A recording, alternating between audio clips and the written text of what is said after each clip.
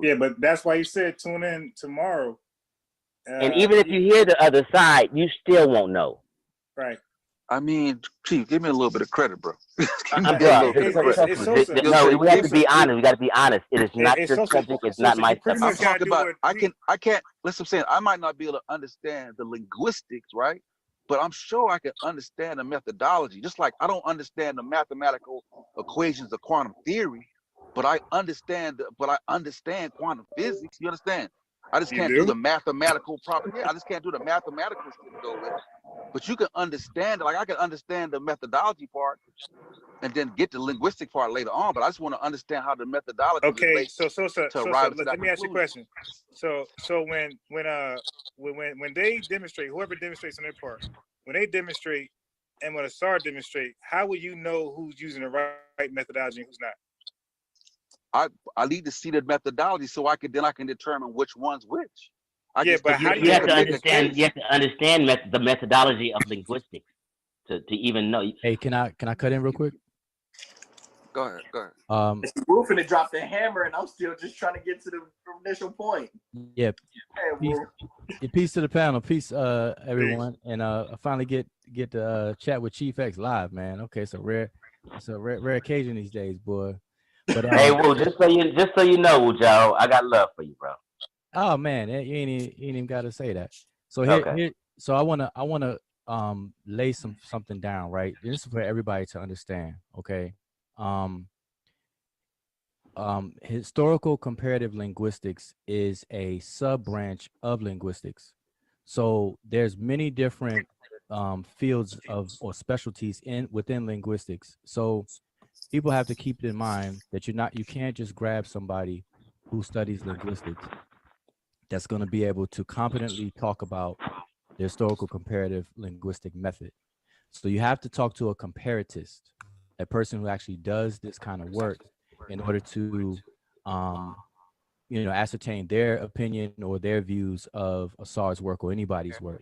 So we have to make sure that's straight. Just like biology, there's a lot of people who are biologists, but not everybody who is a biologist studies the DNA and actually works with comparing genomes of living organisms and things like that. Okay, so in order to tell if two living organisms are related to each other, you have to talk to somebody who actually does the DNA comparisons and not just a general biologist who may study biology but a different branch of it. So likewise in linguistics, you have a lot of people who deal with other branches of linguistics. You got semanticists, you got lexicographers, people who deal with all kinds of different aspects of language, but not the historical comparative methodology or the historical comparatist. So we have to keep that in mind. So I just want everybody to understand that. All right. Two, I think Chief X just said it. No matter who demonstrates on YouTube channels, you're going to be handicapped until you pick up a book on the historical comparative method yourself and learn it, because you're not going to know if person A or person B is even applying the method or not, or anything. You're still going to be lost. And so this is something that's going to take some people, if they're really concerned, they're going to take some time out and learn the basics. Of course, nobody has to get a degree or take a course per se, but you're definitely going to have to at least pick up a book and go through it to at least learn the method itself. Just like, for example, I don't have to become just real quick. I don't have to become a geneticist to know what needs to be done to establish a relationship between two people. Like I know that the genome has to be sequenced. I know the SNPs or the base pairs have to be compared. I know about the autosomal DNA. I know about the the maternal and the paternal linear DNA, what that composed of, and all that other kind of stuff. So I know enough to know what is required to be done, even though I don't do it, and I'm not a specialist in it. So people are gonna have to do the same thing. Tell if somebody was incorrect. Say it again. But would you be able to tell if someone was incorrect? I would be able to know if someone used the incorrect method, yes, but not if a specific specimen is incorrect. If I don't actually work on the specimen myself, no. Right. Exactly. That's what I was getting at, right? That's where So the question. No, but see, that's what I'm saying. But a lot, people aren't even at the level of even knowing if somebody misapplies a method, though. No, that's my point. That's my point. I agree with y'all. But let me say this: like it's like when you're dealing with the Christian religion, right? You're dealing with religion, right? And there's different methodologies when it comes to reading the Bible, right? You can read literary, you can read as literature, you can use a historical grammatical method, or you can use a hermeneutical method, right? So I'm just saying, like, if you lay it out, at least when I see both sides, I'll be able to at least have a working understanding of how each person is going about their methodology. Well, right? okay, And then I'll be able to, at least I have a root that I can start building upon. Y'all saying I have 2 demonstrations, and then I'll be able to see how each one, the effectiveness of each one arriving at its conclusion, and maybe the handicaps of each one. You see what I'm saying? Yes. But even though I don't understand the whole, I'm not going to get the whole linguistic part yet, but at least let me understand your methods. You understand? But here's the thing. I hear what you're saying, but that's not a good fit for this situation. When you brought up the different methods of reading the Bible as a Christian and stuff, because that's why I use specific examples. There's no way in the hottest of hells that you'll be able to tell if a person is a parent of another person unless you map the genome, unless you actually deal with the DNA. There's no alternative ulterior universe way, in another dimension to be able to do that. There's only one way. So with the historical comparative method, what you do, that's what I'm saying. Listen, people are really, there's a lot of free material out there. You just at least got to understand what is done in order to achieve these relationships. And so they compare morphology, and a morpheme is the smallest unit of a word that has meaning. They compare syntax, semantics, and semantics, and a whole bunch of different things, and they do it systematically, and you have to establish regular sound meaning correspondence by each little bit of the language, core vocabulary, core lexicon, meaning core. And I gave example, last night, like body parts, things that different cultures and human beings would share regardless of their environment. So like for example, a hunter-gatherer culture may not have any words about farming, farming tools and stuff like that. So you can't use that. You have to use things that human beings have in common, like water, the sun, certain vegetation, human body parts, the head, the tongue, the hands, the foot, all these basic vocabulary that is common among all human beings, or at least the ones that you're comparing. And so you have to take that and you have to dissect the minute part of these languages and establish regular sound meaning correspondences to be able to detect if they're siblings and descend from a common ancestor, and so on and so forth. Yeah, I get that part, but that's like way down the line. I was talking about, how you made when we spoke last night, you made the analogy about the people in the room with the shirts. Hold up, I don't know if somebody has their mic open. Unbiased is talking in the background. Oh, okay. Yeah. Unbiased, mute your mic. Okay. On your space. You know what I mean? So I'm trying to find the mobile. Oh no, it's the Watcher. Watch her make a move. Hey, Wudjau. That's So watching. I agree with you. I think everybody should get. There's no way I would be able to tell who's right or wrong. I can be honest about that. I try to be honest as possible. But I want to ask you a question. But what I was saying, let me ask you one question. Let me Yeah, finish no that problem. statement I was making before you jump in real quick, because I was trying to get clarity on this. You remember how you made a relationship about the people in the room with the different shirts, the red and the blue, Yeah, yep. right? And you was trying. That's the type of understanding I'm trying to get, because you said that based on that analogy, you cannot show genetic relationship, right? Exactly. That part I understand. So what I was saying is that I want to hear their counter argument to that using that methodology, like that, just that part, before we even get down into the very technical part that you spoke about, because you use that analogy to say that you can't arrive at that conclusion. So I want to hear their counter argument as to how they can use that and arrive at that. That's what I was trying to get at. But that's the thing. They're not even offering a counter argument. It's because I thought that that's going to do. Team Osiris was going to do something at this point. No. I think Team Osiris was going to do something. I think that's what we were talking about when we jumped in. I think he was saying that Team Osiris was going to present something Friday. But let's move on from that. There's no way we can understand that, Sosa. Just let's be honest about it. Okay, no, I'm talking about just that analogy part. We can get that part. So here's the thing. It's well established. You can find this anywhere, that what method Greenberg used. Everybody can, that's knowable. That's you could find out. And when you find out that what that method is, it's called the mass comparative method, using typological features, which are very surface features. And so in my analogy, that's why I gave the analogy, because it's equated to Greenberg's method. And using Greenberg's method, which is in my analogy of the red shirts and the blue shirted people, you got 500 people with red shirts and 500 people with blue shirts on. Just because they have on red shirts does not mean that they're blood related people. They could be total strangers. But let me listen. Go ahead. But you're saying, so if they choose the opposing argument, right? Then they're saying that they can arrive at that conclusion using Greenberg's methodology, right? Correct? No, that's not what they're saying. What are they saying? So I get okay. Here's what's going on. And like I said, I'm not gonna pretend to know what people are gonna say in the future. But here's the argument that I've seen over the past 6 years from Team Osiris.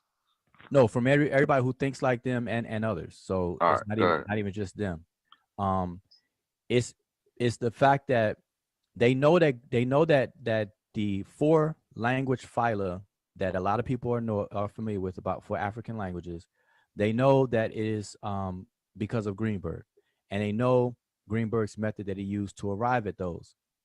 And so they're not disputing that Greenberg didn't use that method, and that method cannot be a method to arrive at genetic relationships. Nobody's really arguing that. What they're arguing is they're trying to discredit or refute the validity of Negro Egyptian. That's what it is. It's not so much to defend Greenberg anymore.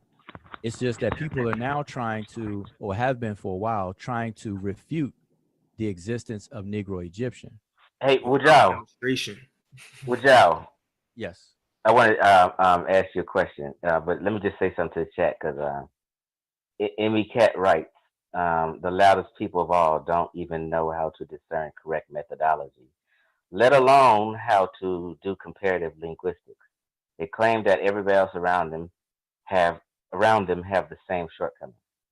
Now, Emmy Cat, I can only say for the 100th time, I don't know how to discern shit.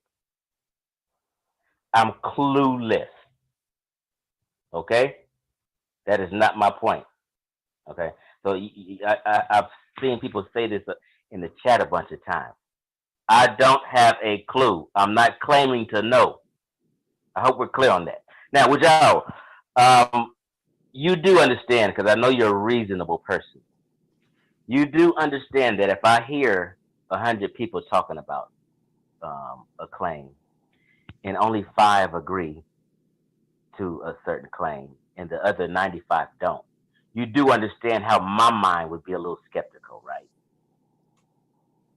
That's reasonable for anybody. It's just based on the numbers. 5 against 95. Of course, the 95 will be more impressionable. Right. So that's my whole thing is, why are the 95 disagreeing with the 5? Okay, I well, wanted let me to get answer down that. to the bottom of that.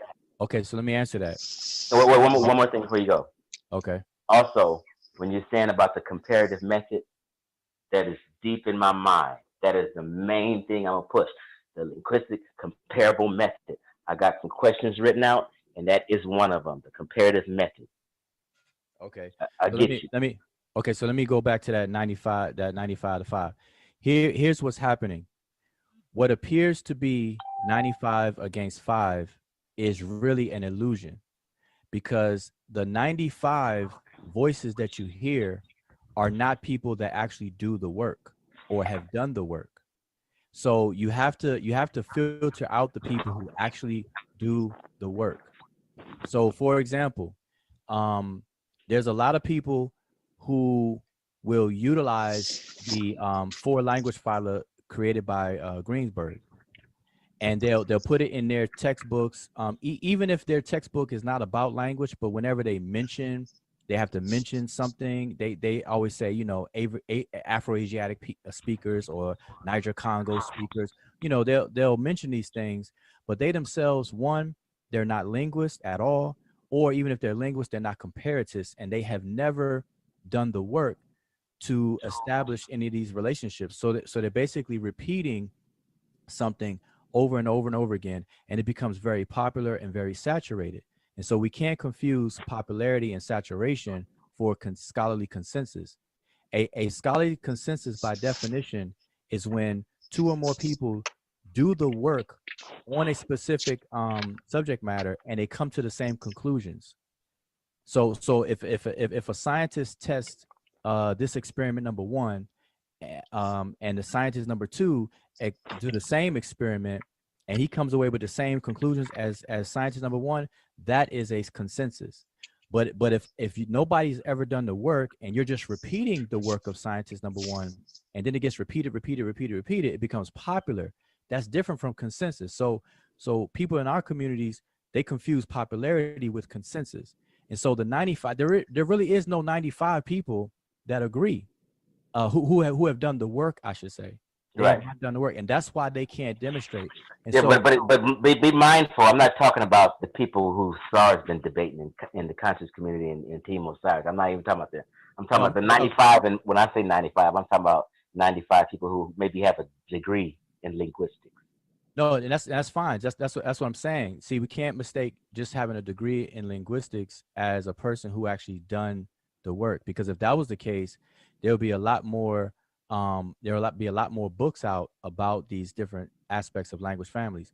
There are not too many historical comparatists that do this kind of work, for full Right. stop. There's And that's when it gets a lot of tricky. linguists. There's a lot of linguists out there. So what I'm trying to say is that not even 95 linguists, you have to understand the ones who actually do this kind of work and actually did the work, because up until 2010, nobody has started from scratch after Greenberg and published anything. Mboli is the first person to totally eliminate all the language families and start from scratch using the proper method, the historical comparative method, from scratch. He is the Well, only there one. have been some people who read his demonstration and with his comparative method.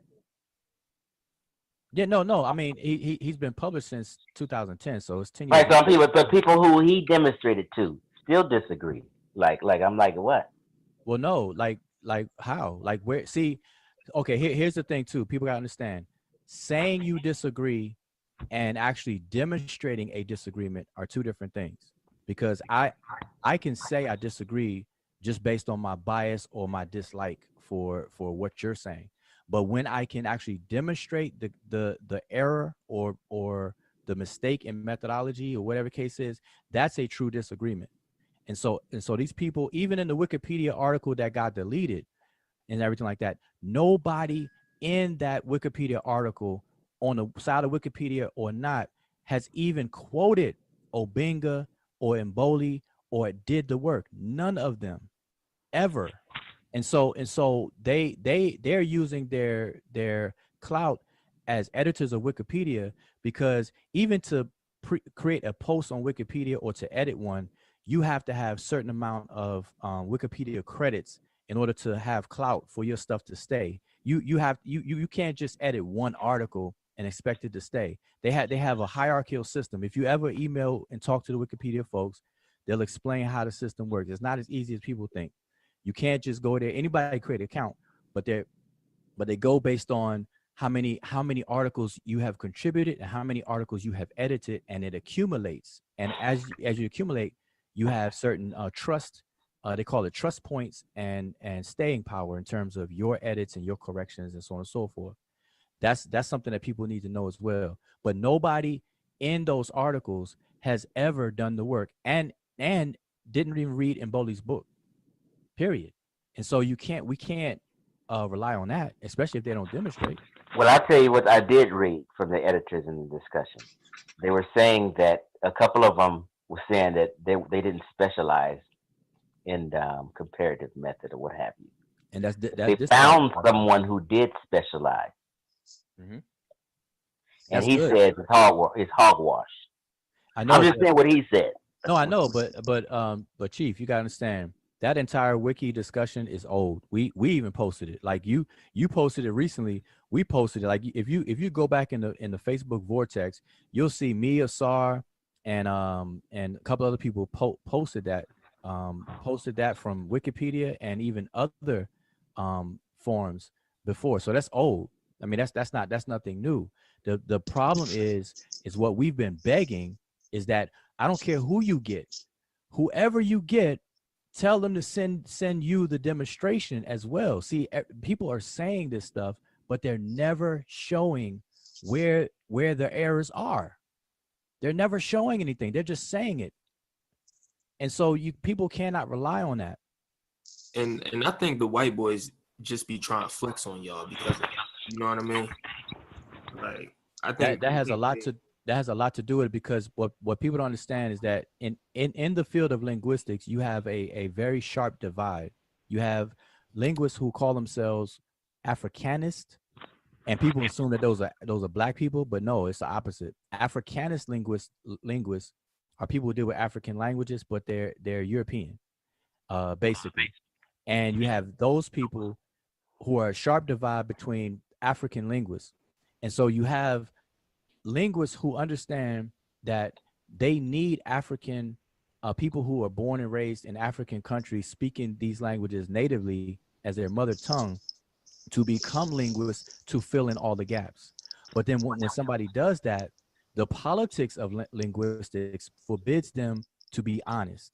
And so this is what we're up against. And so we just simply skip all that bias stuff, just show us the evidence. If you can't demonstrate, then go sit yourself down somewhere. And look, I was just watching a video with Noam Chomsky the other day, and he was talking about, artificial intelligence and some of the conversations that they were having. Like he said, 20 years ago, he couldn't even write about this. Like they couldn't even talk about this because their scientific credibility would be revoked. You see what I'm saying? Yeah. So like there's a whole lot of ideas out there that these so-called scientists probably do agree with or probably could reconstruct, but if they say something, they would be probably criticized as much just because the community hasn't caught up to the fact that these things are that real. Like I think, especially with white people, man, some white people need stuff put in their face in a certain type of way. Well, there's a little bit different too, because the historical comparative method is well known. It's actually a courses taught in college and everything. It's just that the comparatists themselves, they disagree with Greenberg's classifications and how it's being described.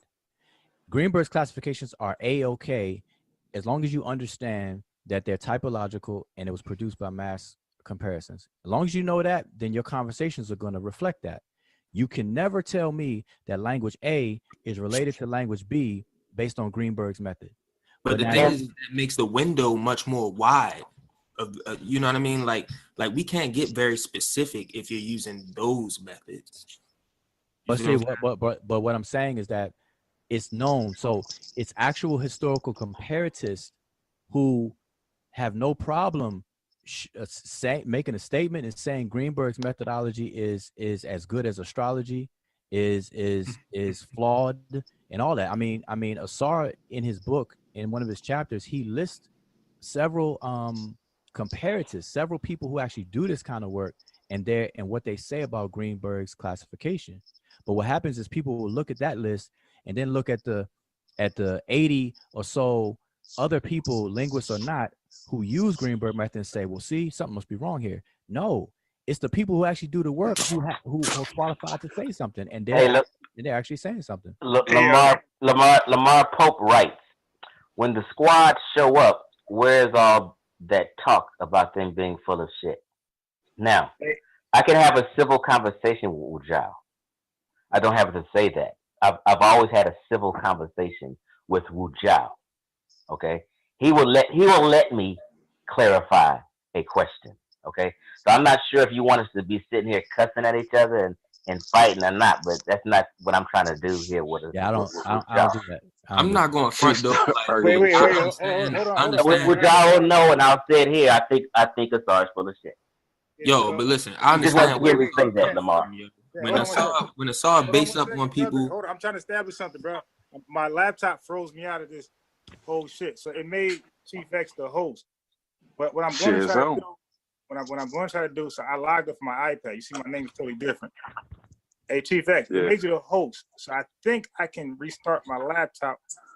I don't think the show end. You should be able to. If he the host, then he could just give you the host back when you come back. My brother, last time I did, I was talking to Chef, and I was talking to somebody in the I was talking to Zen. The last time I done that, it cut the show off, and I think Wudjau was on there going in. It was like a live show, and it just cut off out of nowhere, and everybody just logged the hell off. But I'm gonna trust that. I think the show should go on. So I'm gonna, hey Chief, I'm gonna restart my computer, log back on, and just when I come back on, just make me the host. I guess I can figure out how to do that. It's just a little quick button click. It's still here for real. I can see this participant button. Let me ask a question, Wudjau, though. What is a sharp? Since we throwing out Greenberg, because Greenberg is not the riff really. What is the sharpest argument? What is the sharpest argument being made against Negro Egyptian? Like, what is the focus of it? Why does that upset the field so much? Like, why did they not consider it? That's frozen. Why did they consider it pseudo? Okay, so here's the main thing. It's a couple of things, but I'm gonna give you one of the main ones. The main ones is very superficial. It's a bias against the name. Negro Egyptian, everybody knows that Negro in Spanish and in French, it means black. And so they're looking at the political climate on how the naming of it occurred. Obenga chose that name because in 1974, leading up to the 1974 UNESCO conference, what they were attending the conference to do was to push back on the bias of scholarship at that time concerning Egypt. Everybody and their mother, from Champollion days all the way up till, towards the 1950s and 60s and whatnot, they were distorting the facts about ancient Egypt. They were giving the impression that the ancient Egyptians, that ancient Egypt itself as a civilization was not homegrown, native to the continent of Africa, nor Africans, that Africans could not have built that civilization. So there was a lot of biases coming from a biblical lens, number one, and then two, just a scientific biasness all over the place. So Obenga and Diop were pushing up against it. So Obenga, being more of the linguist aspect of it, dealt with that. When he recognized the genetic relationships between languages, he continued with the naming of it Negro Egyptian in light of what their overall mission was, to prove that ancient Egypt was a black civilization. That's why he says black or pharaonic Egypt. He always say black Africa. You'll hear Diop, although when they speak in French, they say it, but they'll say things like Black Africa. When most of us will just say Africa because we assume all of Africa is black already, but they put black in front of everything to push back against their counterparts and their colleagues in these different fields at that time. So that's the major pushback. Negro, the term Negro Egyptian. Okay, well, What about the other one though? What about the other one you said though? I mean, okay, the naming, and then what about the methodology that they disagree with? Right. Okay, so now here's the thing. So the assumption, because you got a lot of people who don't do the work, and so they make their arguments based on assumption. So they assume because the name is Negro Egyptian that the argument or that the claim is being made that all these related African languages come out of Egypt, and nobody ever made that claim. But that's what's assumed to be made, and so they're arguing against the claim that was never made. The Egyptian language, just because this family of languages are called Negro Egyptian. Because see, okay, here's the thing. Let me tell y'all. Hey, Wudjau, before you tell us, let me just say this to somebody in the chat real quick. People are talking about why aren't I saying the things I was saying before you came on. And I just want to be clear. The watcher came on the panel and asked me specific questions. And I answered those specific questions and told him why I think this and why Asar is doing this. Okay? Why would I repeat that if Wudjau was not asking me that? I mean, you guys are just reaching for drama for no reason. Relax in the chat. I'm not supposed to say the same thing to Wudjau that I was saying to Watcher, because Watcher was asking me questions. Okay, let me anybody ask me the same questions right now, I'll say the same thing. This is Chief X. I'm by his back. Yeah, he the host. Okay. Okay, so let me go ahead with y'all. Let me just finish my thought on that. Okay, so King Sosa. So here's the other part. Because people assume. Okay, so now there's some validity to the assumption, but it is an assumption. And so here's what comparatives normally do. The convention is, see, part of the historical comparative method is to reproduce the parent language from which sibling languages descend. Okay, and when they reproduce the parent language or the ancestral language, they usually name it something that reflects that it's the parent of the rest. Okay, and so for example, all of the Afro-Asiatic languages under Greenberg's classification, when they attempted to create a parent for that, they called it Proto-Afro-Asiatic. See, and so if I mention the term Proto-Afro-Asiatic, you will rightfully assume that I'm talking about a parent of all the other ones that are underneath of it. So exactly.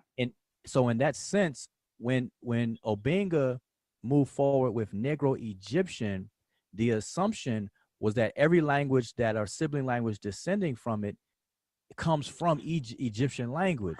That's where the confusion occurred, but it's not real. So that's what I'm saying. So it's some validity to the assumption, but it's still an assumption. So people are arguing wrongfully arguing against an assumption.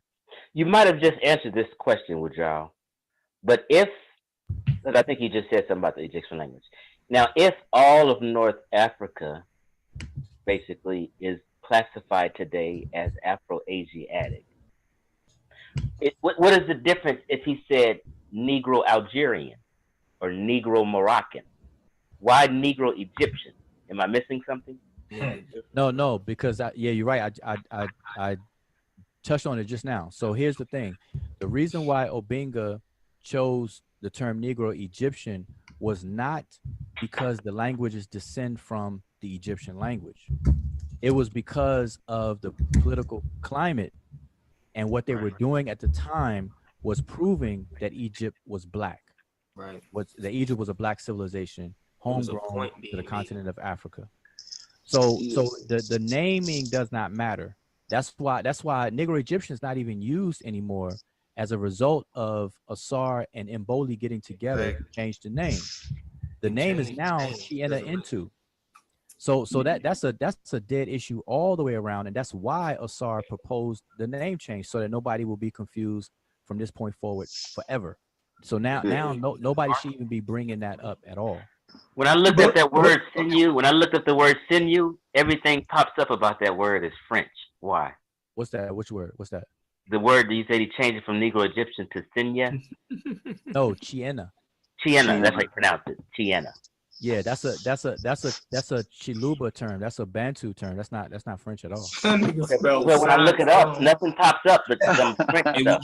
Hey, Wudjau, let me ask you a question. Wait. Okay, well, one second though, Zen. So Chief X, to help you out, the root of that word is into, and into is a known Bantu word because the very word Bantu is the word ba and into. Ba into. You got mu into, lu into, ba into, chiena into. So it's nowhere near French just because it has the same consonants, but it's not French at all. Okay, maybe it's just a bunch of French people talking about the word. Well, I mean, the spelling could reflect a French word, just like there's words that are in different languages that are spelled the same, but they're totally different. Language like the word shit in English may be shit in another language that means something totally different, shit or whatever. So that doesn't matter. But my point though is that Negro Egyptian should now be a dead issue. It should not be confusing anybody, although it was in the past, and which is why the name was changed. So, Wudjau. Yeah. The Negro Egyptian. What's up, everybody? What's up, bro? What's up? Good. What's up, Chef? Ain't nothing. The Negro Egyptian is now you say it again. Chiena into. Yeah, I gotta remember that one. Chiena into. Hold up, let me tell y'all. The C is spelled CYENA. The C is pronounced like the ch in church. So okay. Chiena. Chiena into. Chiena into. Okay. Why was that word chosen? Oh, go ahead, Chef. Right.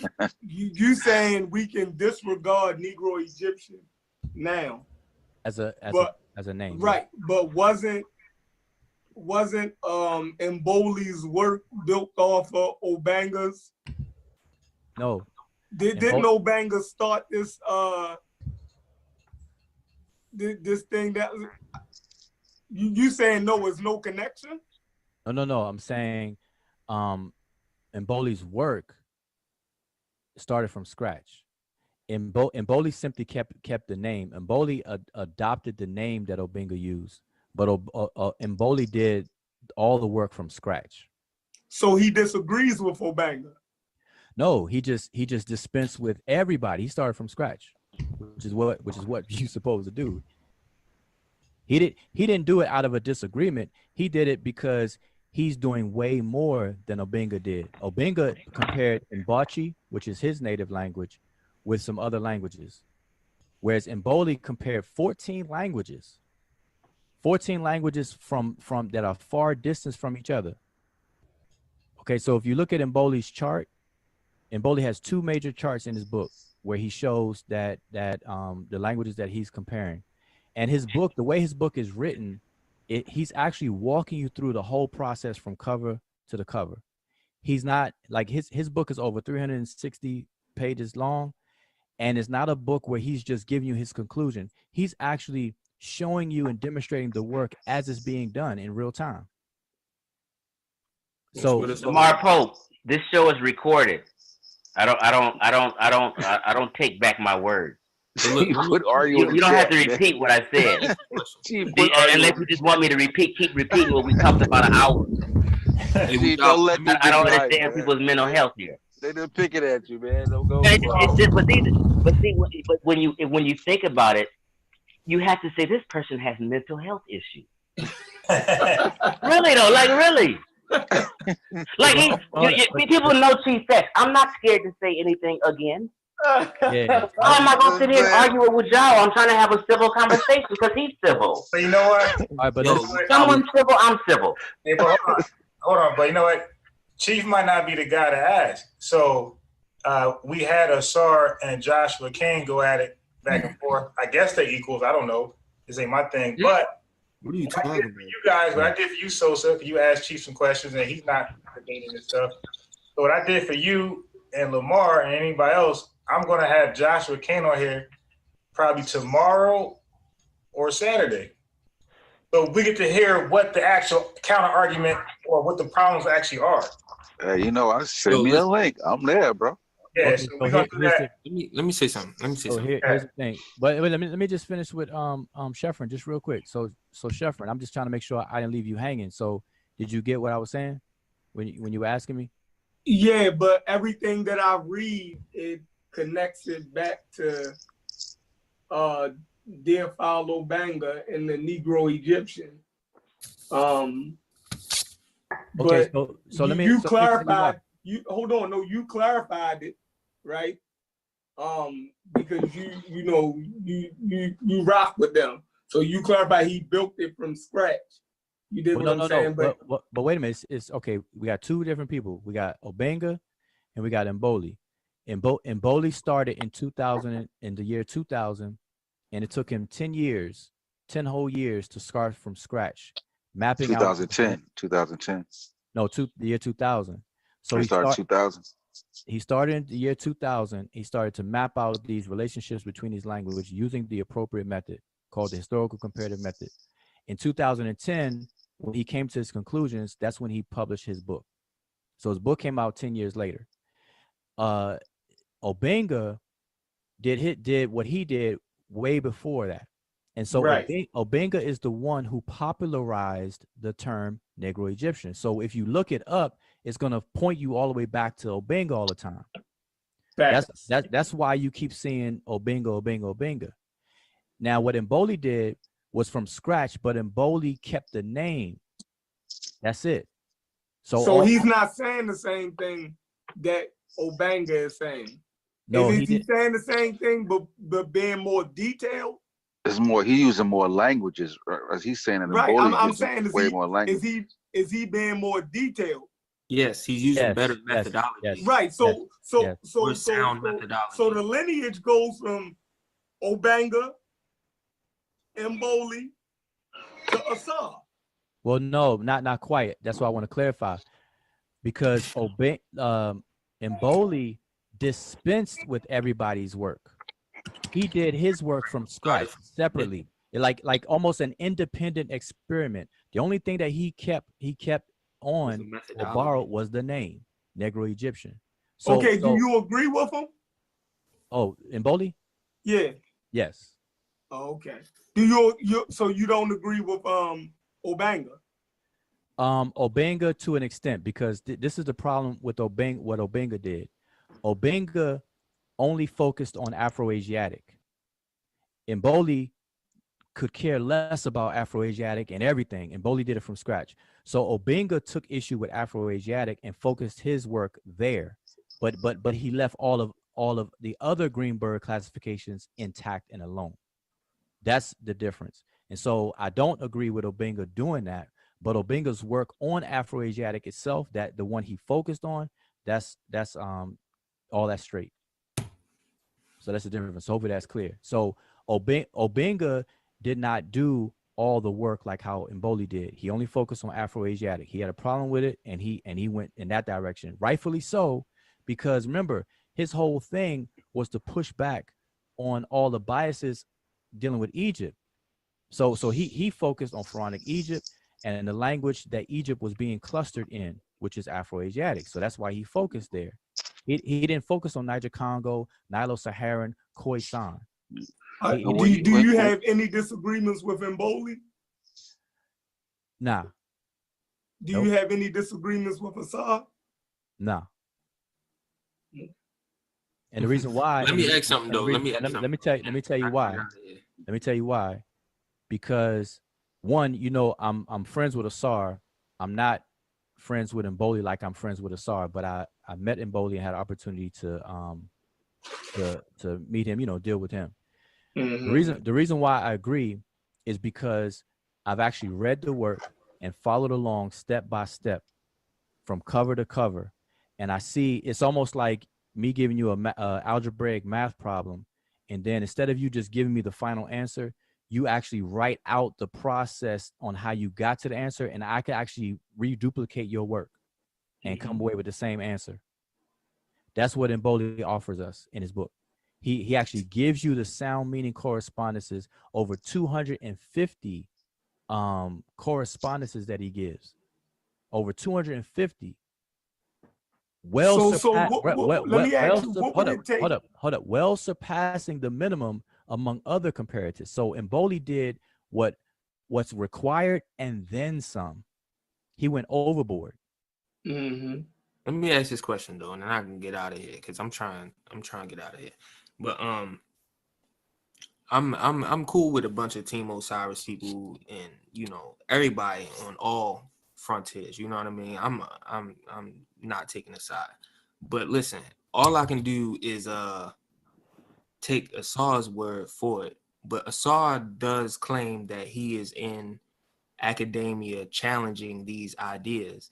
I just want to ask you, since he isn't here, because I know you also write publications and things like that on the subject. Are you guys challenging these people's ideas? Most definitely. Just like in Mboli. Are you guys in the arena with these people? Yes. Okay. For example, well, me less, because I'm not a comparative. No, I see that. Asar is much more involved. But yeah, go ahead. No, I'm because this is being recorded, so you know, I'm make sure everybody I'm being clear to everybody. So Asar has published works not only in his own books, but he actually engages these people on their forums and at conferences and things like that. So he engages these people. Then you have people who are against the periphery. So it's almost like your proxy.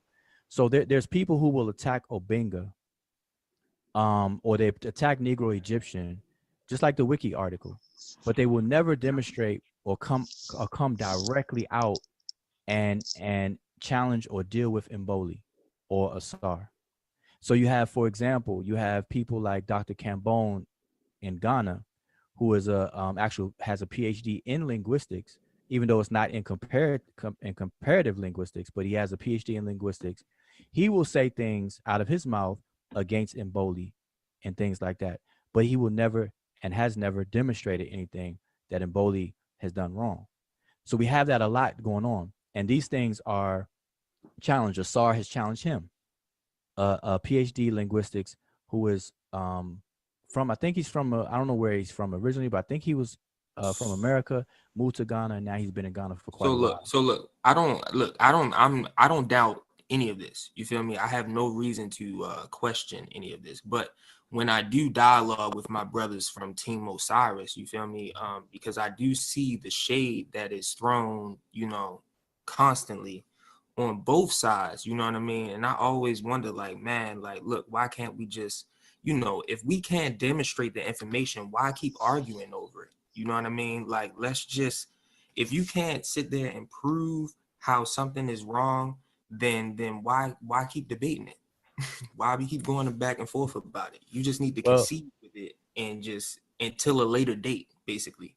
You see what I'm saying? Until we can find more information, to get more information. Nobody is ever going to admit that they wrong. Just demonstrate. It's about somebody actually putting up information. Nobody is sitting on a channel like Asar right now and really doing comparative linguistics, breaking down different symbols and stuff like that. Besides my man Netchaneb does do that. But what I'm saying, but you got to respect Netchaneb, because he actually, even if he's wrong or you disagree, he actually demonstrates. But he actually shows, and that's what I'm saying. That's my brother. You feel me? And they still say he's wrong. But listen. Hold on. Let me make yeah. So that contradicted everything right there. Let me make my point. Let me make my point. This is all I'm saying, though. There are certain things that we research, and as researchers, we can take certain information and compare it to other information. But there are certain deeper sciences that require us to learn the process if we're going to have a fucking opinion on it. if we're gonna have an opinion on it, we have to step back and actually learn how to debunk this stuff. If we can't learn how to debunk it, or if we don't find the time beneficial enough for us to make time to learn this stuff, then there's no reason for us to really be sitting around trying to debate this shit. Okay, so you're go ahead. Yeah, you have the, I think that point was made earlier, and I was saying that this is why I encourage, and I've heard Asar say it many times as well, that people who are interested in this topic, there's no way around it. There's no, you know, like that song, Michael Jackson song, Remember the time. No. What is it? Gotta get over. Yeah. Too low to get under. Yeah. You know, You want to be starting something. Yeah, you want to be starting something. That shit came out quick. He was like, So hold up. So what I'm saying is that there's no way around it, that anybody who's really interested in pursuing solutions or answers to these things, you're going to have to at the very least learn the basics of the method itself. And so you all mentioned that you say you give credit to Neb for demonstrating, but the thing is that what Neb demonstrates is the fact that he's learning the method. He has never demonstrated where Asar is actually wrong. And so just because someone throws up a table, to the layman who doesn't know, you know, if we don't know anything for anything, you'd be like, oh, okay, so he's doing the same thing Asar is doing. Nah, to me, I don't know enough about it to even say that shit, because I know, but I'm just saying to everybody else, I'm just showing the difference. So it's a beautiful basically thing. saying he's not on the Asar's level. No, he's not. I'm just saying, like, I'm just. But wait. When I say these things, y'all can challenge me, and I can demonstrate. I have logs of our conversations, Neb on Facebook, when Neb first started talking about this to where he's at now. You can see how he's developing and he's learning. I can show you the learning process that he's going through, and I commend him for that. But when people take that and then say he's this and that, they're saying that out of ignorance. They don't even know the history or what's being actually said at the same time.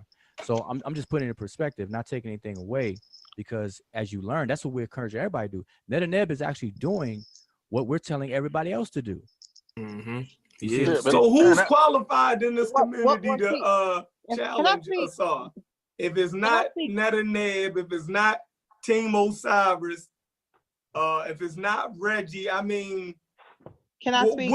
Who in this community can we put up against, or is he just the cream of the crop, and we just need to bow down? That's the whole thing. I've been in the community since 1992. Nobody has talked about linguistics except Asar and Wudjau.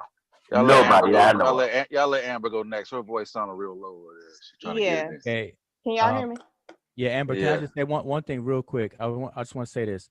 The one of the major problems is that people take linguistics as a whole for granted. They downplay linguistics, and they don't see the sophistication and the complexity of linguistics as they would, let's say, chemistry or advanced calculus or astrophysics.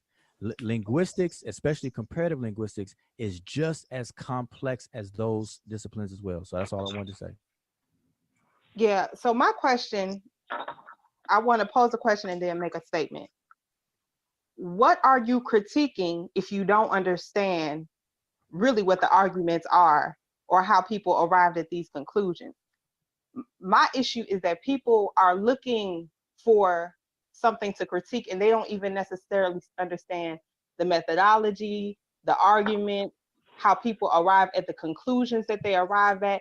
And that's the issue largely in this community. They looking for white people to agree. Is that a question for somebody? Pause.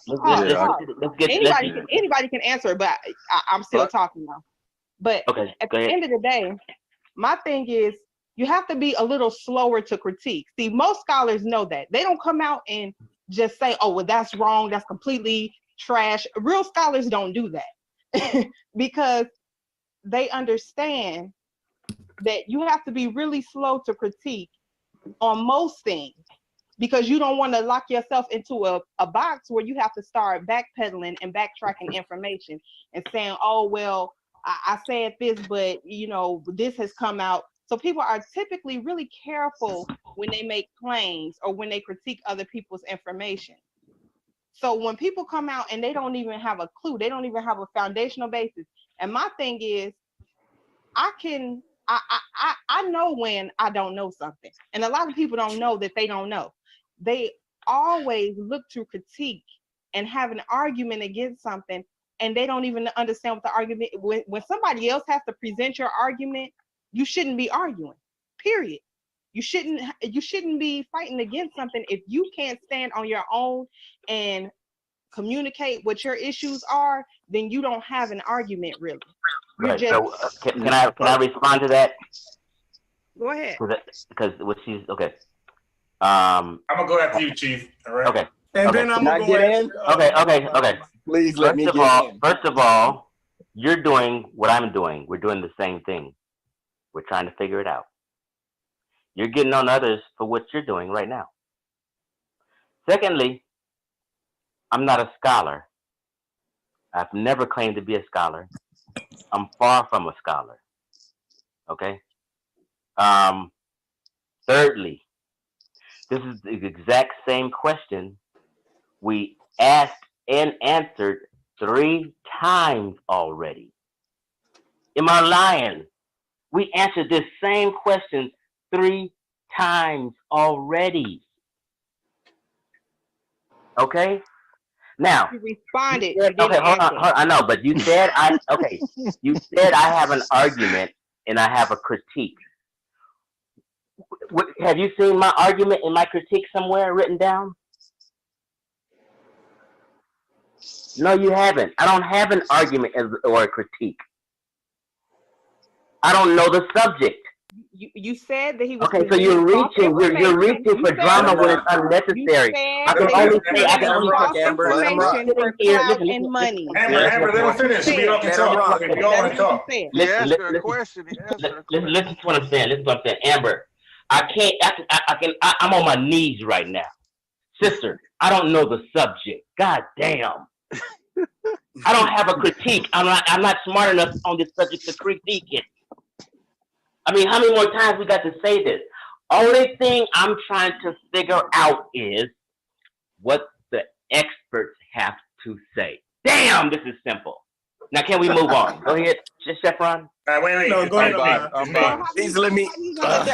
Hold on. I know where you're getting at, Amber. How do you know that they're experts? How do you know that they're experts? How do you don't know anything? Get lit. Please. All right, hold on. All right. So first of all, I'm probably the only host in live stream history to not ever talk and let everybody else go. So you're right. Please say something. All right. Amber, okay, she got some good questions. The only thing is that we gotta be careful because we're pretty much saying don't question unless we're qualified, but that was our problem with the church. Who is qualified to question the pastor? No. Okay, no. Religion is not something that there's a methodology for. Religion is a spiritual belief system. There's a methodology for. So is this Egyptology? There's an actual process for what we're talking about. There's so we're not talking about scientific method. And furthermore, y'all have been talking for like literally an hour and ain't nobody said nothing. Can I get off the stream? Can I just respond? I've been on the stream the whole time. So anyhow, and just as you were saying that I'm doing the same thing that you're doing, no, I'm not. I'm trying to figure out how you can critique something that you don't know. See, He didn't critique it. What? Again, I didn't critique it. Yes, he did. Earlier, he said it was false. I'm saying I'm skeptical. I'm skeptical. I said I'm skeptical 10 times tonight. I am skeptical. So I want to remove my skepticism by seeking out an expert. Do you want me to go? Do you want me to seek out somebody who don't know shit, or would you prefer I seek out an expert? It's on the playback. You said it was false. Amber, let me get that part. Let me get that part because I know where you're coming from.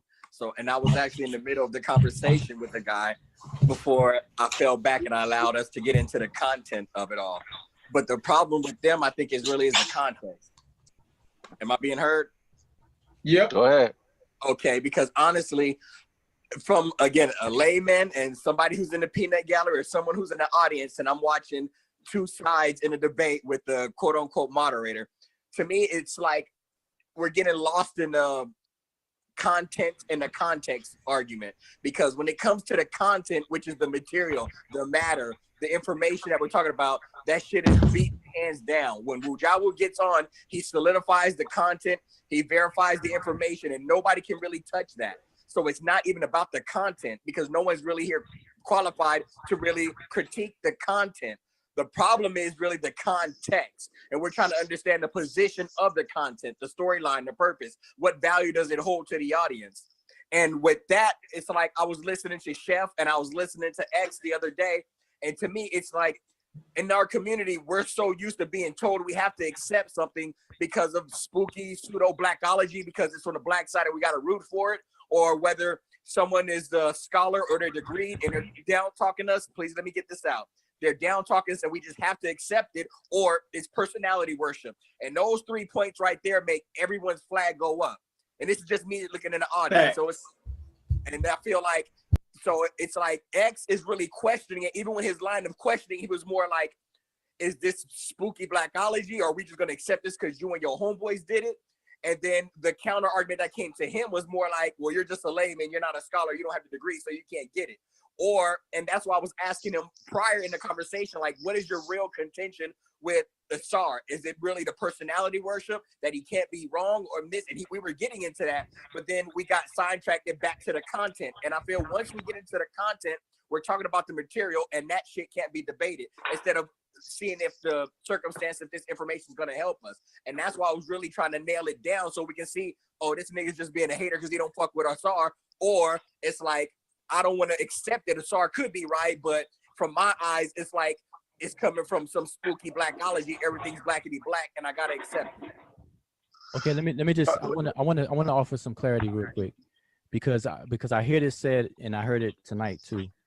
There's absolutely no problem with asking questions. There's a difference between asking questions and then giving your conclusionary opinion about something or giving a critique. Those are different things. And so questions are always welcome, but this is what we have to be careful of. You can ask a question that you yourself are not prepared to even know the weight or the accuracy of the answer that's given to you. So like, for example, there's been many times that we may ask a question, but we don't know enough about the subject matter that even if an answer is given to us, we don't even know if the answer is right or wrong.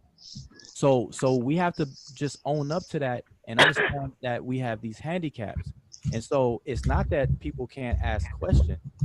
It's the fact that, do you know enough about the subject matter that when you receive an answer, that you can properly place it on the scale of truthfulness or falsehood or error or accuracy, etc. That's what you got to ask yourself. So like, for example, if you ask me a question about the Egyptian language and you don't know nothing about the Egyptian language, I can answer it, and I can welcome your question, and I can answer it. But then you're in a position to just trust what I say. Yeah, and I like. Let me just say this real quick. Well, just 5 seconds. I love what Wudjau just said, and he's correct. If people are not understanding that, I didn't ask a question about the content of the work.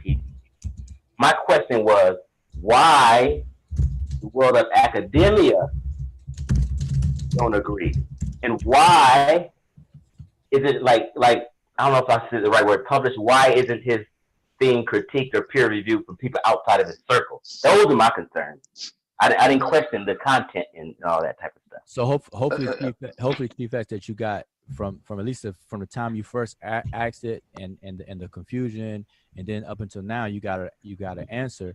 And the thing is that Asar's circle consists of historical comparatives, and they're not all his friends. They're just people, colleagues who actually do this kind of work, and so they agree. they agree with the stance on Greenberg's classifications. They all think that it's a flawed methodology to produce genetic relationships. All of them agree to that.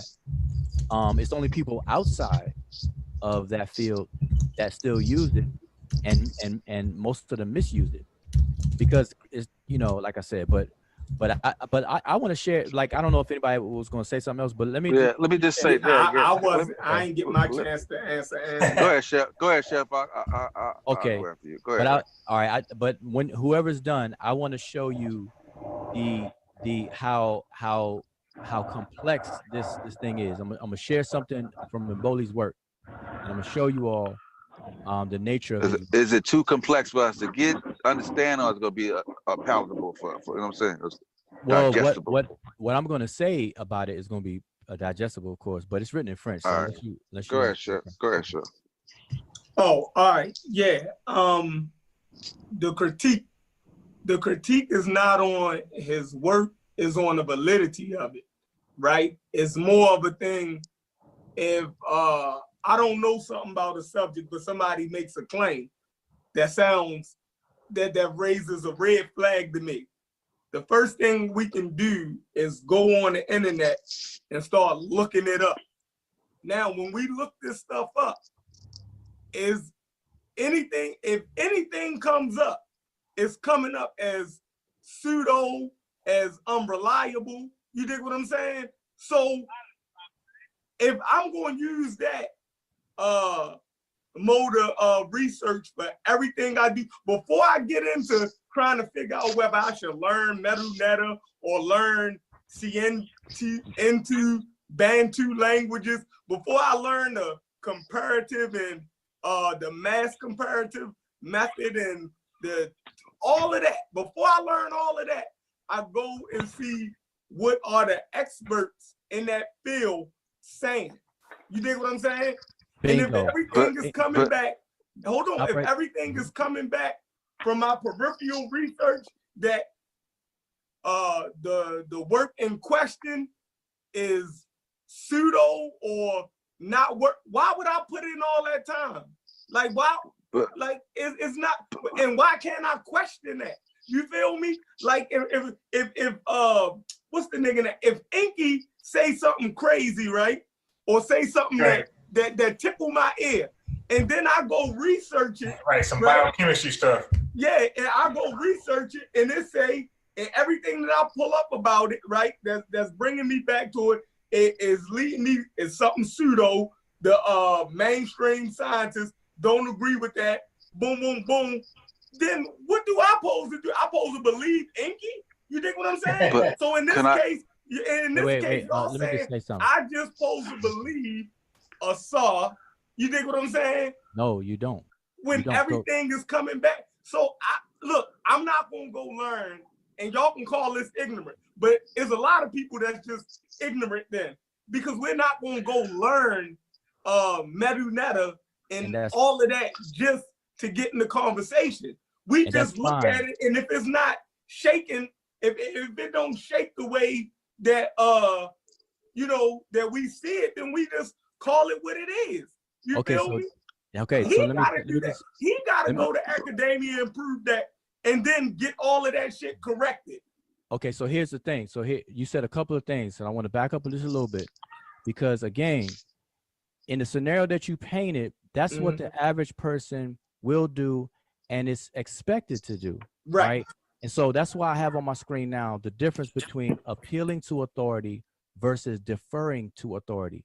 So your position being incompetent and not proficient in historical comparative linguistics, et cetera, you are forced to defer to the experts, as you said, right? And they competent, right? The okay, but wait a minute. Wait. Just follow me so far. So I'm saying, I just want to make sure I'm not misunderstanding what you're saying. So I'm saying, because you're not knowledgeable in the field, you have to defer to the authorities. I just want to make sure that we straight. Okay, so now here's the difference between this specific thing. That's just in general. That's what everybody does, and there's no problem with that. Appealing to authority is a logical fallacy which we should stay away from. And that's what people fall into. they appeal to authority. Just because an authority or expert says it's true, then it must be true. And then people argue online and take a stance and try to prove their point based on what an expert said. That's appealing to authority. That's what we don't want to do. So people are doing that with a SAR. Okay. So here's the thing. So wait. Now, so I'm deferring to authority. Wait a minute. Let me finish this thought, because if you say people are doing it with a SAR, then I want you to name names so we could talk about it. But here's the thing. So deferring to authority is perfectly normal. And now, but when you defer to authority, what you're doing, you're admitting your incompetency and lack of proficiency in the subject matter, which is why you got to defer to the authority in the first place. Correct. So now, what you have to do, you don't have to get a PhD or a degree in meta-nature or in historical comparative linguistics or linguistics at all. What you have to understand, though, at least, is if somebody is going to be an authority or you're going to defer to somebody, that they're the ones who actually do the work that you're questioning. So what people are doing, for example, when you look up that stuff like you say you looked up and they're calling it pseudo, you have to have the wherewithal and the critical thinking capacity to say, all right, why are they saying it's pseudo? Are they showing me anything to convince me that they are even right? Or even if they're an authority, are they even historical comparative linguists? You see what I'm saying? So what I want you to do, and you may not be able to do it now, but Chefren, what I want you to do is pick any one of the authorities that you would defer to and name them so we can look into it specifically, because we're going to find out if that person has even done the work to even have a say so, or are they just offering their opinion based on some surface or maybe some behind the scenes political biases or whatever the case is. We have to be able to eliminate all that. What's the other option? And two, when you do, that can't always be the bar, Chefren, because when you look at Clovis Point, for example, if you're familiar with Clovis Point and Native Americans coming to America, at one time that was the standard. There was no talk about Paleo-Americans, right? And anybody who tried to push that Paleo-American, they was labeled as pseudo.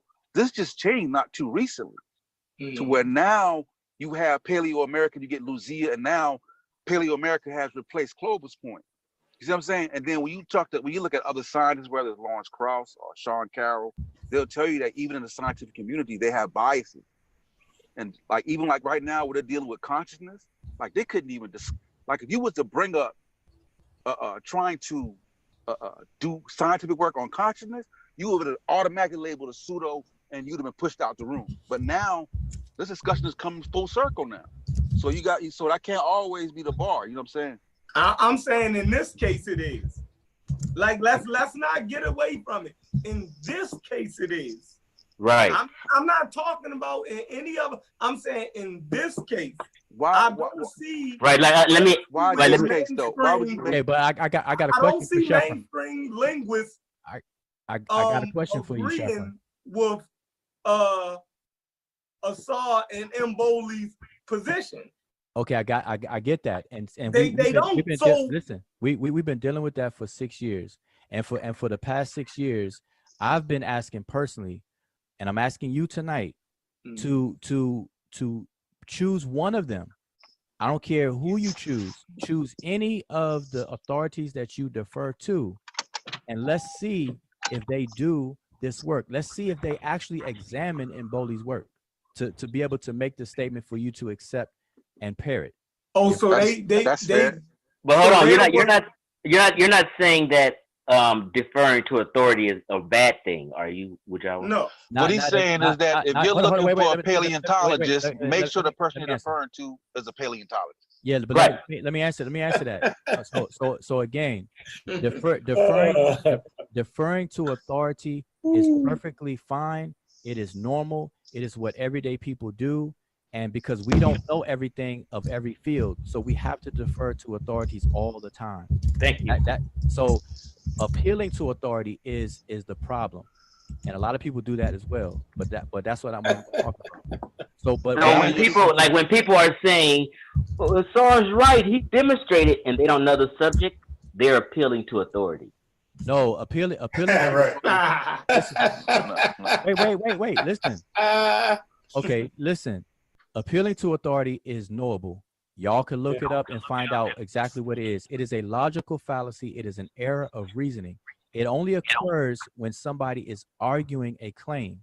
Appealing to authority, the gist of it is I am making a claim and I am debating you and I'm supporting my claim, the truthfulness of my claim, just because an expert said so, my claim must be true. That is an appeal to authority logical fallacy. Right, the whole chat is appealing to authority. So has anybody else supported Afro-Asiatic? You mean Negro Egyptian? No, Afro-Asiatic, because they keep going after Greenberg. Right. Like he's the biggest problem to this whole thing. No, like, it's actually listen. It's actually not even so much Greenberg and what he did. It's how people are using it. It's like this. I'm gonna give you another example, and bear with me 1 minute. It's the same thing that people are doing on Facebook now. When they go get their DNA test, they send their saliva off, and they come back from 23andMe and all these companies, right? 23andMe will give you three reports back, 3 stories. They'll give you your paternal story, your maternal story, and then your autosomal story.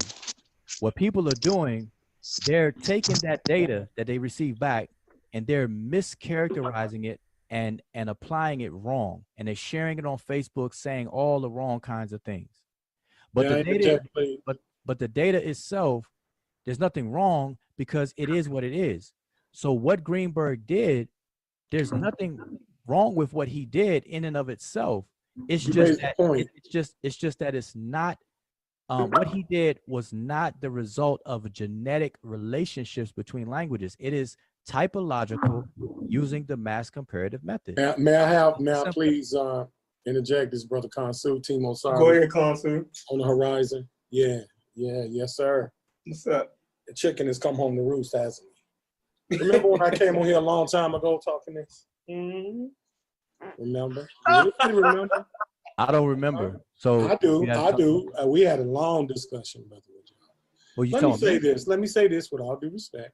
Wait, just jar my memory, because if I was participating in a conversation, it was at the bane of the interview with brother Joshua and brother Assad, the linguist. It was at the bane of that. And I came in subsequently 48 hours later and had a dissertation on this very channel, in which we engaged superlatives quite eloquently, I might add. And I was told that I was out of context and I was fallacious. So I want to ask someone, embark on such intelligence that's being displayed. You came with a logical fallacy as a claim of appeal to authority. Yet, are you a geneticist? Are you a biologist? Are you a specialist? No, I am not a biologist. I'm not a geneticist. Okay, so you used analogously a term in which you brought up biology. So you had to go seek an authority to instruct you on the limited knowledge you have. On what? Of biology. Did you just not do that?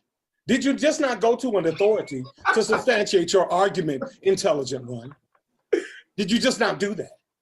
Okay, so do or was that authority good enough for you? Because you said so. See, wait a minute. True Scotsman.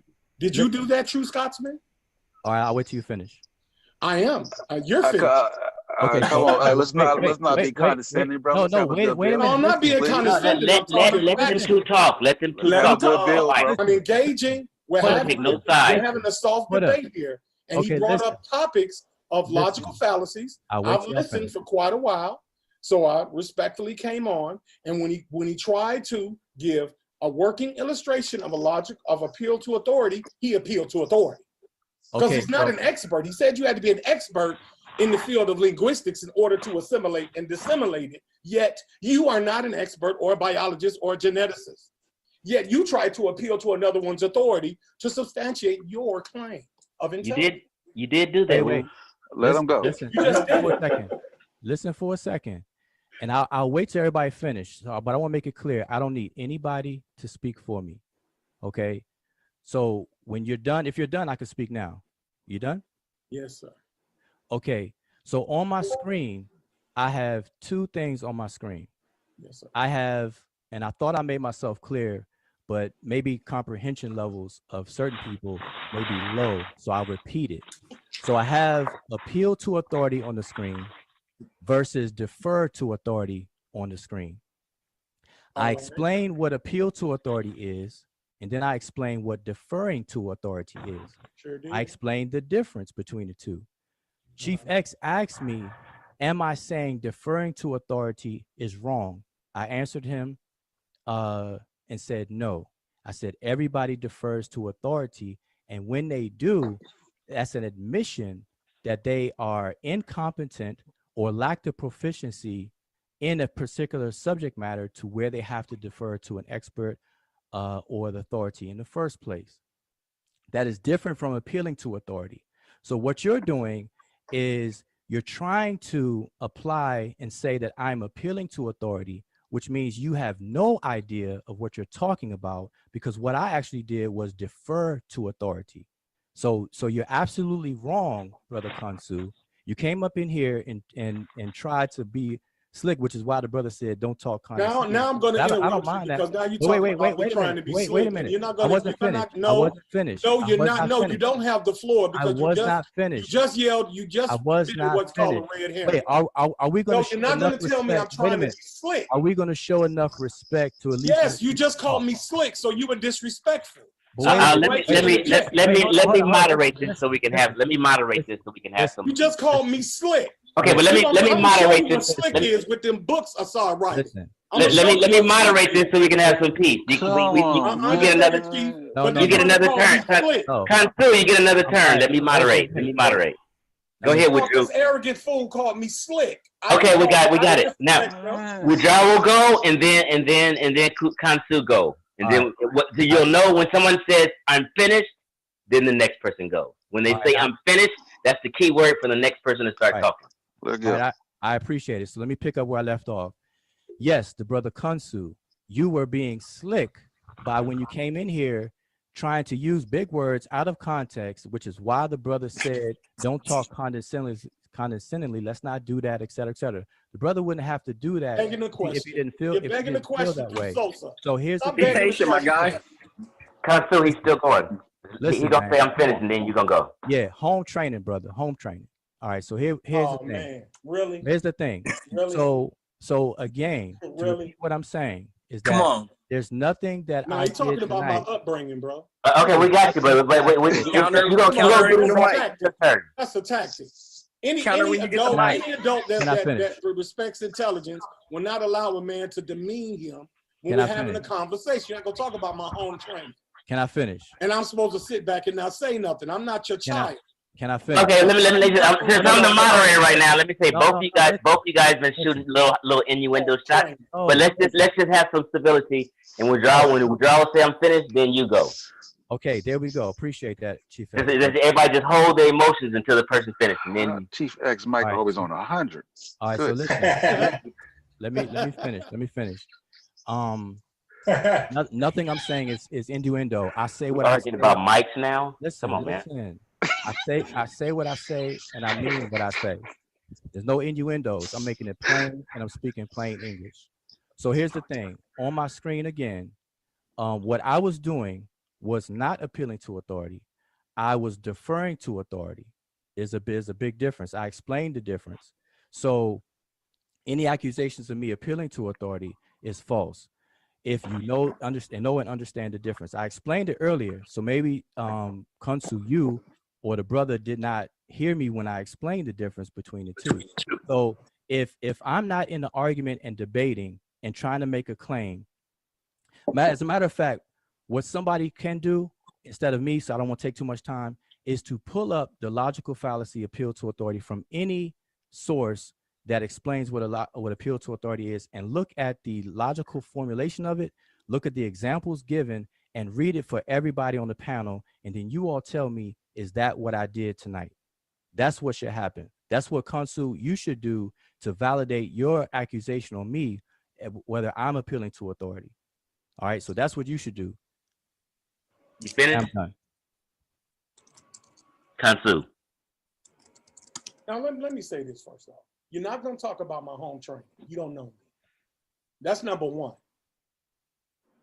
I came on the panel out of respect for the panel because it was intriguing. It's an intriguing conversation.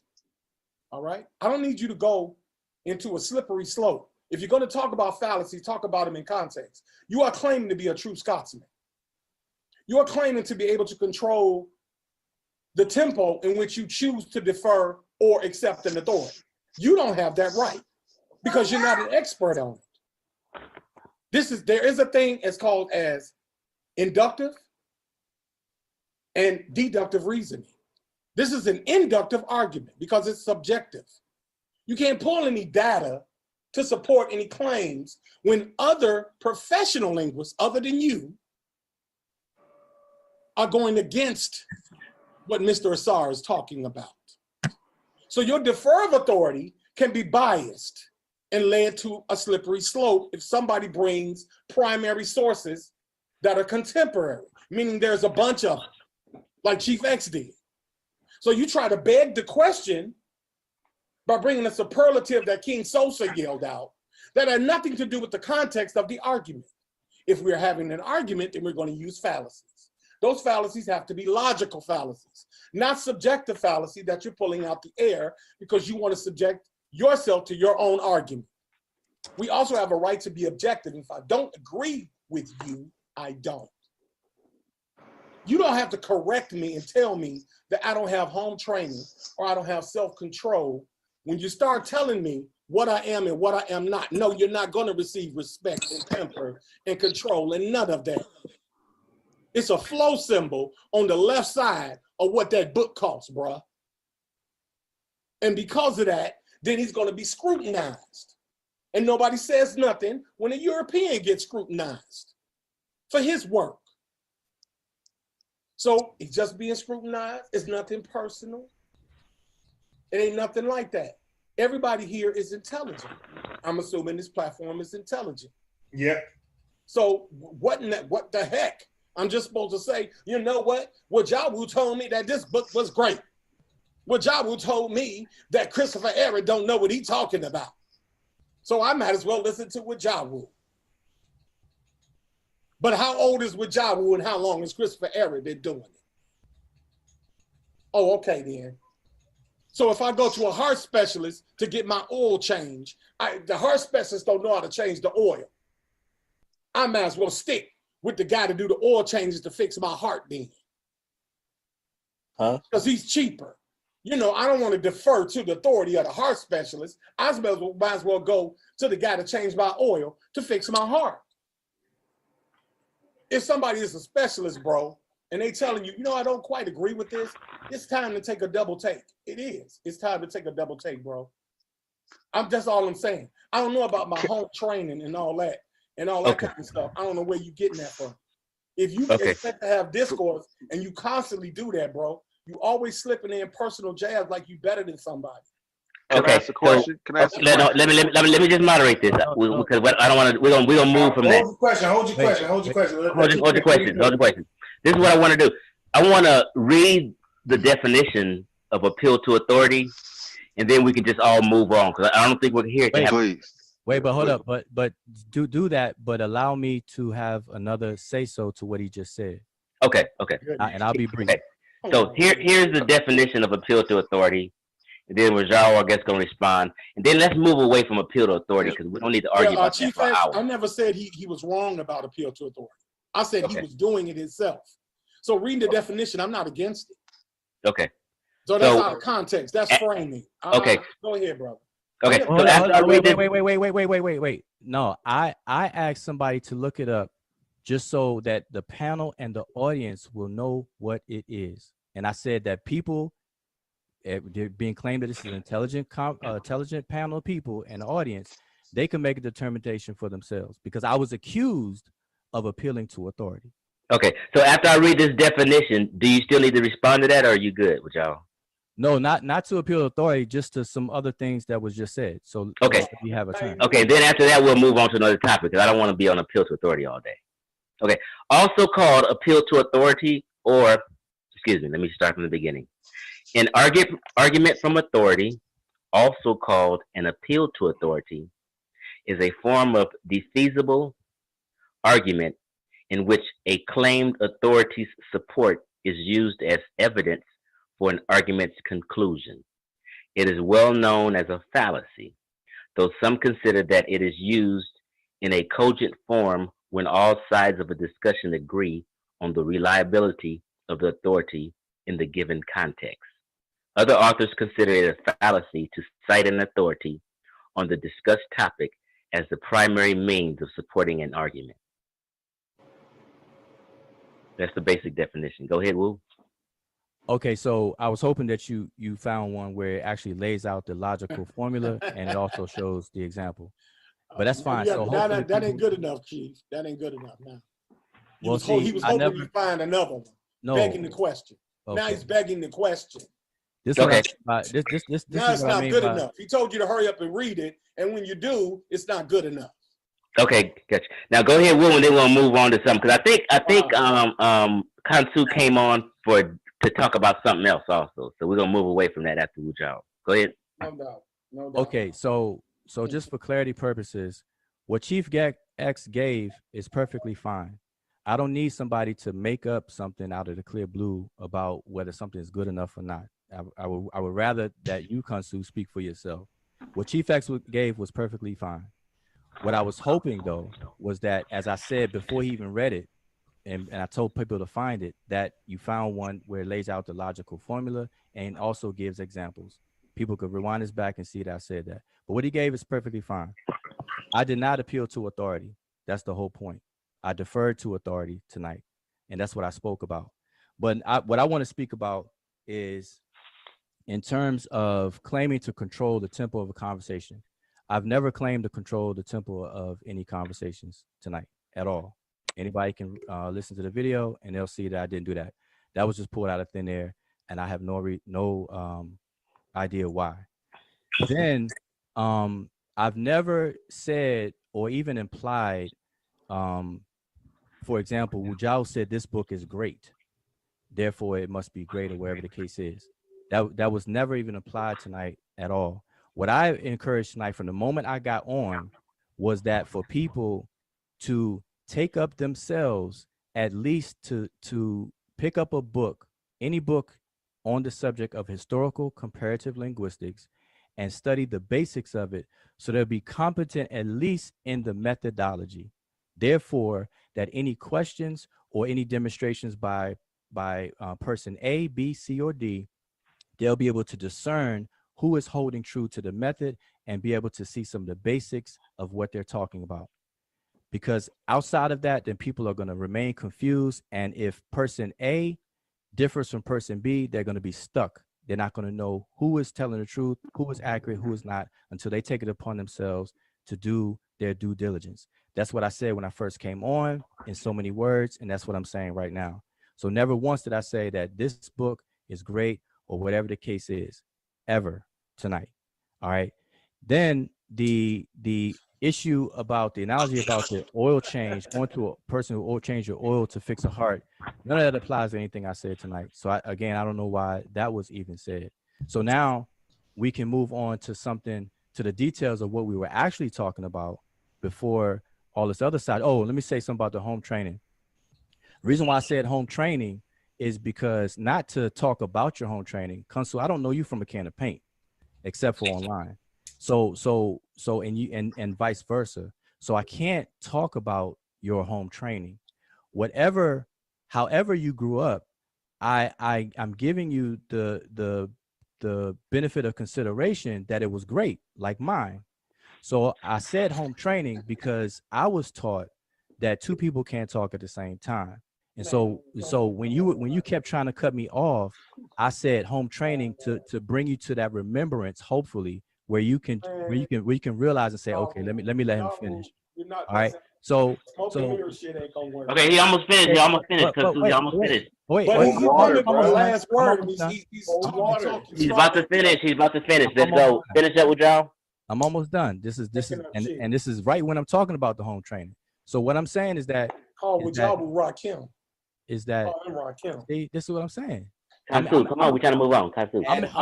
He's sitting there saying meandering. Okay, but we want to move away from it. We got it all. We don't move away from it. He don't need to rebut no more because now he's making moot points and he's talking stuff that don't even apply. Okay, we're moving on. We hear you. Let's move on. No, listen. Wait, no, listen. No, bro, you gonna move on. Khonsu, see, at some point, for civility, the moderator has to be respected. All right, so if the moderator, I need you to moderate the fact that he's meandering and constantly going. Okay, but I don't want to interrupt him. I'm just trying to keep it. If I do that, okay, hold on. We let you rock until you finish. I appreciate that, Chief X, and you're doing a great job. So here's the thing. Here's the thing. I was just accused of trying to control the tempo of the conversation, but right now, Khonsu is trying to control what I can say and can't say, and trying to move on and stuff like that. You just did it. Okay. Here's the thing. Here's the last thing. Okay, Wudjau. Here's the last thing. Last thing. Go ahead. Here's the last thing. To kind of get things back on track, we were talking about Negro Egyptian, the validity of Negro Egyptian, or the problems that people have been having over the past 6 years, at least what I witnessed. That's what I was speaking of tonight. And see, that's a different subject now, Woo. I thought we was moving on from a pillar of authority. And it was thank you, moderator. That's what I'm telling you. Listen, I'm not. I'm too intelligent for this foolishness, man. Okay, Wudjau, please. Let's move on. We got your point. You guys got listen. I'm moving on. Listen. It's called arrogance. It's called self-absorption. That's what it's called. Okay, cool. Okay. Hey, there's Chefren and biased. You guys want to say something before we? Wait, hold up. Wait. Listen. Wait a minute, Chief X. I'm not talking about appeal to authority or none of that anymore. Just because you see it on my screen, I'm not talking. No, I know. That's what I'm saying. Because I've said before. After we finish talking about appeal to authority, we're gonna move on, and I was gonna. Somebody else had something to say. I am moving on. So we're moving on. So hold on, Wudjau.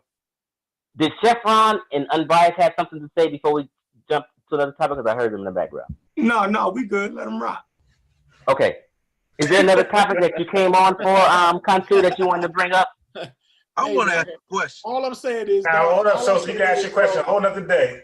Khonsu never comes on. Wudjau hardly ever comes on. Man, I mean, it's the Wudjau show every week. I know. So what we doing right now. So, Khonsu, I want to give you the floor because I think you came on to talk about another kind of topic or add something. And let's please just stop shooting shots at each other so we can have a civil conversation. Hey, man, what else did you want to say, Khonsu? I've come on this channel, bro. Ain't had no problem with Unbiased. He'll tell you that. Yeah, definitely. Ain't had no problem. We talk about all kind of stuff. You know what I'm saying? I'm an economist, so we talk about all kind of bevy of things. What I was saying was based on this conversation and what I've been hearing. We're talking about context and what validates a particular topic, whether it's pseudo or whether it's not. Okay, whether it's pseudo or whether it's not. Sometimes something can be pseudo and still have valuable information and contextual information in it. So when we start talking about the area of linguistics, what I'm trying to say is, does it denote being a specialist in order to ascertain it? Can one have intelligence in order to do that? Or does one have to be trained specifically in the quantum aspects of a thing like linguistics? Do you have to be a linguistic specialist in order to read a linguistic book that's sold to the public? Or should it only be sold to linguists? All right, so Joe, did you want to answer? Yes, I can answer that. Yeah, the short question afterwards. I was waiting my turn. So my turn? Okay. So no, you do not have to be a specialist to read a book on linguistics, especially the linguistic books that actually introduce you to the concepts and teach you about linguistics. If you are already a specialist or expert in linguistics, then those books are obviously not your target audience. So there's a lot of linguistic books out there that are written for laymen to get up to speed on the field of linguistics. There's a lot of them. I could recommend some. So the short and skinny answer is no. Now, to explain that, what's going on here specifically with the topics that are going on with Afro-Asiatic and Negro Egyptian and all the other kind of stuff is that people are taking a stance. People are online arguing and debating, fussing and intellectually fighting, taking positions about things that they're not studied in. That's the problem. And so as I came on this channel tonight to say is that people who actually care about the subject matter, what you're going to have to do is take the time out to pick up a linguistic book, to actually study it, to at least grasp the methodology that's used for this particular area of linguistics, which is comparative linguistics. So that's what I said when I came on. Now, obviously, I wouldn't say that if you had to be an expert in the first place to read the book. I'm telling people to get it so they can get caught up to speed, at least with the basics, so that they can understand the conversation, because that's part of the big confusion that I've seen over the past 6 years. Okay, Khonsu, let me ask you a question. What is your issue with the Negro Egyptian senior? I can't pronounce the other word. Chenyo. Is that how you say it? Chiena Intu. Chiena Intu. What is your position, and do you think that's like pseudo from Asar, or why do you think so? I don't think it's completely pseudo. I think some of it is just his natural propensity to understand linguistics.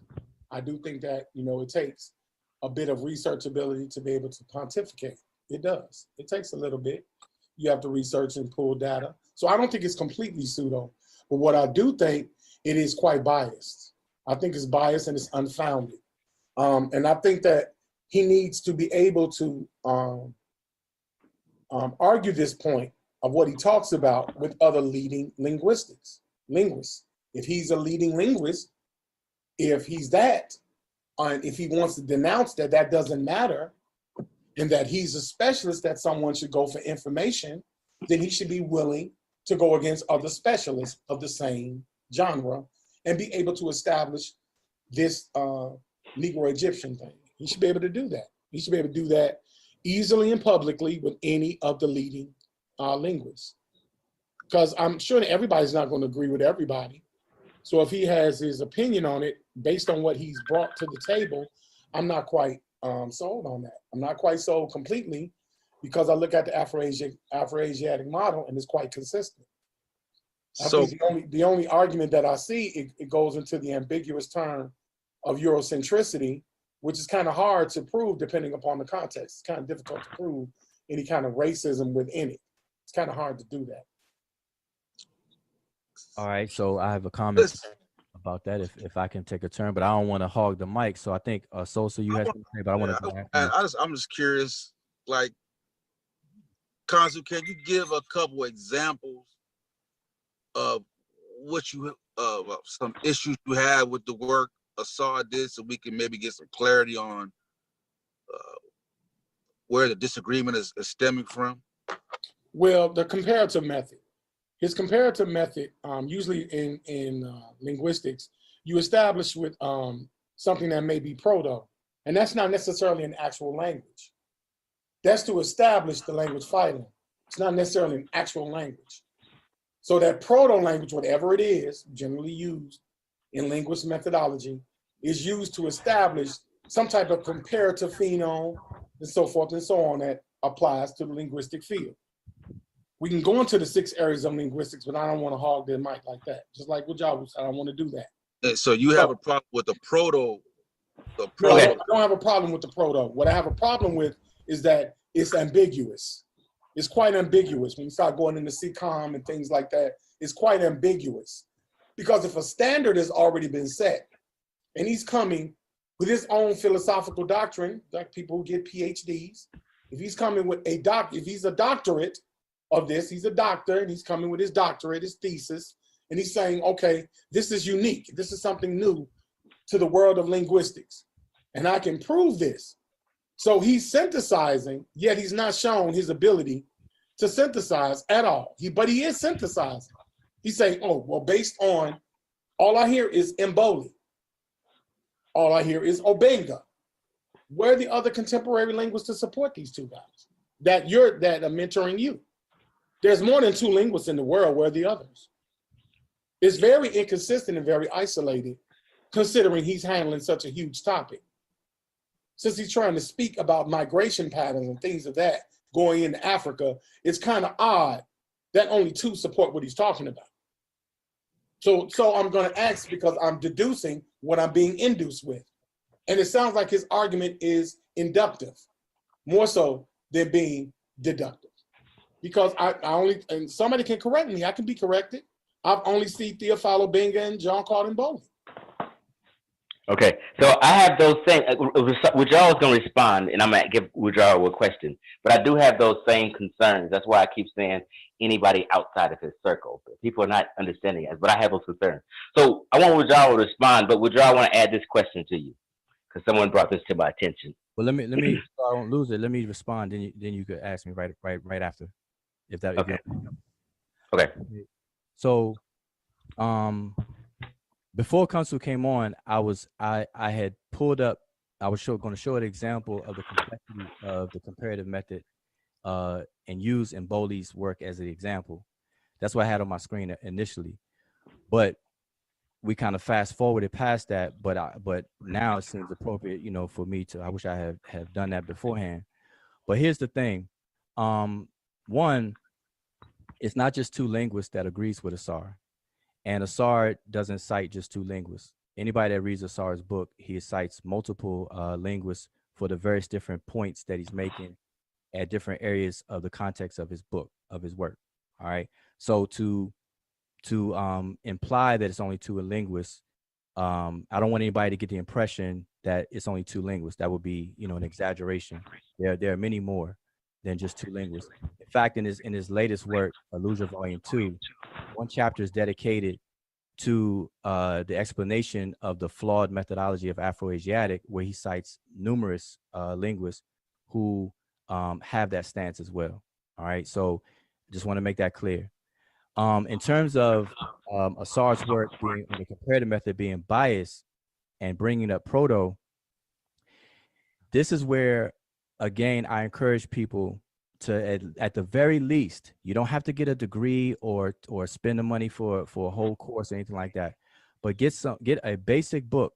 And I'm gonna dig up at least 2, because I'm gonna post I don't have a wrench, but I'm gonna give unbiased links to 2 books that I would recommend for a beginner on this, to get, so that people can learn at least the basic methodology of what historical comparative linguistic does and its purpose in the field of linguistics. What is the benefit? What is its goal? What is produced for actually doing it, et cetera, so that the conversation can be on point. Because in order to be biased, to say that a work is that particular work is biased, we would have to say, okay, you had to show us an example, and a specific examples of this bias. What is the basis of saying that it's biased?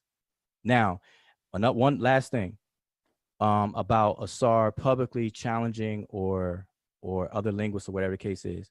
Asar publicly challenged Dr. Cambone of Ghana, who is a degreed linguist. He has an actual PhD in linguistics, about anything that he disagrees with Mboli or his work, and that hasn't come to fruition. So I just want people to understand that, or not to get the impression that Asar, for some reason, is running from white academia, black academia, purple academia, or academia, period. And that's the reason why scholars write books, to put it out there to be scrutinized, criticized, critiqued, and so on and so forth. So there's I don't want to get the impression that the brother is running from anything, because I've seen the behind the scene correspondence that he has with Christopher Ehret, G.J. Campbell Dunn, and some other people, and Mboli himself, and Cambone as well. So I'm just sharing that with you all who may not be privy or know that. So that's what happened. So okay, here's my question, Wudjau. Yeah, go ahead. Someone had brought to my attention that Asar makes the claim that the Egyptian language is related to Proto-Bantu language. Is that correct? And do you agree? That the Egyptian language is related to Proto-Bantu? Yes. Yes. Khonsu, do you agree to that? No. Okay. All right, so that's now, a strange one. So basically, when I hear that, it's like somebody is saying, "Nah, so I'm not that wise on it. I'm just saying it seems like they're saying that the Egyptians spoke the same thing the West Africans spoke. They're trying to merge that." Well, let me clarify for you. So that's not what that's saying. And so again, you know, and trust me, I'm not trying to be, you know, long out me keep saying this, but I find myself repeating this. That's not what it's saying. And the fact that even you think that, and that means other people can think that. And we have to clarify it. We have to clarify it. And so that's not what that's saying. It's saying that it's related. When you're saying it's something is related, it doesn't mean that the people are speaking the same thing. The Egyptian is Middle Egyptian specifically is related to Zande, Mande, Shango, and so on and so forth. It doesn't mean that the Shango speakers spoke Egyptian, just like it doesn't mean that the Bantu speakers spoke Egyptian.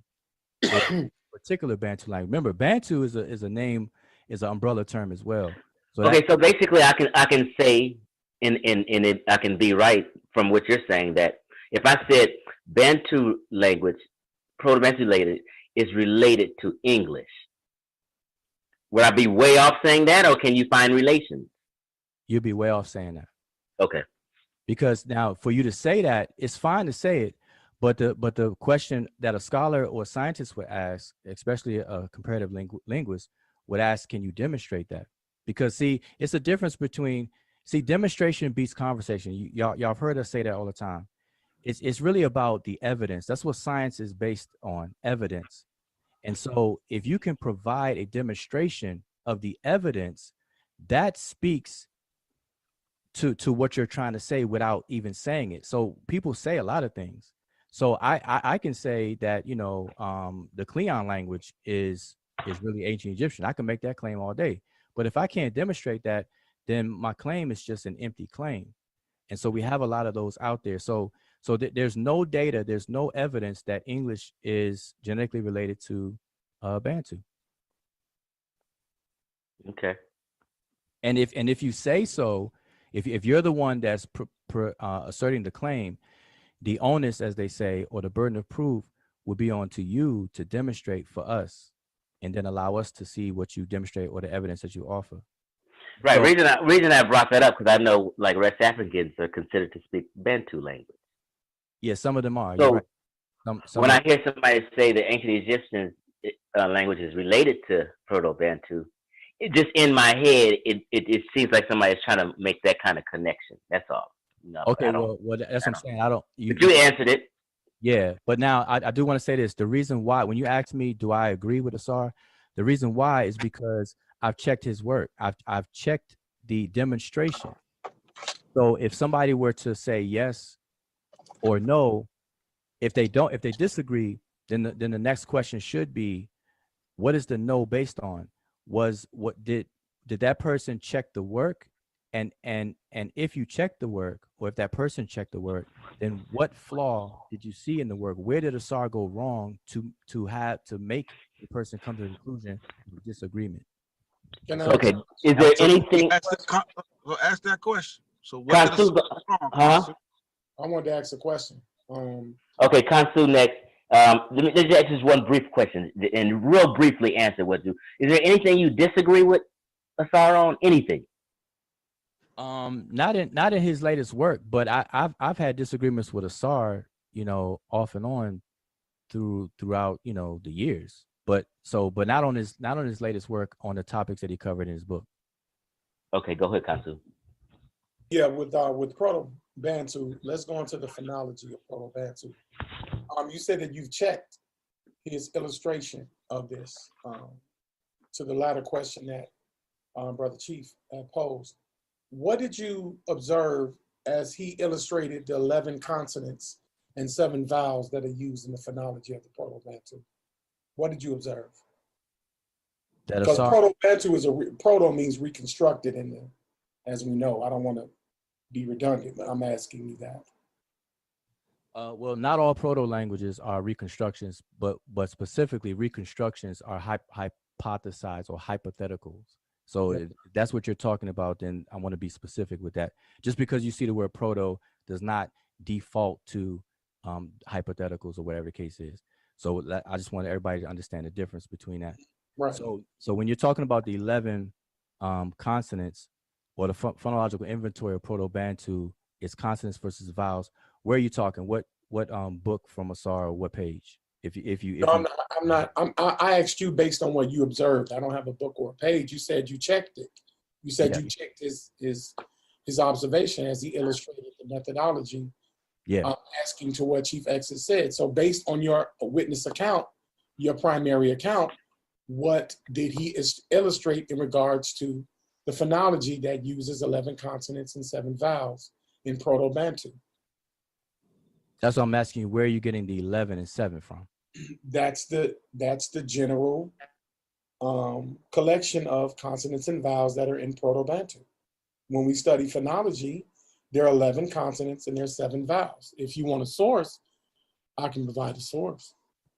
Yeah, I'm just asking you where you get that from. 11 and 7. In the 2000 publication of Larry Hyman, he talks about the phonologies and what are used to establish, and that's on page 428, that uses to establish the reconstruction of the Proto-Bantu language.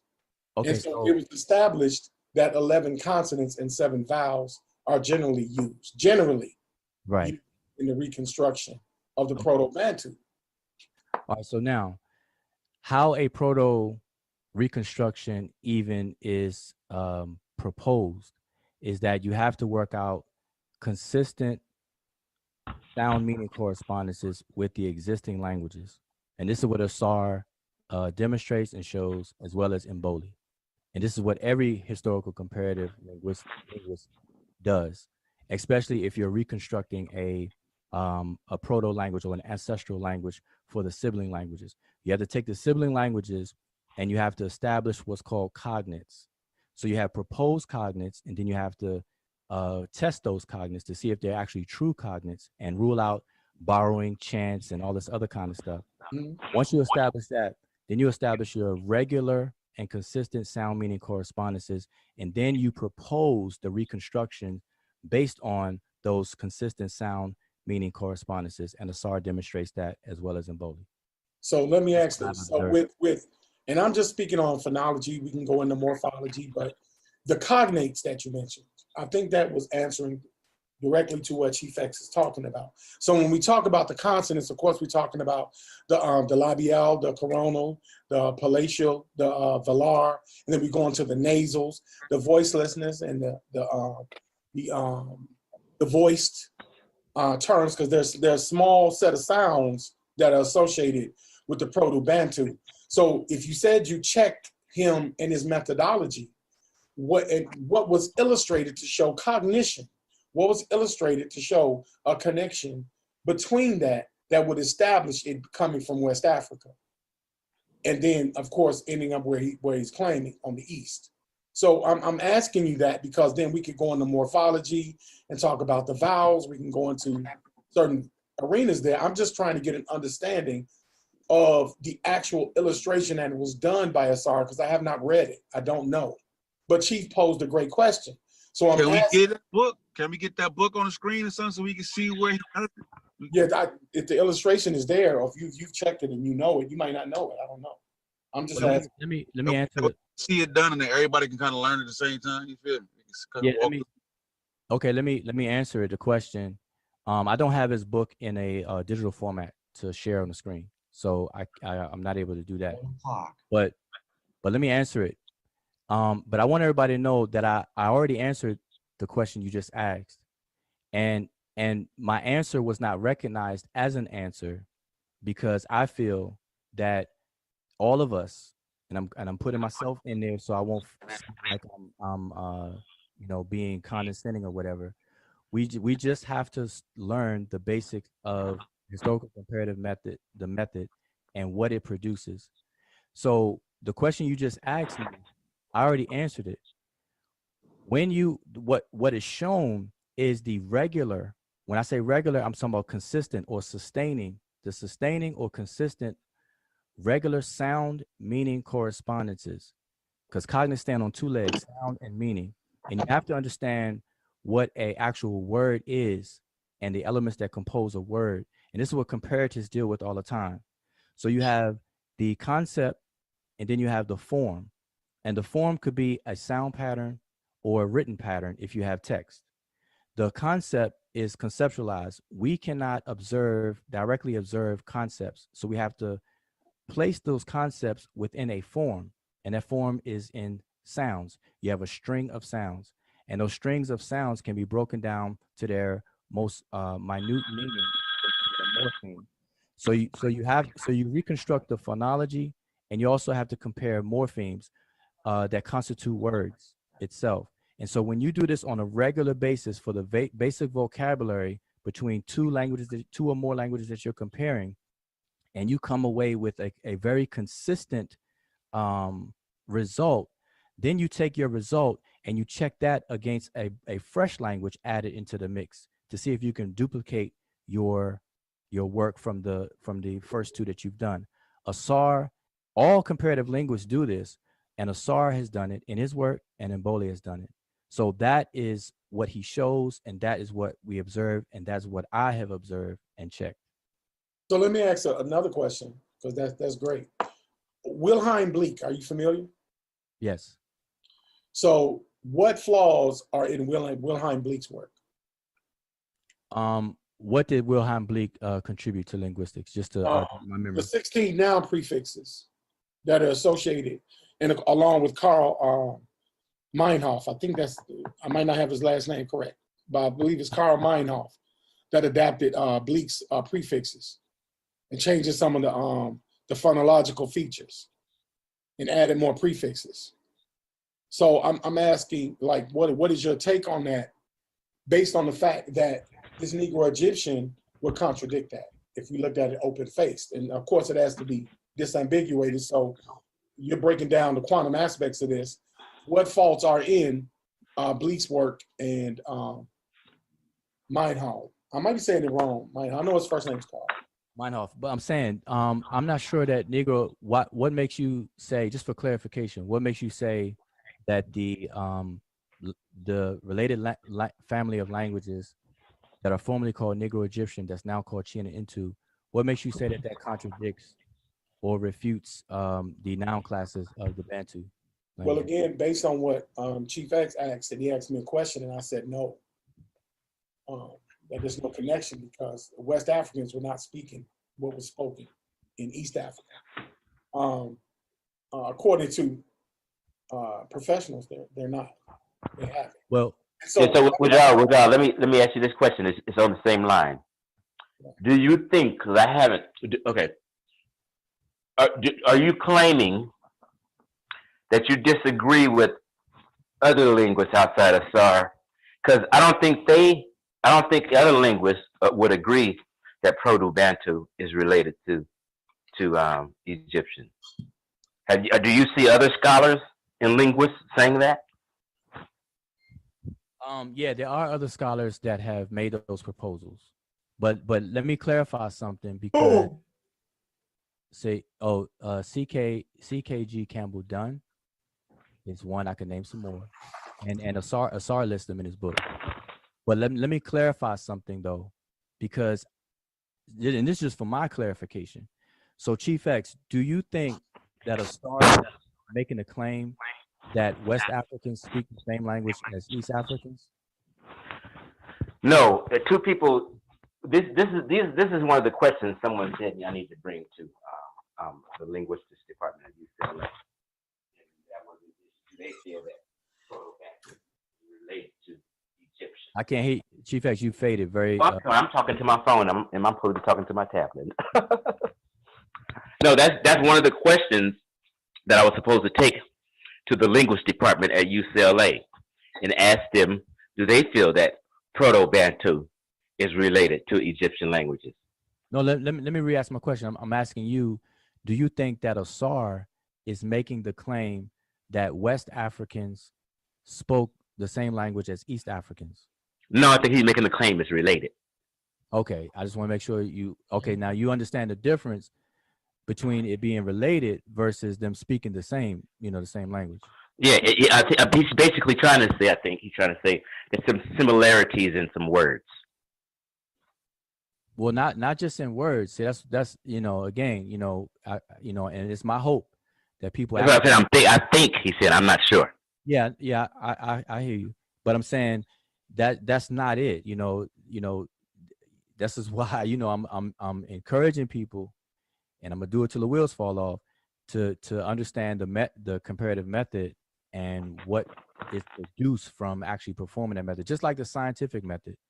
When scientists apply the scientific method to different inquiries of research, it produces something for particular reasons. The same thing with the comparative method in linguistics. And so because the language is related, doesn't mean that, there's a claim that they're speaking the same language. You can have two related languages that on the surface, typologically, they can look totally different. Like, for example, English has more lexicon in it from French and Latin, but English is genetically related to, it's a Germanic language. And so this is something that people have to, learn to understand why that occurs in period and what it means. So well, one day when you get a chance, I would sure like to see, or you to name some names or point out what other linguists agree that Proto-Bantu is.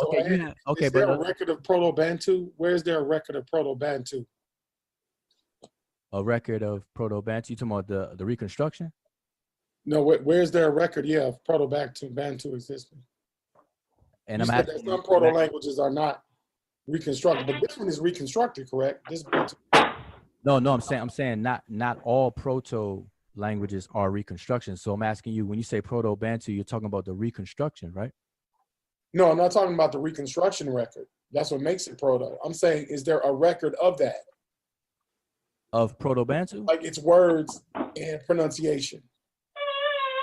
Okay, just for clarification, are you asking me where is Proto-Bantu attested? Like, where do we have a text that display Proto-Bantu? Yes, because I would say that the Reconstruction methodology is due to the fact that there is no record, because we know that with Proto-Bantu, it dates it back to around 3,800 BC. That's around the time frame that was based on the data that we have. That's the time frame that we're talking about. Well, that's what I thought I was clear when I said it before, that it's a reconstruction. So you're not going to find attestations of reconstructions, which is why they're called reconstructions. Because what I'm asking, well, maybe I'm not being effective in my communication.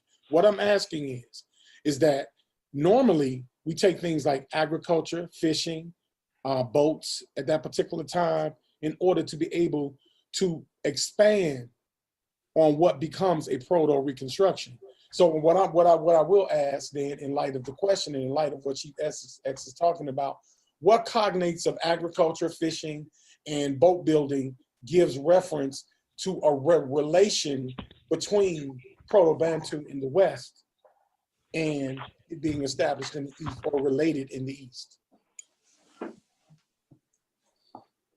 I'm not sure if you understand how the method is applied, but because your question, it's like, to me, knowing how the method is applied, your question doesn't make sense, because the proto-language is reconstructed based on the analysis of the existing sibling languages or the proposed sibling languages. Obviously, when you first start this out, you don't know what's related to what.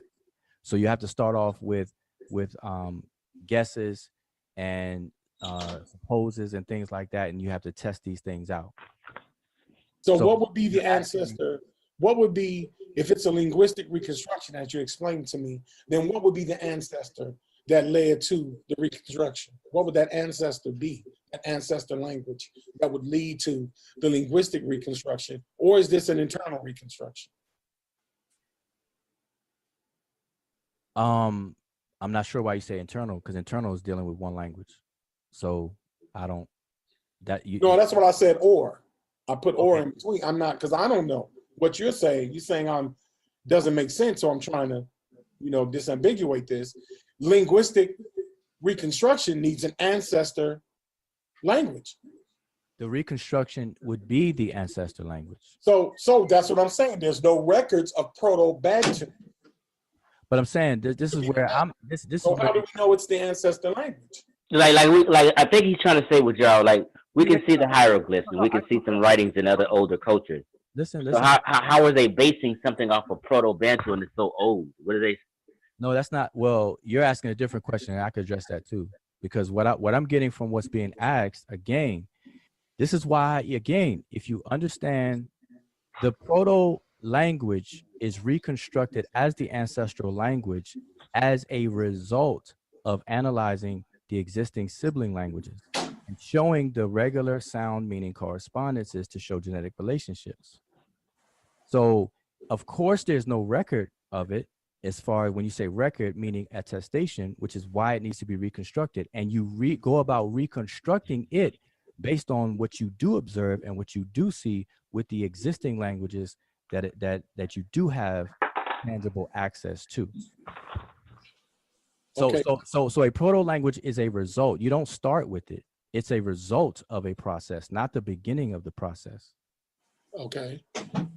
So do we know that the proto language is followed by a tree model, and these historical linguists create the tree model. So was the tree model illustrated when this claim came about in regards to Proto-Bantu? So again, like by the time you came in the conversation, you may not heard me say this. Mm-hmm. So with what Mboli did, Mboli dispensed with all of the clustering or the groupings of the previous linguists, including Greenberg. He started from scratch using the comparative method with existing languages that he tangibly has access to establish genetic relationships. Then he began to reconstruct the ancestral language to those relationships. So hopefully that will help you out. So, no, it is, but again, okay, maybe this is, I don't want this to become circular, but diachronic linguistics, what did Mboli see was wrong with that for him to scrap the entire tree model that historical linguists have established already? So what did he say that dictated, hey, no, we're going to scrap that. We don't want to use the diachronic linguist work. We're going to use this. So what discrepancy created that understanding? What was that? What was the discrepancy? Okay, so in your question, let me correct your question. Mboli did, and I'm hearing a noise in the background, and I'm not sure if people can hear me. Mboli did not dispense with the method or diachronic linguistics. Diachronic linguistics simply checks as a chronology of linguists and not synchronic, which will be a certain era of time. I agree. Mboli, okay. So if people are aware of what diachronic linguistics is, which is what historical comparative linguistics is, he didn't dispense with diachronic linguistics at all. And historical comparative linguists are not the ones who established the language phyla that everybody's familiar with. What Mboli did, he dispensed with the existing categorizations of these language phyla that we commonly know as Niger-Congo, Nilo-Saharan, Khoisan, and Afro-Asiatic. He dispensed with it and dealt with the languages themselves, not the categories or not the groupings. He dealt with the languages themselves from scratch, utilizing the historical comparative method, or said another way, utilizing diachronic linguistics. So historical linguistics, historical linguists, the tree model is established based on the evaluation of languages, right? The evolution of languages. And they are analogous to the concept of a family tree. So they're using that whole family tree concept. And because they do that, because I noticed that Asar disagrees with genetics playing a major role, when actually it does, because in the phylogenetic tree, it is the biological evolution of a species. And this is how linguistics are formed with a proto distinction to it, because there's no record of Bantu that where one can say, okay, these were working people speaking this archaic proto-language, just like you can't find people speaking Medu Neter anywhere.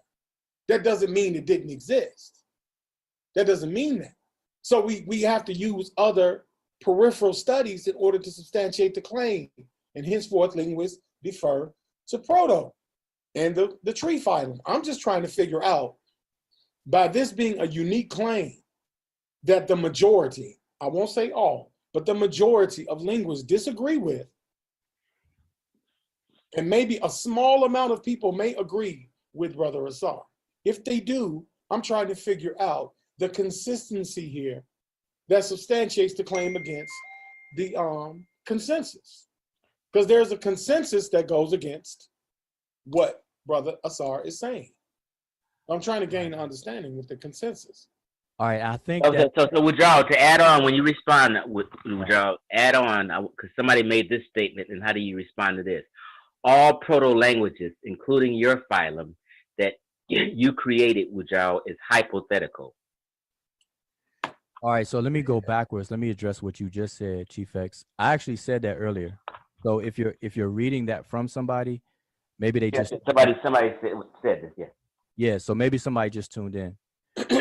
I explained that if they rewound this video, so I'm not gonna go backwards to that. So basically, I think if it's hypothetical, then you're basing something off of a hypothetical.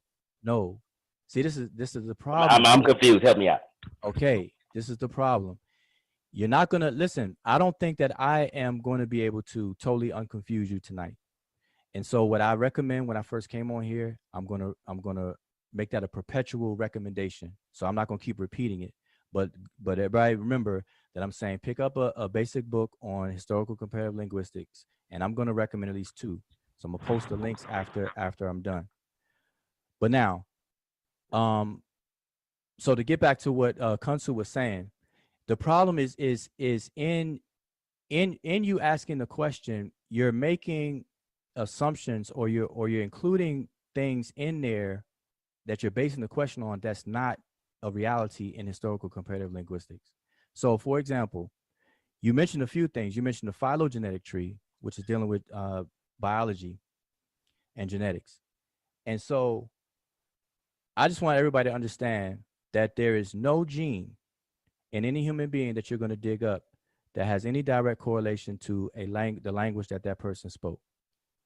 And this should be understood. And if anybody doubts that, then by all means speak up, and then maybe I can expound. But if everybody understands that, I'm gonna move on. There's no gene that marks or codes for the language that a person spoke. Just like there's no gene that will code for the culture that a person lived. So introducing that into the conversation is gonna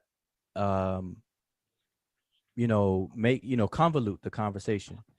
So when we're talking about proto-languages, the reason why you got to understand the field of linguistics, the nomenclature and the specialized terminologies within the field, they borrowed terms from the hard sciences of biology. So the word morphology is really a biological term used in biology. Linguists borrowed it and they used it metaphorically. Genetics, there's no DNA in words, only metaphorically.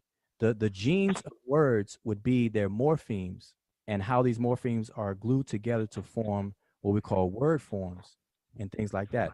It's not literal. So there's a lot of genetic terms that are borrowed from biology that's used in linguistics, and maybe that's confusing people, but there's no direct correlation between the two. And so a proto-language is the ancestor language to sibling languages, or the parent language. It may or may not be reconstructed. So in order to reconstruct a proto-language, you have to use the existing sibling languages, and you use those as your base. And there's a method that you apply, which is the historical comparative method. And if you are not familiar with the method, then it's never gonna, be clear to you on how it's done. Now, the method has been explained on several videos by Asar himself because he deals with it. There's a lot of books out there about it. So I recommend either or. He brought Mboli on his channel to explain it, because Mboli's entire book is the historical comparative method, unfolding in real time.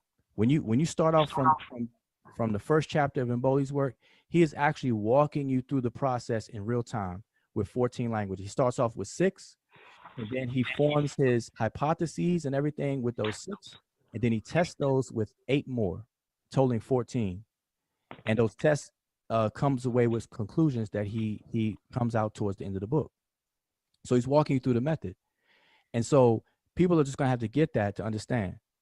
So it's not a matter of using the phylogenetic tree, but the genetic language tree. You can actually display it in a diagram that resembles the same tree that you would do for your family, your parents, then you, your children, or your grandparents, then your parents, and so on and so forth. So Wudjau. I want to say something. Saying quite a bit. If I found an African linguist who specialized in the comparative method, and he debated Asar and beat the brakes off Asar, would you change?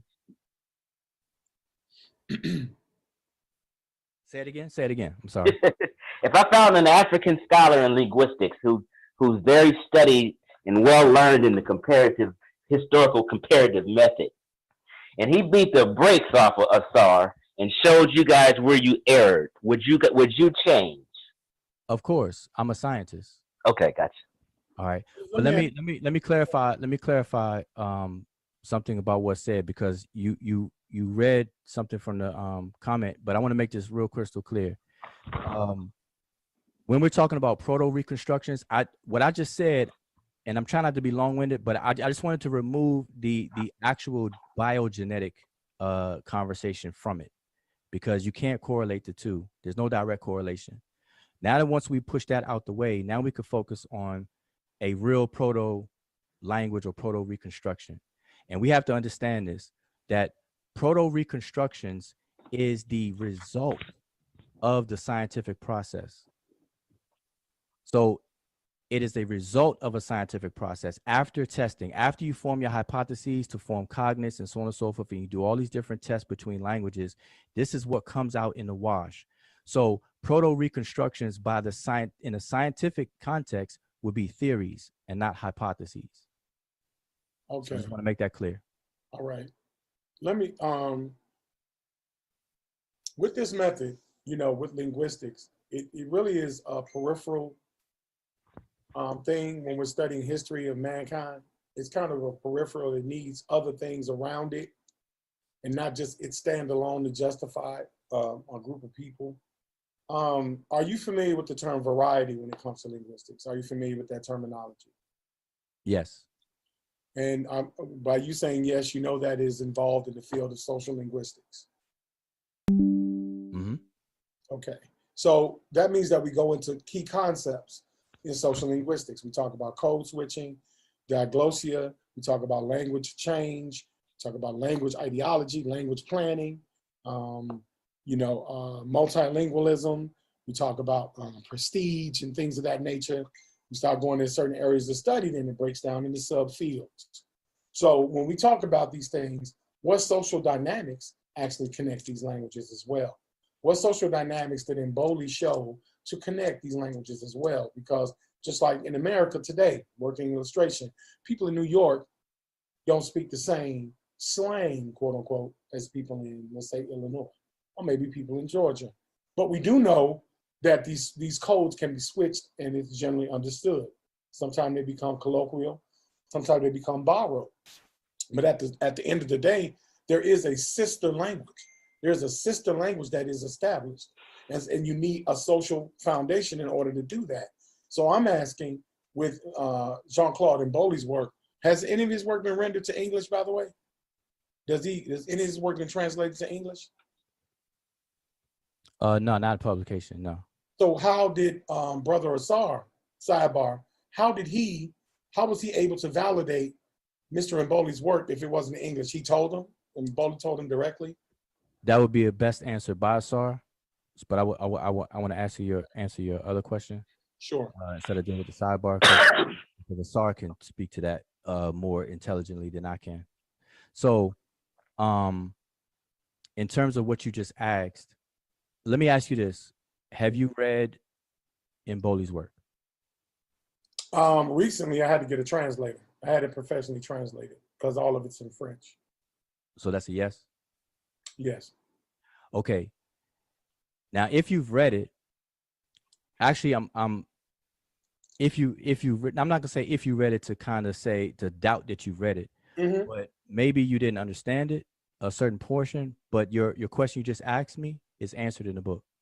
Mboli deals with something called semantics. I'm clear. Are you familiar with that? Yes, most definitely. Okay, so if you're familiar with that, then that encompasses and answers your question about code switching, about how you have the same semantics where words are how words are used in different languages in different regions, where you can identify the same semantics. But no, in his book, it went farther than semantics. I'm sorry, say it again. Farther, it has to. He has no choice but to go farther than semantics. That's why I mentioned diglossia, language of change, because within the diglossia, there can be a change based on the evolution of the mind of the people that are exchanging. Then it can go into ideology based on religion, based on politics, based on their environment. Then the language can change based on the planning around culture. When you have social institutions, the language can change and people start to change their syntax formation called planning when it comes to linguistics, called language planning. And then we get to multilinguation. Well, multilinguation, where someone doesn't even know the language, but a gesture can support understanding and it becomes social exchange. So that's where you get like foreigners that can sing an American song bar for bar and be able to resonate with it. And then you go into prestige, where it becomes popular, it becomes colloquial, it becomes passed around. Now in Mboli, I'm trying to gain understanding because he's not a full-time professional linguist. So again, that made me just question his fundamental knowledge of it due to the fact that the majority, and I could be ignorant because you said the brother has to ask for himself, the majority of his work is in French. So if it is being assimilated over here in America and it's been accepted as primary evidence, I would like to see his contemporary work translated in English coming from him, and not just him saying it, but him actually showing primary evidence that's empirical that would be in English so that I can understand that, what he's saying, because most of his work is in French. And that language can change based on just me talking about social linguistics, just the mere fact of that, because his intelligence may not be the same intelligence as other Frenchmen, henceforth neurolinguistics. So there's other subfields that have to be substantiated and answered for than making a sweeping claim that a language phylum is related to another one based on what? And what are the fallacies that are causing him to think that way? That's all I'm asking. All right, and your answers are actually in the book, which I have to question whether either you read it or you actually comprehended what you have read, because the Mboli's work is written more so for the student of linguistics, So based on and I'm only basing it on the way you're asking me these questions and what you're saying, because you're mentioning things that really have no place in it. You mentioned diglossia and other words. You mentioned you meant to mention phoneme, but you said it a phenom and things like that earlier. And so if you stick to what we're talking about, the scope of what we're talking about, historical comparative linguistics, and what is compared in that process. So let me ask you this, if you can, break down the steps of the historical comparative linguistic method and what is involved in a brief way. Is you know, you can name step by step. I'm not a linguist. I wouldn't be able to do that. I'm not a linguist. That's why I'm asking these questions. I'm not a linguist. I wouldn't know that. That doesn't qualify me from not being a qualified peripheral investigator. No, I'm not. So I'm asking because I'm asking for knowledge here. I'm asking, what are the faults precisely? What are the faults? What causes the faults? What created the consensus to be wrong? Okay, now someone says, hey, the consensus is wrong. Consensus is corrected all the time. That's why we're talking about appeal to authority. You can correct a consensus belief. I got that. I'm asking, what is it and how did it come about? I'm not saying that I'm the professional of this. I do know how to research very well. So I'm trying to ask, based on that, based on me asking this and understanding the basics of linguistics, just knowing the steps won't render me understanding it, because you got to apply it. It's called applied science. So if we understand that and we know that logistically there are 6 elements that comprise linguistic structure, and based on that, social linguistics plays a role because we have pragmatics. Pragmatics are important if we're going to go into semantics. We got to have pragmatics. We have rhetoric. We got to understand rhetoric. So I'm trying to gain knowledge in that because we're talking about West Africa being related to a place that's thousands of miles away. And how was that made possible? And then with cognition on top of that. Okay. So I'm trying to figure out how that was made possible with languages being so diverse. I'm not claiming to understand those steps. I'm just claiming that this is what I've researched. All right, so you're saying all that to say, assuming that I'm saying you're not a qualified reacher or you can't research or investigate in periphery, and that's not what I'm implying. I just simply asked you for the steps, because if you know the steps or if you don't know the steps is important to whether or not you know or not know if Mboli followed the steps. And so what's at fault here specifically is that the language phyla that we've come to know and use all the time as a result of Greenberg work, Afroasiatic, Khoisan, Nilo-Saharan, Niger-Congo, those groupings of all the various languages that fall up under those big umbrella categories, none of those languages or the groupings themselves were established using the historical comparative method. So, but you support Mboli, correct? That's the, let me finish. That is the core of the fault with that. Okay. So what Mboli did to correct that, and Mboli is not the only one. And let me back up a little bit. Let's first establish what consensus means, because a lot of people get it wrong. People think that popularity is equated to consensus. A lot of people use the term Afroasiatic when they refer to speakers or languages and things like that in various different words, various different fields. It doesn't even have to be linguistics at all. A lot of people will use that terminology, Niger Congo, Nilo-Saharan, etc. Like, for example, if I say, well, who are the Duluo people? And somebody may respond, well, they're a Nilo-Saharan speaking people, you know, but they're not even talking linguistics or whatever they're saying. They're just trying to identify them for me. So people think that just because Afroasiatic is used in terms of identifying this and that, that's a consensus. But that's not. That's popularity, popular use. That's not what that word means, bro. That word don't mean popular. It just means a general agreement. Hey, before I go, because I'm not going to be on here all night, y'all. Is Unbiased Sports here still? Let me just finish my point. I think he is. I'm going to be quick, because I'm establishing a difference between the two when we're talking about scholarship. Yeah, Chief. Consensus in science and in scholarship is when 2 or more people actually who do the work, they run their appropriate methodology and apply their test to any given research inquiry, and they come away with the same results.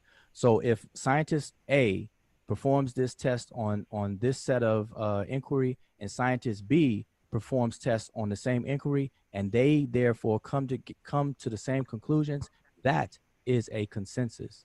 that's when there's an agreement. But you cannot include people who don't even do the work and are simply repeating things that they themselves are not involved with or haven't done the work in. So I just want to establish the difference between those. Okay, I'm Khonsu, I'm about to go. I just want to say this thing right before I go. Then y'all could. Okay. Wudjau, let me ask you two questions before I go. Do you consider Asar an expert linguist? Asar has people that he defers to and consult with among experts. I would say Asar is an authority on the historical comparative linguistics. I would say that he's definitely an authority on that. Okay. So if I get some information back from the Department of UCLA Linguistic Department, are you guys going to say that they're not experts on the comparative method as an excuse? I see that's what you guys be doing. Are they an expert on this? Are they? But you don't consider Asar an expert.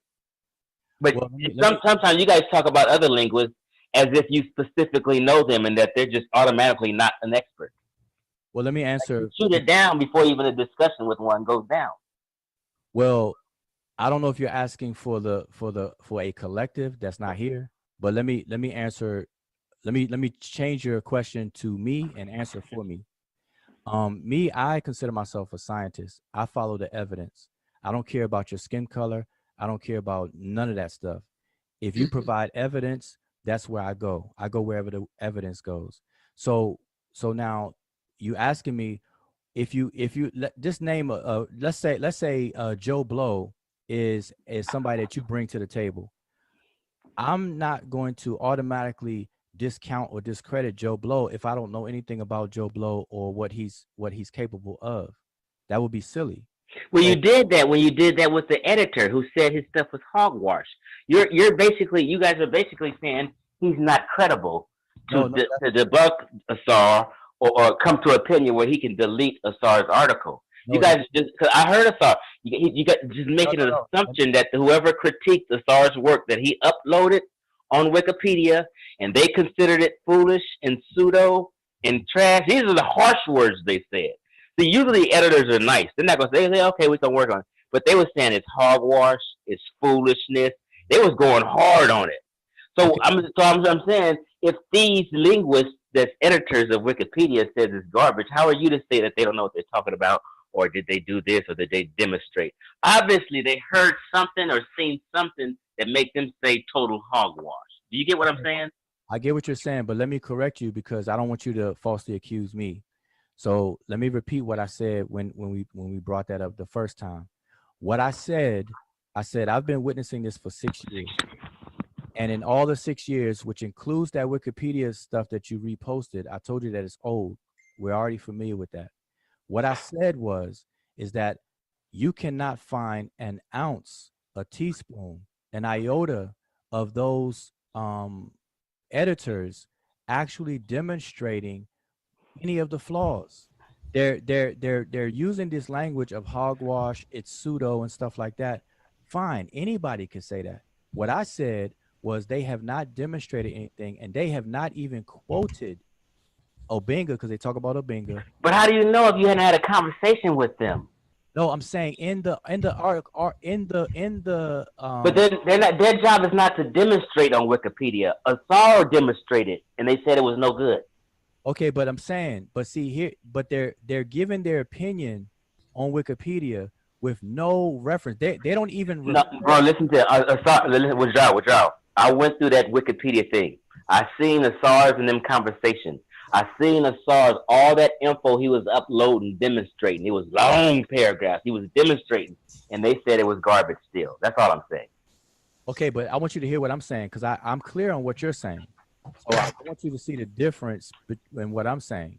What I'm saying is that, and it was in March 2019 he uploaded it. Okay. That's very recent. Chief X, I hear you, but I need you to hear me. So you're admitting he uploaded that March 2019, right? No, I don't know. You just share your screen and we can go over it. Well, I don't have it, but I'm just telling you. Just trust me on my mama. Everything he tried to upload was March 2019, and it got shut down. Okay, so it's your position that Asar uploaded something, and Asar said that he didn't upload something. He's a lie. Okay, so all right, now that's and I got proof. Okay, cool. But let me straighten out what you just said about, or what I'm saying, or what I have said about what you presented, because none of that stuff is new to me or to us. What I've said was that the people that have these opinions, they're not demonstrating anything anywhere. They don't even have a superscripted footnote or any clickable link or whatever to any demonstration, even in the article itself or elsewhere ever, whether it's a publication, hard copy that you hold, or a digital copy, digital article, nowhere to be found. It is nowhere to be found.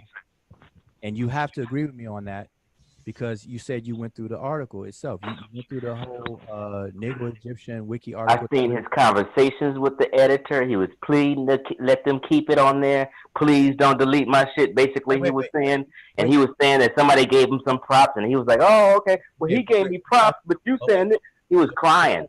But we're talking apples and oranges right now. What I want you to first, let's do it one thing at a time. I'm not talking about your belief in Asar uploading something or begging.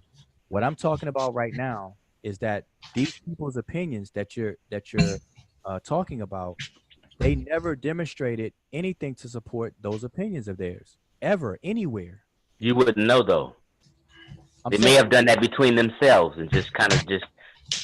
Okay, but what I'm saying is that if they don't display it, if we never see it, then right now those are just simply opinion. I can have an opinion. I could say that somebody's pseudo and hogwash every day, all day. Well, sure, I see, Wudjau, this is what I know you have better intelligence. I know you have better intelligence.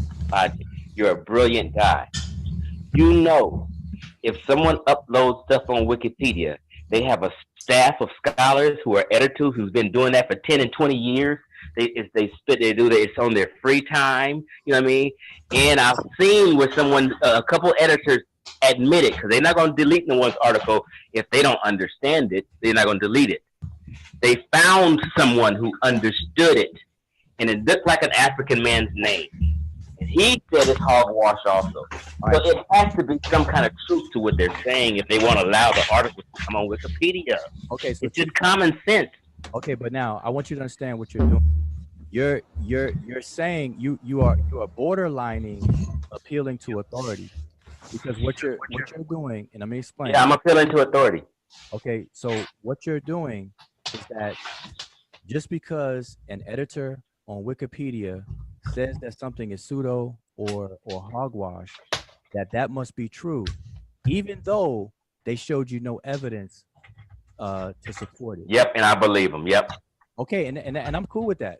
But I just want you to understand that your belief is just the belief, and it has no real weight, because we all have beliefs. Right, but I'll say this though: if 100 people wanted to bet on if my belief sounds good or sound and is great logic or not, they would bet with me. And that's fine too. You wouldn't bet your house on it. I know that. I get it. I get it. But I'm saying there's really nothing else we can do with that. That's your belief, and you're entitled to it, and you have a right to it. But in the realm of science, that's not going to fly, because we need evidence. All right, just understand that. And I consider myself a scientist, so you're entitled to your belief, and I'll still respect you for it. And that's cool. But just understand that that's all it is without the evidence. Okay. So hold up. There's a lot of people that have an opinion of you, and they may not have no evidence to support it, but they'll still have that opinion of you. And I've heard and seen you push back on their opinion, and you've even asked them, well, show me where I've done it, show me this and show me that. So I'm saying that to say that I know you understand what I'm saying when it comes to that situation as well. So all right, peace, brothers. I'm out. Like good discussion. Peace. All right. But Chief, hold up. Hey, Chief, hold up, Chief. Last question to you, real quick. Please do me a favor. Since you're live now, before you leave, I want to see a name that where you said you had proof that Asar uploaded something. I want to see that. If you don't mind, if you could show that to us right now. And all you're gonna do is get back with him, and then he's gonna prepare a lie. No. I mean, I mean, Asar can see the video. I don't have to get back with him or anything. So I'm asking you for myself. Okay. I want to because see what I'm saying is that I'm familiar with the wiki dialogue. Like I've been like I said, I've been witnessing these things for about 6 years, including the wiki stuff you're talking about, and I don't see what you see. So I want you to point it out to me. Maybe I missed something. So I want you to show me where. All right, check this out. Hold on, Chief. So Wudjau, you saying you sing that dialogue, but you saying that's not Asar. Right. Oh, you're saying you're not sure if it's Asar, or you saying it's not him? He's saying it's not Asar. So somebody is recently having a discussion on Wikipedia and talking about a loser too in March 19th. Somebody else, and not Asar. I'm telling you, I've seen this conversation with the editor. And he's breaking down his new book. Nobody's doing that for Asar. That's Asar uploading all that stuff. Okay, and I hear you repeat it. I heard it. So all I'm asking at this point is to show me where Asar is having a conversation with those editors, with an editor. Just show me that. If you see the edit, okay, so you never seen the conversation with the editor. He said he did see it. I have. I mean, he's saying that's okay. So who do you think is conversating about his new book with the editor? Can we just show it? Can we just show it? Come on, man. I'm not on my laptop. I can't show you. All right, so I'm going to do that in a video. Okay, so I didn't even want to talk about that, but all right, listen. I'm reasonable, and that's fine. So if you plan to show it in the future, I'm patient. I could wait. That's why I'm gonna show it. Matter of fact, I'm going to show it tomorrow. I was going to do it tonight, but we just been on the stream all night. Okay, and that's fine. So make sure you tag me wherever you do it, so I can. He had about. Matter of fact, I'm gonna just say this. There's 3 things that he uploaded 4 things. 3 of the things got accepted. The only one that didn't get accepted is the Negro Egyptian one. What 3 things got accepted? One was about a scholar that's in his book. I forget his name. It was some African man's name, and he wrote an article up on the history and life of this one African man. And I guess this guy was, I think he was a Sudanese, and he uploaded that, and it got approved. All right, so Chief X, as of right now, and that same person that he uploaded the information about is someone he also spoke about on his Facebook page. I double checked everything, bro. I'm good. All right, I'm good, bro. Okay, so this is what you're telling me that you're gonna do. So I before you left, I thought you may have had it handy, but if it's late for you and all that good stuff, fine. When you do present it, tag me and remember my question. I just want to see where Asar uploaded something and had conversations with the editors. Okay. So, yeah, he uses a different name. He doesn't use his name. It's even more cowardly. Who the Daniel Power of God? Yeah, that's Asar. Okay, now how do you know that that's Asar though? That's what I got clues. I'll show it in the video. I'll put it together. All right. So Asar is a former Hebrew, right? I'll just wait. Listen. Ain't Daniel a Hebrew name? Yeah. I'm saying though. I'm saying like okay. So good God. So I'll just wait because as you said just a second ago, you didn't want to have this conversation here. You were gonna have it somewhere else. So I'll just wait till you do. Right. I'm gonna tell you this. You know how I get down, Wudjau. I was gonna do the video today, but I said, you know what? I'm gonna give him a pass. It's gonna be too embarrassing. And I gave him a pass. But y'all just forcing my hand now, so I'm gonna do it. Yeah. Tag me too. And I did research on that one Negro Egyptian article that they deleted for 3 hours. I went through that thing meticulously. I listen. Tag me. I'm Love Sosa on Facebook, Chief. You'll see me now. Just tag me when you're ready. I would bet my paycheck on it. I'm sure. And I got so many correlations. I was on it, boy. Wait. So if I'm hearing you correctly now, are you willing to put some wagers on it? Well, I can't prove it because he didn't use another name. So I can't just say, oh, he's Daniel. Okay, so now based on what you said, you can't prove it. then you're basically just kind of daggered your whole thing. If you can't prove anything, then everything you're gonna give is just right. I know you're trying to shoot it down now, but it's gonna be out there, bro. No, I'm not trying to. Actually, I kept saying I'll be patient, but you're still talking about it. I'm willing to just shut up and be patient, and you just tag me. Yep. But it was real cowardly that he just can't use his own name and upload this Negro Egyptian. But how you sure it's him though, Chief? Because Daniel was a Bible name, and he was just be a Hebrew. No, it's deeper than that. It's deeper than that. I can't give away my main clue right here. Okay, don't. Listen, all right, it's wait for tomorrow. What time? So yeah, you have to know. You listen to what I'm saying. Listen to what I'm saying. You guys have to know this is Chief X. I'm not playing. Okay. No, but I don't want you to jump out there because Wudjau. Hold up. Listen. What time, Chief? I just want to know what time. I said I'm the one that's gonna have to bring the giant down. What time do I tune in, Chief? What time? I'm David. Okay. He's Daniel. I'm David. I'm bringing down Goliath. Daniel, power of God. I seen it. Okay, and I so thought it was Chief X. I thought it was two different people. Okay, so Chief X, let me. Nah, Chef, don't try to jump in, Chef. Wait. So listen. I'm trying to help Chief out.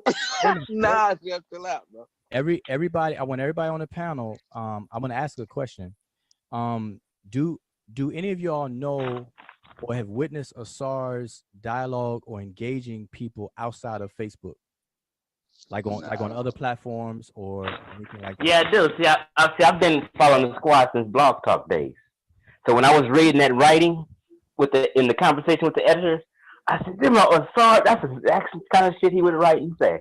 Okay, so let me. I got about 10 clues, bro. Wait. Let me put y'all onto something. Let me ask you a question. Have any of y'all heard of the Egyptian search forum?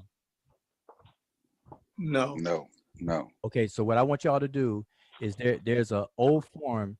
They actually migrated to it's a long-standing forum. It's called Egypt Search or Egyptian Search Forum, and that's where a lot of scholars and lay people, students, they've been having conversations and debates for a long time. I mean, that search forum goes back to 2008 or whatever the case is, 2006 maybe, or even back further than that. So Asar has been participating on that for the longest time. All right. And he's been dialoguing with scholars, like I said, students and the likes, linguists and scholars in other fields as well. And I want y'all to look at that, look at the style in which how Asar types and the name he uses. And you tell me if that's the behavior of somebody who likes to hide their name, make up a name and do this and do that. Yeah. Let's wait to after the video. Okay, I'm about to roll, but check this out, Wudjau. All right. Now it's no other nigga on the planet uploading all of Asar's work. If you didn't do it, if Obanga and Mbodi didn't do it, Asar did it. I mean, that's all right. It was me. I confess. Nah, see, what time, bro? What time tomorrow, bro? So I can see this over.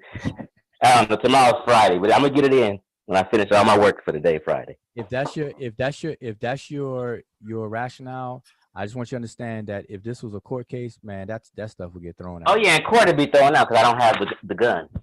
Yeah. But I know I got great common sense. You don't even have to smoke. So I mean. Now So do you think somebody's uploading his work and I'm talking about his book to editors? I know it's not. I know in March 2019, like what, 7 months ago? I know it's not Asar.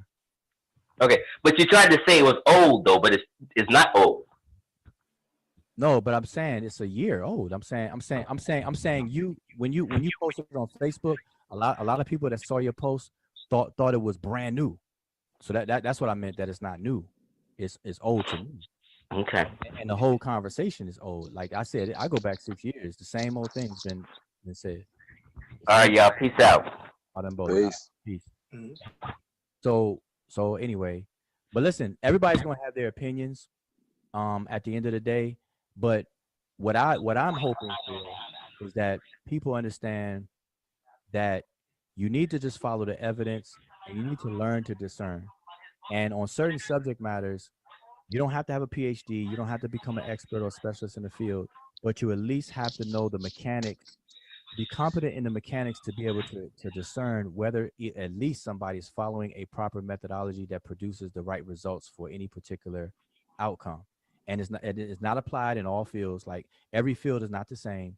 Every field does not have the same exact methodology that's applied in this and other. So for the field that we're talking about specifically, it's historical comparative linguistics.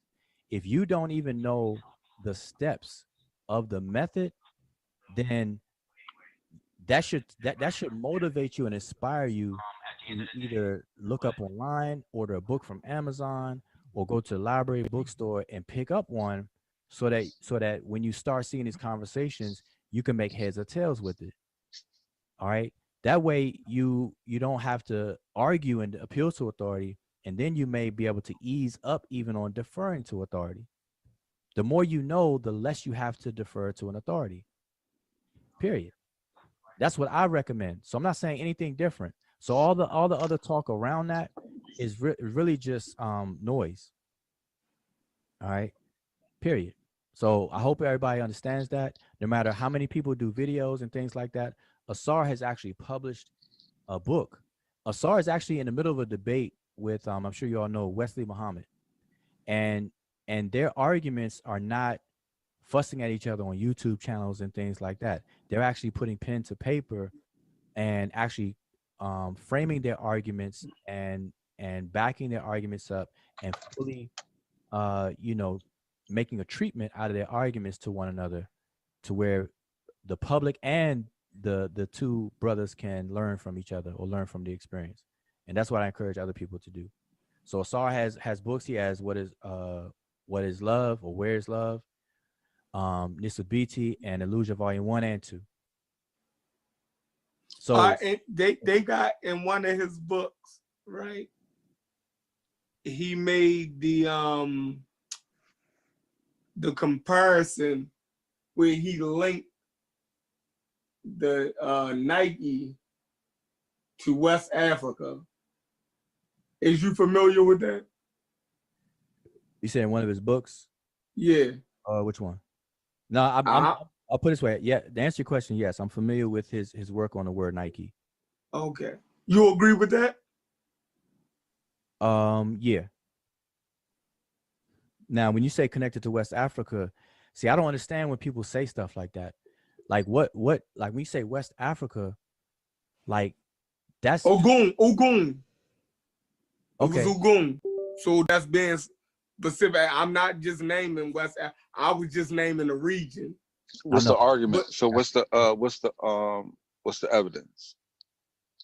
Okay, so again, as a matter of fact, Asar in a video the other night, he showed correspondences with Ogun. Did you witness that his correspondence with Ogun, with the word Ogun? No, I ain't seen him the other night. Can we see it now? Like, I want to see something.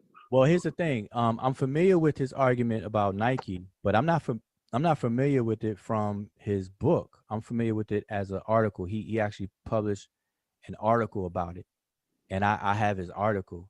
So if you're actually specific, it could be I got the same thing. Can we see it? Like, Unbiased can put it up on the screen if he still woke. Because we was doing the knowledge on that, and I was just like, you disagree, Chef? Huh? You disagree? It looks suspect. That's all I'm gonna say.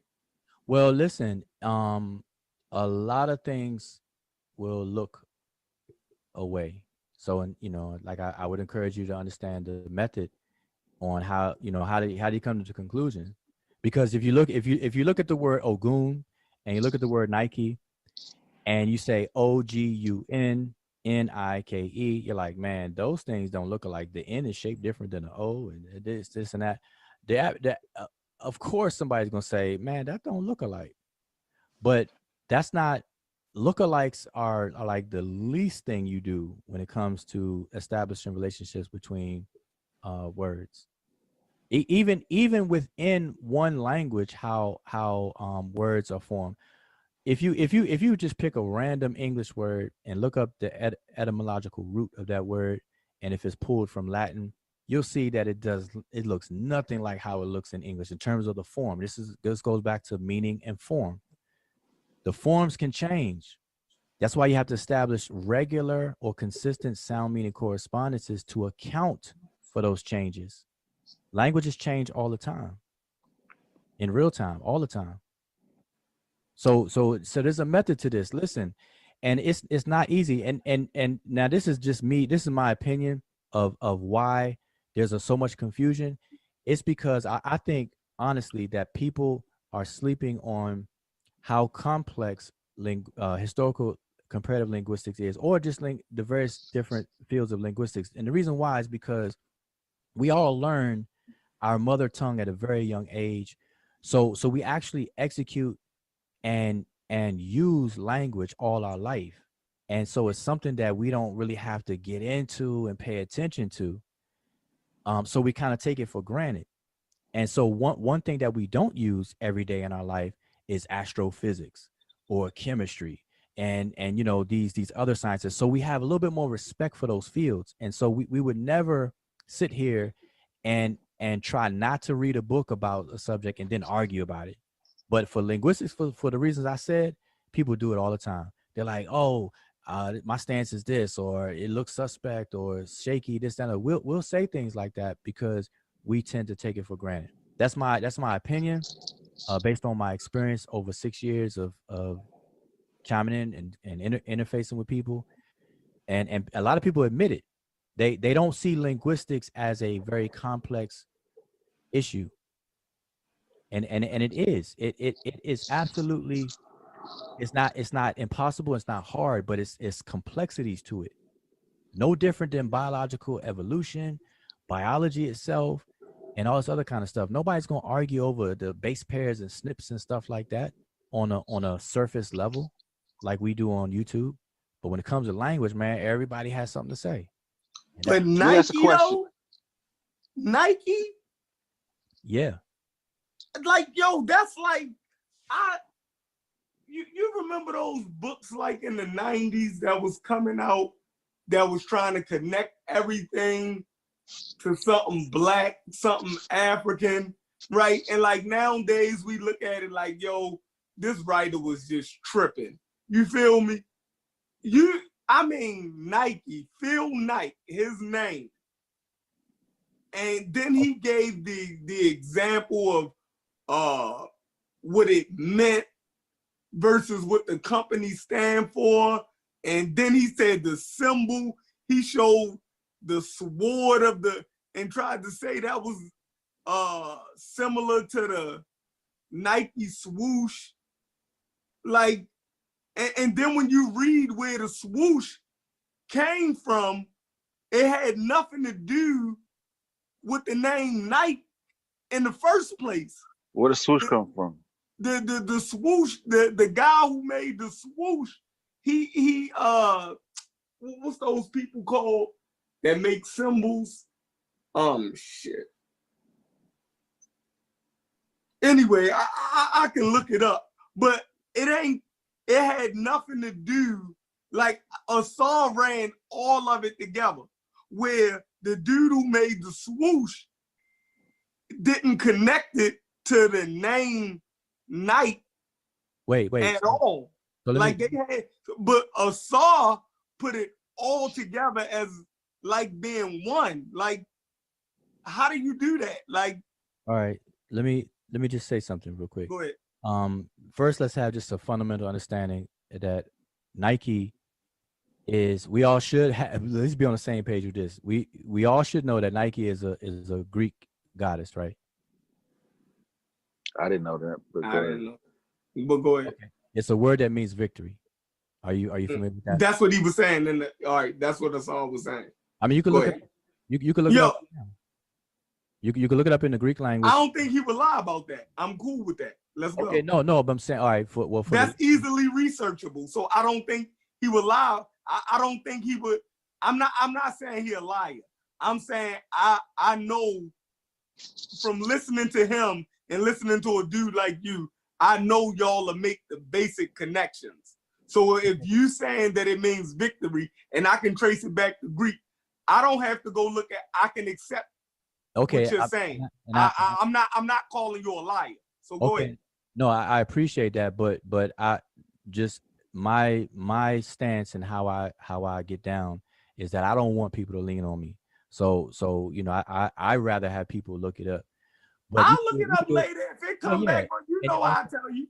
Okay, and that's all I ask. Yep, is look. Yeah, we got a bookmark going. Let's get it. Yeah, for all these people that's listening, I don't think you would just come on here and say something blatantly that can get shot down like that.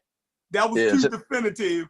You know what I mean? Like you too calculated to come on here and just say it's a Greek god, and then we can go Google that, and there's not. You wouldn't need to do that. So go ahead.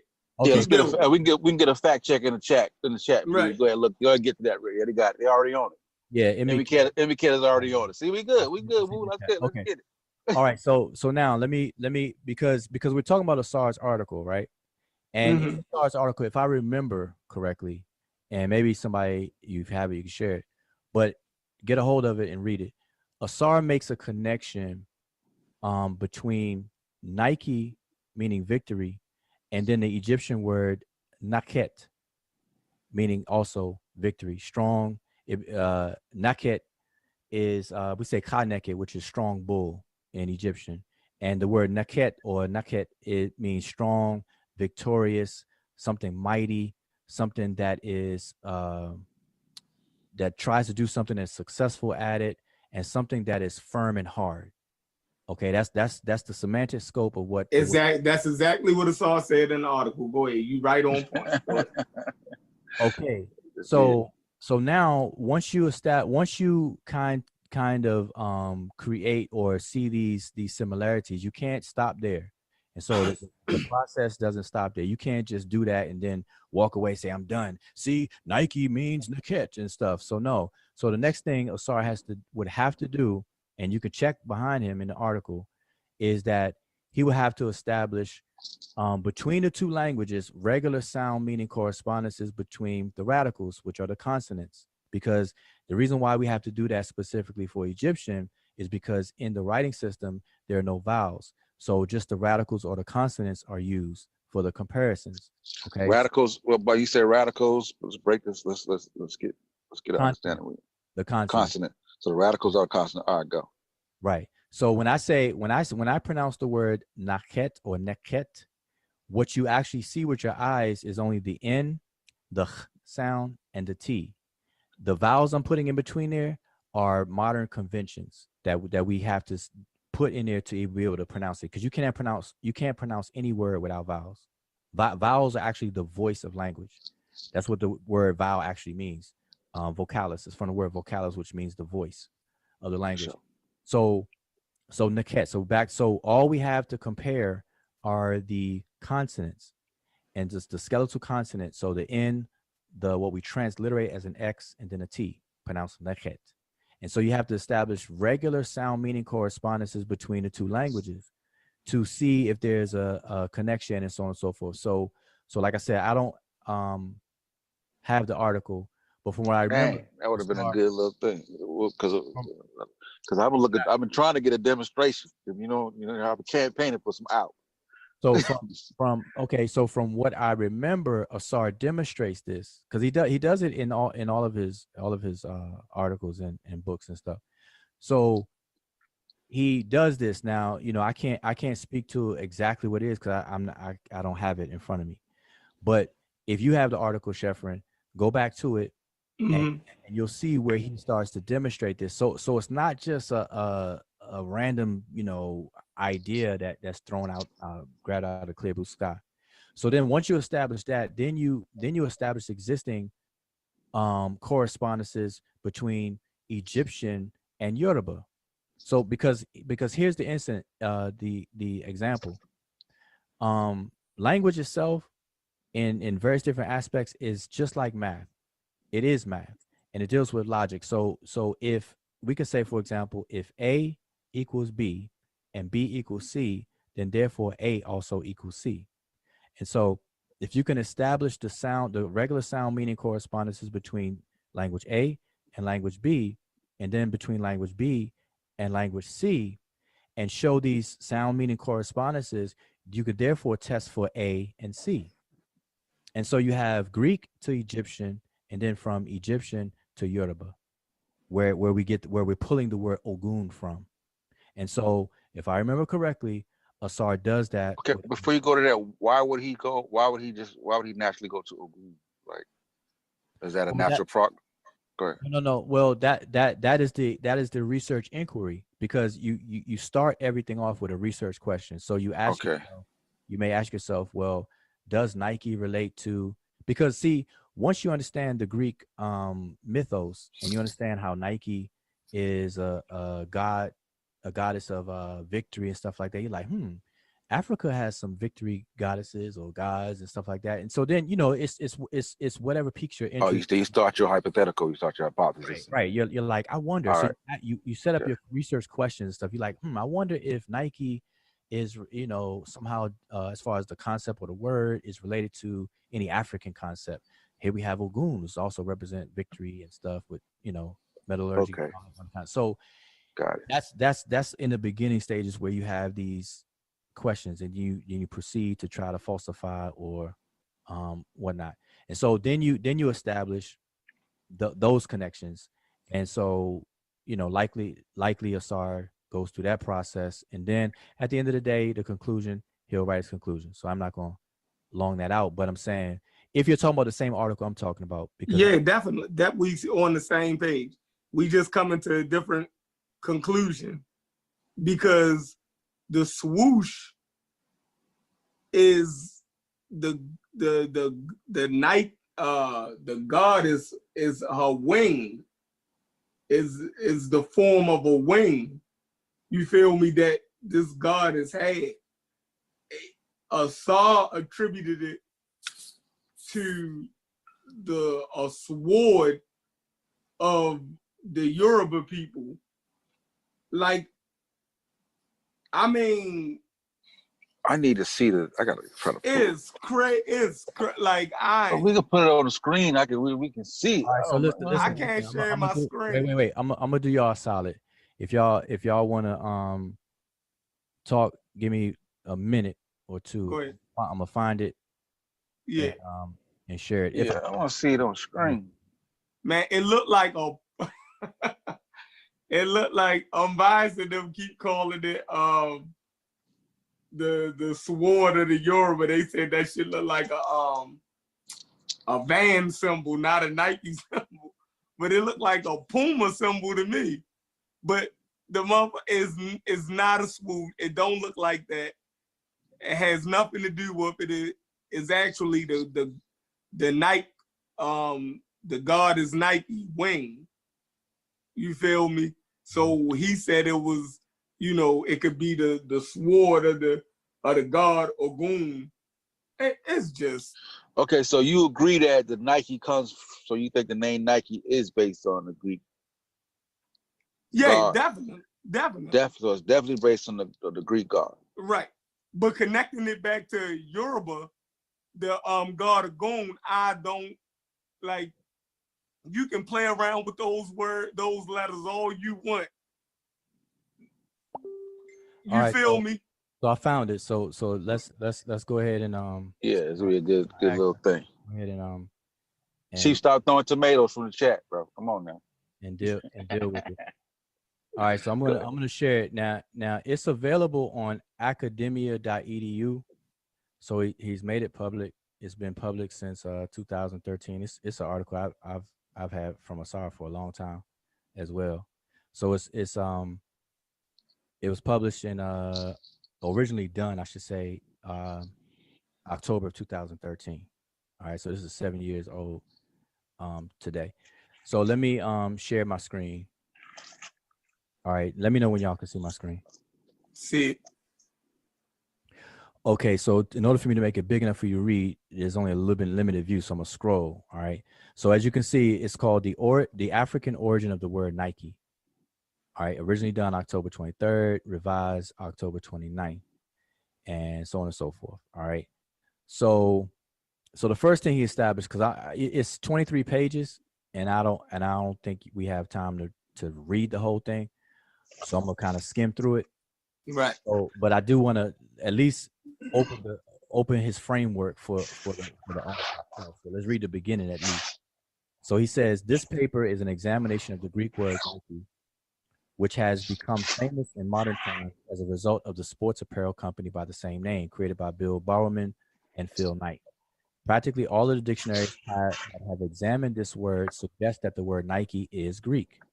However, beyond Greek, these same dictionaries are unsure of its ultimate etymology.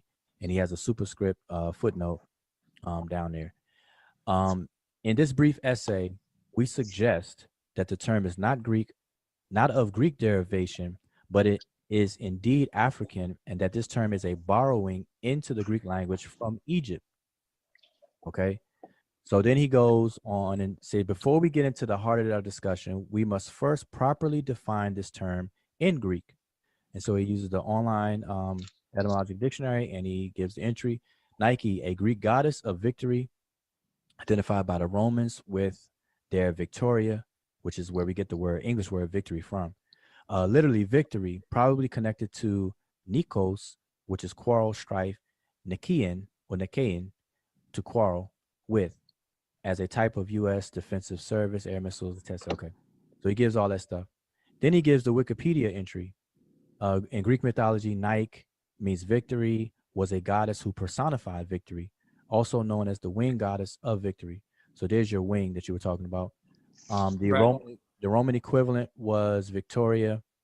Depending on the time of various myths, she is described as a daughter of Pallas, Titan, and Styx of water, and the sister of Kratos, strength, and Bia, force, and Zealous, zeal. So we get all these English words from as you see it. So again, I don't want to read the whole thing, but I just want to show to see if I was correct in how Asar always pretty much sets up his articles. So he gives, some attributes of Nike. The symbol is the wings. There you go with your wings again. Often depicted with a wreath of victory or staff and chariot.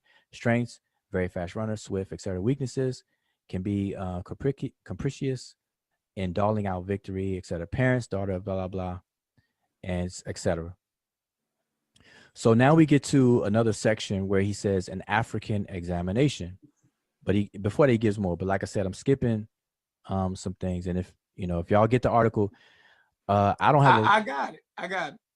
Oh, you got it? Okay. Yeah. No, but I'm saying for everybody else who may listen to the video, if you could post the Academia EDU article, the link, then everybody can get it. Okay, so an African examination. So here we say, other sources accessible to the author, which is Asar, for the word Nike, victory, in Indo-European do not posit a derivation of the term beyond the Greek language. Therefore, it is assumed that this word is a Greek innovation. Pierre Chantrain, the prominent linguist and etymologist of Greek, argues that the origin of Nike and its derivative Nikos is unknown. Okay, so make note of that. They're saying it's unknown, the origin. It is my contention that the word Nike is a loan from Egyptian and is rendered Neket. That's the word I mentioned before. You see it in the glyphs. It means strong, victory, victorious, might, stiff, hard, stiffen, become hard, successful. Everything that I said earlier. Coptic, you have a nishot. Victory, becoming hard, strong. So we see the Coptic and the Middle Egyptian rendering. Okay. Martin Bernal, in his Black Athenian Volume 3, The Linguistic Evidence, suggests that Nike is also a loan into Greek. So he cites Martin Bernal, who also says the same thing, that it's a loan into Greek. And he too suggests Naket and Naketu, victory, as its origin. Bernal, however, connects Nikos with reflexes in Semitic, Arabic Naki, to be defeated, and Nakai, or Nakaya, inflicting of injury, Hebrew Naka, to smite. My analysis in the original incarnation of this article was independent of Bernal 2006. So by him saying that, if you were to look at his original, remember the date, he originally wrote it October 23rd and revised it. So he basically saying that it was independent. And this essay can now be seen as a supportive text with a more expansive analysis on the subject. The Egyptian form provides us with a wider range of meanings, and a central theme can be ascertained from an examination of variant forms provided in the following table. So he gives a table of nakhet. So he gives the glyphs, the lexeme, and then the meaning.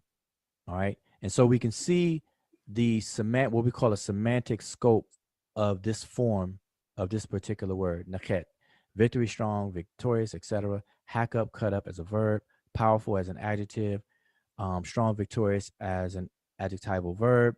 Strength, force, power as a substantive or a noun. All right. And he gives more. So it's a whole table. So I'm going to skip, for the sake of time. So we expand on the whole semantic range of the use of this word. All right. As we can see here, the variety of association ranges from courage, bravery, strength, power to protection. The concept of victory, as seen here, is associated with having the necessary strength and courage to overcome a seemingly insurmountable obstacle. All right. That's basically a summation of all of these different, what they call senses or notions of this particular word. Although the Indo-European languages have another word for victory, the range meaning for such terms mirrors that which we find in the Egyptian variations of nakhet. For example, Mallory and Adams in their book, The Oxford Introduction to Proto-Indo-European, etc., provides the following commentary on a conceptually relatable word to nakhet. To conquer one's enemy is indicated by, and I'm gonna butcher these pronunciations because these asterisk words that you see, just for those who may not know, those are reconstructions. All right, and they're usually difficult to pronounce, so I'm not even gonna try it. I'm just gonna highlight them. And it's derivatives, which mean conqueror, victory. And then we have Old Irish, seg, strong, whatever in languages, NHG, Greek, ekuris, strong, Hittite, Sakuria, overcome, Sanskrit, Sahas, Sahora, victorious, and hold fast. It supplies the basic Greek verb eko, which means hold. The word was also a popular element in popular names among the Celts. For example, the Gaulish, Sego Maris, the Germans, Old Norse, Seguror. Probably originally a nominal root, and I'm definitely not going to try to pronounce that, which means physical force in both Greek and Indic, can also mean overcome, Old Norse, etc., etc. All right, so y'all get the gist of that. We see here that victory is connected to strong, conquer, physical force, and violence. As demonstrated above, fundamentally, these meanings for seg are inherent in the word nakhet. The cognate term for the Egyptian nakhet or Greek Nike in Chiluba Bantu is nke. Nke, which means solid, hard, and fixed. Synonym for ndendende, and I'm probably butchering the pronunciation, tenacity, toughness, persistence. The Strong's Greek Dictionary, etc., provides some added clarity and support for our connection. Strong records the following entries. Nike, Nike, apparently a primary word, conquest, abstractly. In other words, figuratively, the means of success, victory. Nikau, from 335:29, to subdue, conquer, overcome, prevail, get the victory. Nikos, a conquest, and by implication, triumph and victory. We observe here that Nike primarily means conquest, and it is from this notion of a successful conquest that victory becomes its secondary meaning. We see this type of connection in another unrelated Greek word from Strong's Dictionary. So remember, he's saying unrelated, just to give the example. Triambu,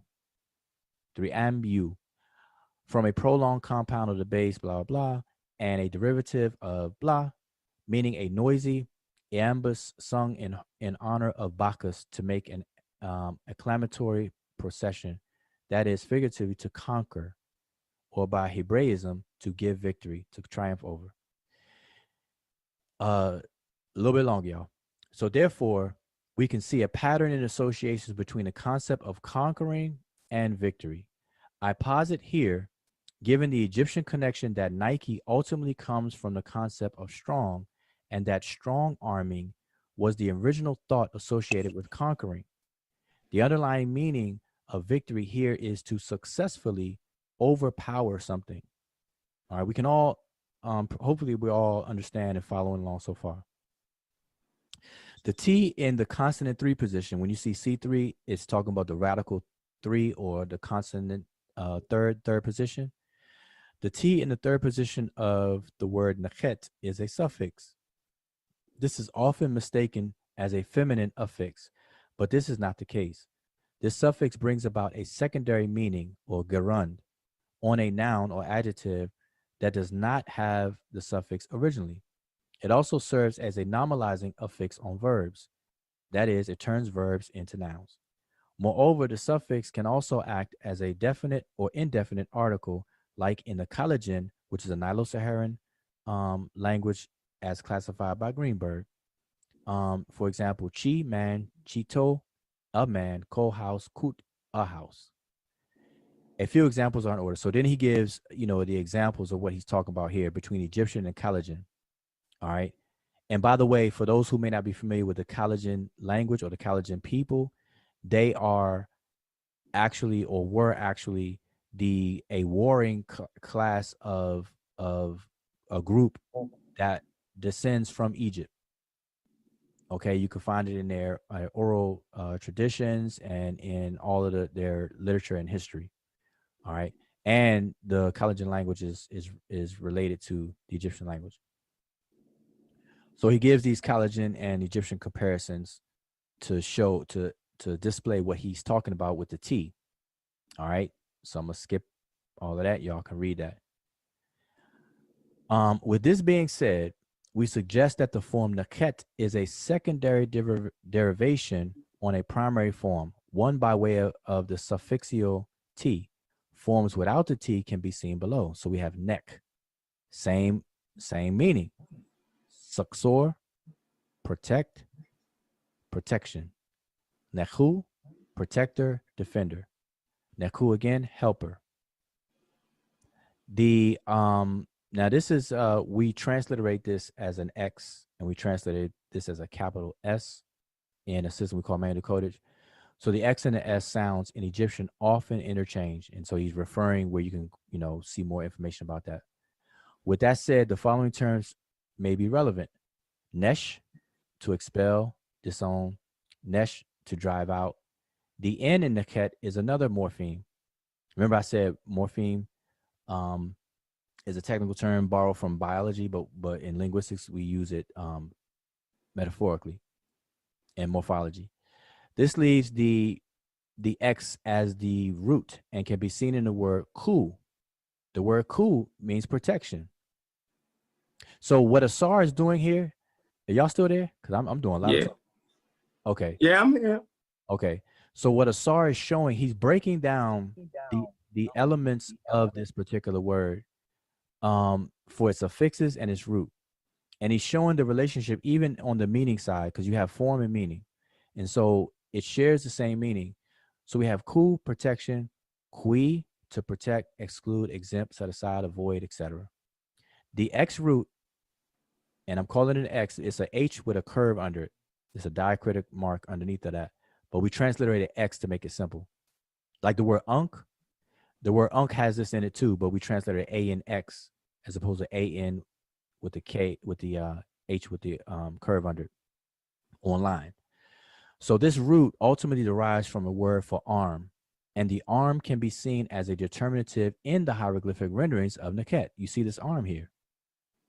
Campbell Dunn provides the following entries. So then he gives the word ka, arm, strength, Proto-Western Semitic, and he gives these examples and so on and so forth. Bantu, you have gado, arm; boko, arm; Mande, you get all these examples and so on. Sumerian, arm; Kalag, strong, and so on. Then we have mighty to be, ka, la, hand. Sumerian, Kaleg, be mighty. And then all of these other entries. and even more entries. All right, so I'm skipping all this for the sake of time to read it. So this is from Campbell Dunn. Okay, skipping down. The primal noun in Proto-Western Sudanic, I said Semitic, so pardon me. When you see PWS, it's referring to Proto-Western Sudanic, as he has here. Ka, arm, hand, and the actions of the arm, hand.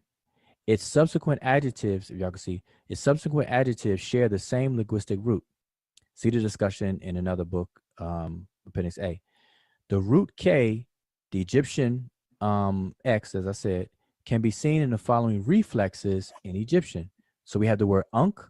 Most people think the word unk only means life, but it's also a word for a prisoner or a captive. And so we have this root radical here of this X, and it provides the same thing as conquering, victory, and stuff like that, because that's where a captive comes from. So we have captive in the word unk. We have saker unk, prisoner of war. We have neketu, stronghold, fortress. Neketu here again, hostages, securities, and neketu again, strength, victory, hostages. And he gives more, so I'm gonna kind of skip all that. The underlying theme of these terms is the actions of the arm. To make someone a prisoner is to strong arm them and hold them captive. So we have strong arm, hold, and captive. The Greek nakau, which means subdue. One attacks, which is neck, with one's arms. Remember, they didn't have guns and stuff or anything like that. So they took it to the streets like people do, take it back to the day. They attack someone with their arms. Even today in English, we call weapons arms. Like we say, arm yourself. Everybody has a right to what? Bear arms. They're not talking about our physical arms. They're talking about weapons. All right. So even today in English, we call weapons arms, as they are an extension of what? Our physical arms. All right.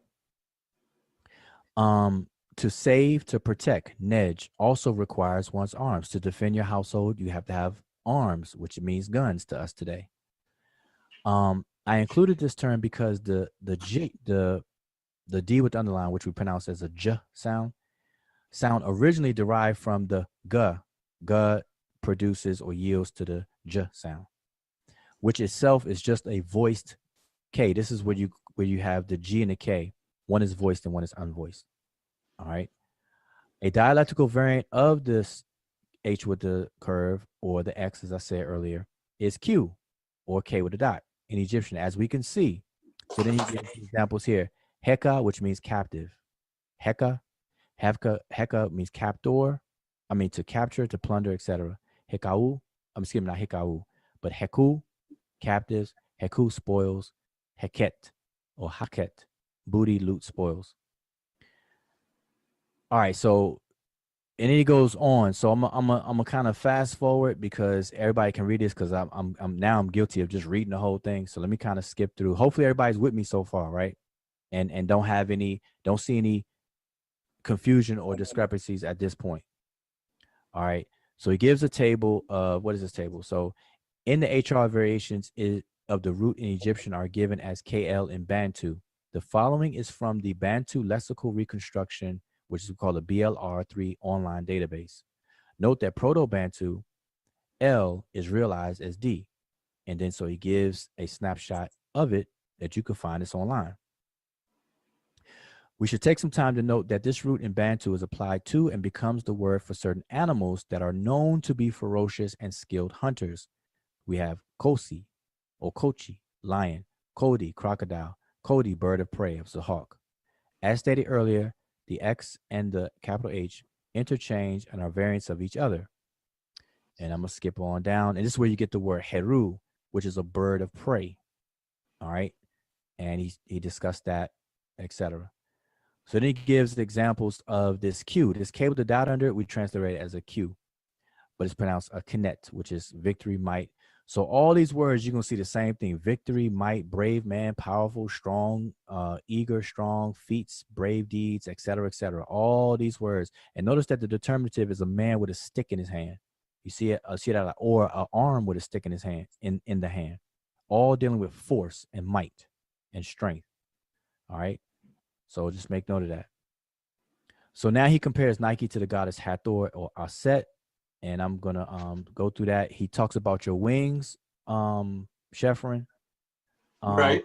and all that other good stuff with the wings, which is the goddess Nike. And I'm gonna keep on going down because what I want to do is get to the point where we have Nike and Ogun. So now he's associating Nike with Ogun. And so in this section, we posit that the goddess Nike, which is the N and K, two radicals or consonants, the N and K of the Greeks, is a distant variation of the Yoruba god Ogun, which is the G and N. Okay, G is gonna correspond to the N, to the N, and so on. And you're gonna see this here, I'm sure. So I'm gonna go down. Like fundamentally saying Nike equal Ogun equal Heru. All right. And we're going down. I'm just going to try to go to some comparisons, skip on down. Now Nike is Heru? Let's go back up to where it is. I don't want to skip anything. So let's just read this. In this section, we posit that the goddess Nike of the Greeks is a distant variation of the Yoruba god Ogun. Although the genders are different, the names and functions of each are practically the same. The consonants are just switched in their names respectively, which is called metathesis. So the N to the N and the G and the K correspond. Earlier I said the G to the N.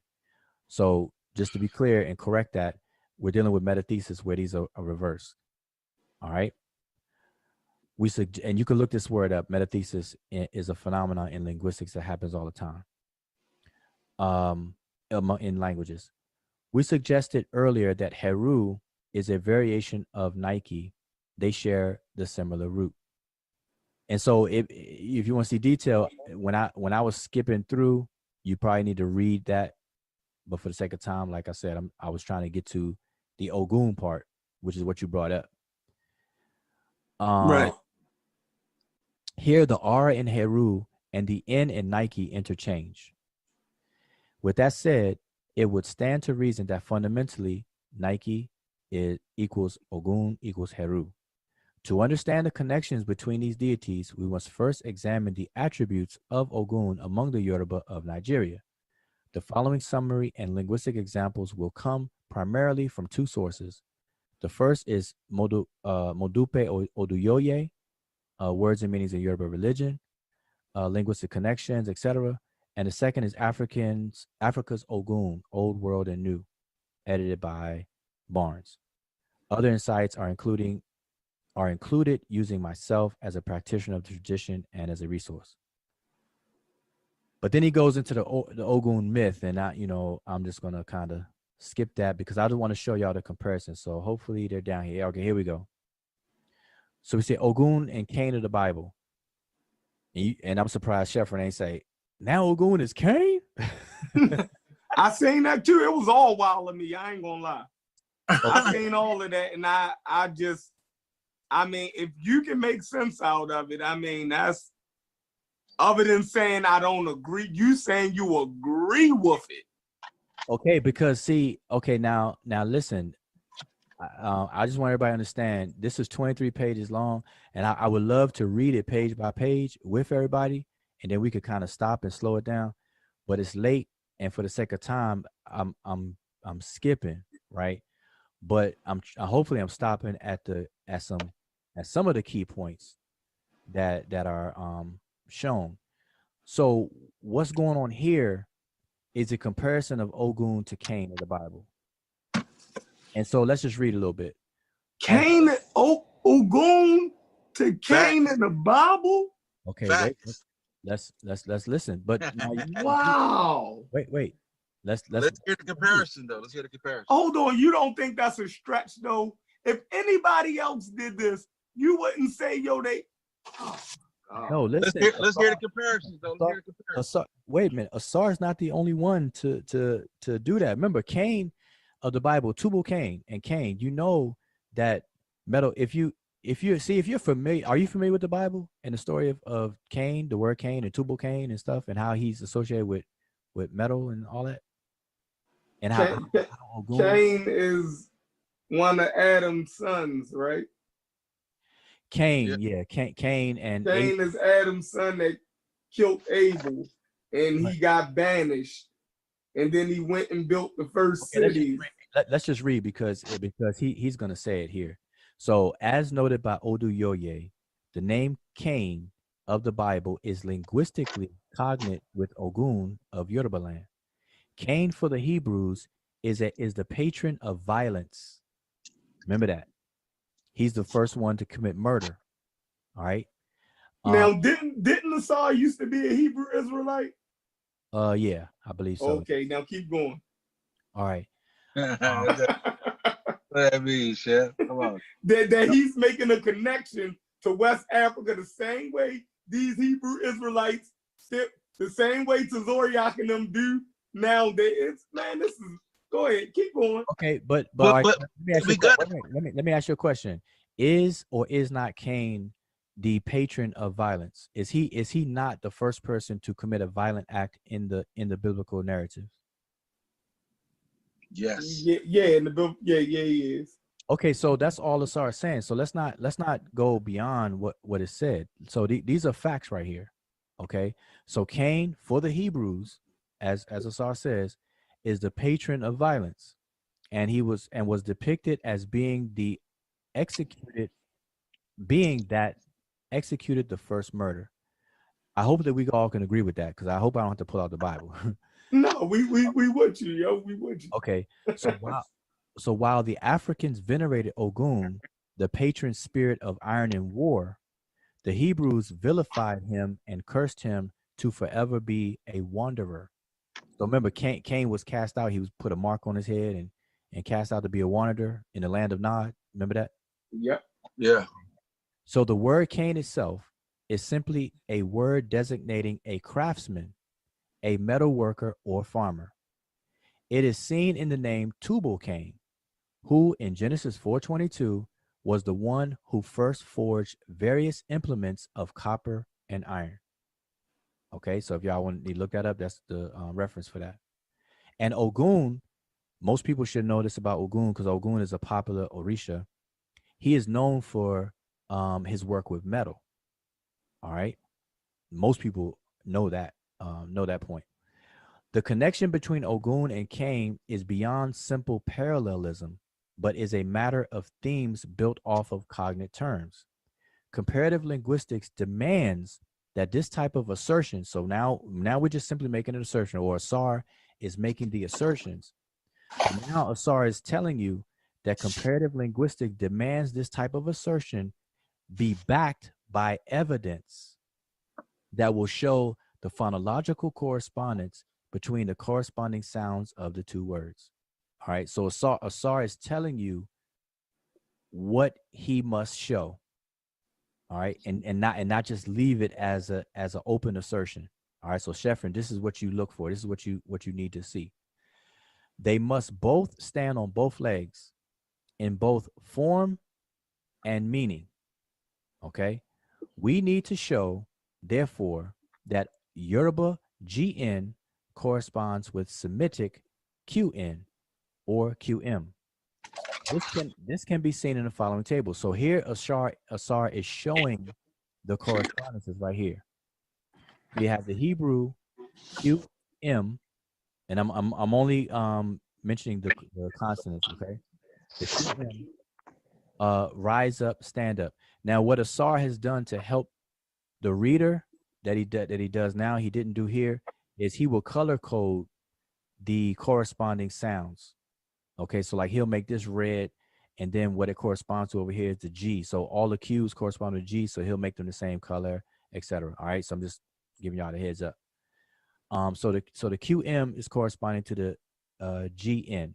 So you have kum, rise up, stand up. Koma, height, standing in place. Then you have gun, climb a hill. Gun, to climb a ladder. Gun, which is to ride a horse. You got to mount a horse. Ogun, he is tall. That is, it is long. Ogun, it is erect. Ogun, yan, and I'm probably butchering these pronunciations. She is protruding at the breast. So these are something that rises up and standing up or have some length or height to them. You see the correlation? And then in Arabic, you have kama, he rose. Then you have Ogun, war, makama, combat. See, kama and makama, ma is a prefix on the word kama here. So we have kama, he rose, and kama, combat, because that's why we use, even in English today, we rise to the occasion. We rise to battle. You see this, the way we deal with that even today. Or you rise to war. You don't fall to war. You don't fall to the occasion. So then we have gun li, to settle. Adab, odo, stagnant waters, and then you have akama, to settle, to stay in place. Stagnant waters is water that stays in place. What are you doing? Wait, you there? Oh yeah, go ahead. Okay. So now what he's doing, he's just establishing the sound meaning correspondences between these consonants. All right, as you can see. Kima, flour, gun, to pound, gun yan, to pound, agunmu, medicinal herbs, and you know how they make medicine, they have to grind the plants and things into form. So kima is also cognate with these words. All right, as far as Arabic, he doesn't show a cognate for it. But here we have agan, which is barren, a woman, akama, sterile, somebody who can't have children. Same thing. You see that? Now we have kine, stalk, gun, to prick, igun, thorn, igun, edge, or sharp. All these things are sharp. Kama, or kame, which is stalk. Not a stalk as in stalker, but a stalk as in the object that protrudes. Okay. Yeah. And last one, we have kana, he acquired, mikne, acquisition, and kinya, which is property. And we have a word ogun, property, inheritance, and then the Arabic, nothing. But then we have Cain in Hebrew, Ogun, god of iron, and then Cain, which is a smith, a smither, somebody who does smithing work. So now I took my time to read all of those because this is how it's done. So he told you about the assertion, then he told you what he must show as evidence. Okay, and so here is a set of evidence. All right, are y'all with me so far? Yeah. So let me ask you this: when he show all those correlations across the different languages, it's to show like a relation on, like a passing on of that. No, it's to establish sound meaning correspondence. So here he says form and meaning, and so the form and meaning has to correspond from one language to another. Okay, and you're using Arabic because it's relationship to Hebrew. Yeah, he's showing three languages to show the consistency between the correspondences of the form and the meaning. So Hebrew and Arabic are well established related languages. Of course, all right, exactly, yeah. So that's why he okay, all right, I got it. That's why he chose Arabic specifically, because he have to show it in the whatever kinship Hebrew and Arabic have. He had to show it, their relationship in that family, right? In that relationship, right, that they have. Yeah, what it does is strengthens his evidence because now he's not only just comparing Hebrew and Yoruba, but he's also comparing a language that is known to be Hebrew. Yeah. Right. All right, got it. All right, got it. Like nobody is crazy enough to dispute the relationship between Arabic and Hebrew. Exactly. Right? Okay, so now he's establishing. So we have A, of course, A equals B, and then if A equals C, then B equals C. You know, A equals B, B equals C, then A equals C. All right, so here we're seeing a display of that. All right, so let's go on. As we can see, the sound correspondences are regular, and I can't stress, I'm surprised Asar didn't put this in bold. They have to be regular, which means that the more of these examples you can give are the more convincing and that you know that you're spot on. So Asar only gives a couple here in these two things, but I'm sure he probably give more. And if you're a comparatist, you want to give as many as you can. All right. at least. You want to give enough to show the regularity. All right. So now further data exemplifies the correspondence between Semitic Q and the Yoruba G and can be seen below. So we have some more. We have the word English foolish. We have hamuk, which means foolish, excuse me. The Yoruba, fool. So notice that the Q here that he's talking about corresponds to the G. Okay. We have wall in Hebrew, kier or kier, and ogiri. So we have the Q and the G corresponding with each other. A word meaning feathers, we have kid. And then in Yoruba, I'm not even going to pretend to pronounce this one, but you can see the Q matching up with the G. Padlock. Yeah. Villages, Kora, Igore, village. You see the G corresponding with the Q. Ape, curd, and Lagido, monkey, metathesis. All right. So hopefully you all see that. So that's to establish that. So are we on the same page so far? Yeah. I'm kind of getting there. Yeah, I'm following you. Okay. And I'm getting a better understanding of how, you know what I mean? Like, keep it going. Okay, so now he's moving to Agun. Oh. Okay.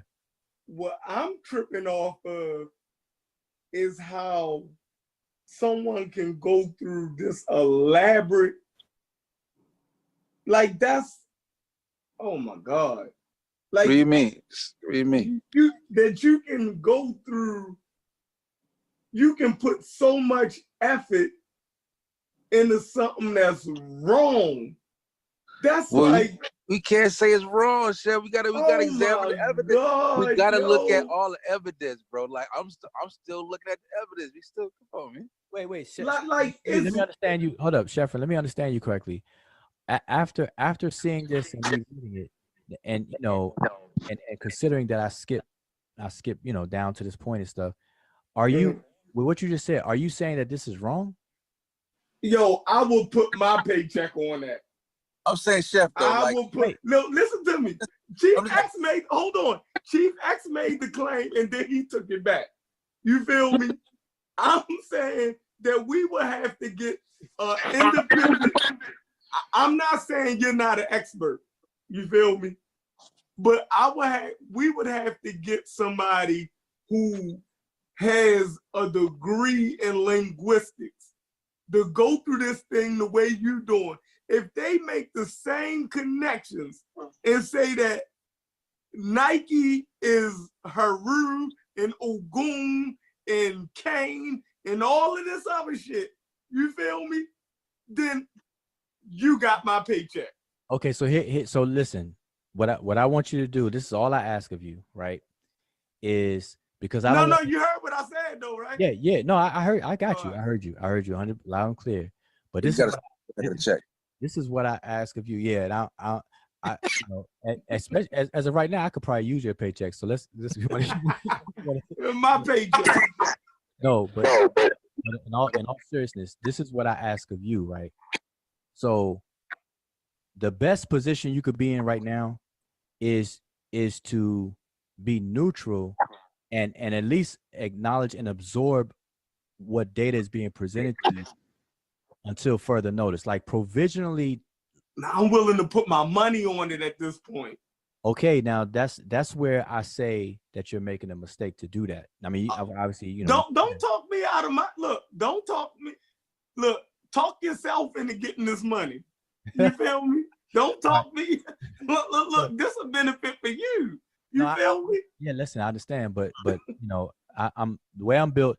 It's about learning and it's expanding. So, but at least understand this.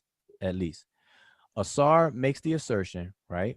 He gives these two first paragraphs, and he makes the assertion, and he displays the fact that he's not the only one. Oduyoye also makes the assertion as well, and then he tells you what is required of him. So he gives you the onus. Where is the burden of proof lies? He is owning up to where the burden of proof is. It is on him to back up the assertion with evidence, and he's telling you what the evidence should be about. The evidence has to show a regular phonological correspondence between the or sound meaning correspondence. Here he has form and meaning. And so at least you have to agree with this, that with the limited data he showed here, that he actually did what he said what was required of him to do. Okay, cool. He showed regular sound meaning correspondences, at least with the data that he shows right here. Can we agree with that so far? I'm saying that he does his equations probably the way that linguists would tell you to do your equations. I'm cool with that. I'm not saying, look, y'all two sound smart enough to do with that. Look, I'm not the spirit. I'm saying somewhere along the line, you feel me? Somewhere along the line, something is getting twisted. Let me ask a question though. Now. Okay, in the relationship we was talking about, like I said, I ain't made my mind up either way. I'm just listening because I just, like I said, it's interesting. So in a relationship for Ogun to King, you see no similarity. You like, that's just straight hogwash. Like, it ain't no facts. Like, you know what I'm saying? Like, I mean, like, okay, I'm just saying, like, somebody's on trial. He's on trial, and Asar's a lawyer, right? Now, whether he's right or wrong, he's trying to win the case. You don't think that's a logical argument to be made? We showed them both being, you know what I mean, like working with metal, and like you see nothing. Like, nope. No. What I'm saying is, cultures all around the world, right, could have what you call notable ancestors or venerated ancestors that, you know, became gods or whatever, that brought certain technology with metalworking. I'm sure you could find that in many cultures, but go ahead. Okay, and it stays connected in the language too, you think? I don't think this is a connection, but y'all can keep building on it. Okay, but listen, Chefren, man, I'm not like ignoring your concerns. I just at least want you to understand that your concern is just based off the best position you can have right now is to be in a position of absorption and just provisionally see this as data and then learning what is required to prove by anybody, whether it's a SAR or Joe Blow down the street who claims to be a linguist or whatever. This is something that must be done in these situations. I agree. I think I could learn something from it. Okay, good. Look, I'm not saying that I can't learn something about linguistics from what Asar puts forth. I'm saying I don't think the conclusions that he arrived at is right. I'm not saying that he don't do the technical shit of it, you know what I mean? Like, right, like he know how to do, like, but if they say, yo, that the L supposed to be the M and the G is the Q, all of that stuff you talking might be dead on. But okay, so that's all I add. Wait, right now that's all we're dealing with right now. So if you can at least have that provisional understanding, then let's keep moving. All right. Mm-hmm. So I'm gonna skip down for the sake of time. I'm gonna skip all the way to its conclusion because I'm not gonna spend time to read every paragraph. But I encourage people to get the article. So let's read the conclusion. So here's the conclusion, but I'm gonna actually get down to the conclusion of the conclusion, which is the very last paragraph before the bibliography.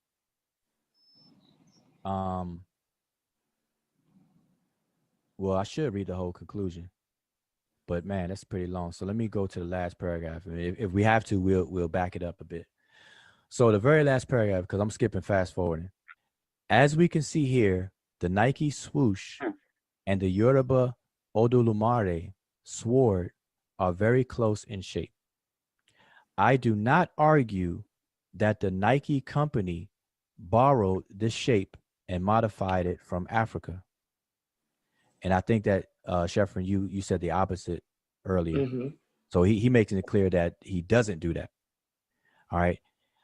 Just that it is ironic that an instrument of Ogun, which is the sword, would find symmetry in design with a modern sports company that bears its name unknowingly. Millions of consumers are walking around with a bit of African religion at the soles of their feet. Maybe this is the secret to Michael Jordan's success. So obviously he's making a joke here, but I just wanted to clear up at least what you said. That wasn't no joke. Asar is not what this right here. That wasn't no joke.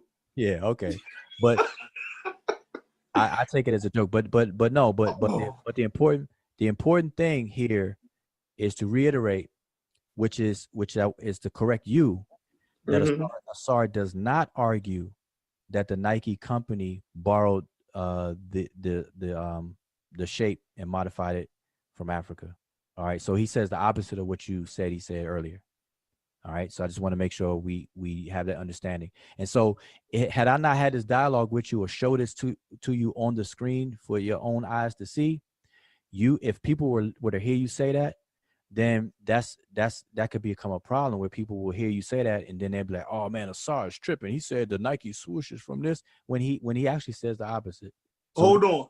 I think that sword of Ogun is the closest thing that that we have if you're gonna make a comparison.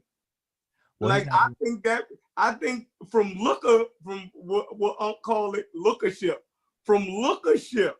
that would be the closest thing that we have in similarity between Nike and Ogun than anything. No, you didn't went all the way over to Hebrew, but that's Arabic. But that's how you're supposed to do it, though. That's how you're supposed to do it. He went all the way over there. But hold up. Hebrew, but now, Arabic. but here's the thing. This goes back to the beginning when I first came online. People are just gonna have to know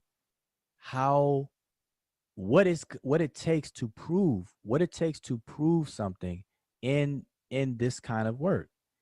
Like I give the examples. It's like in order for a woman to prove that you are the father of her child, there's certain things she's gonna have to do.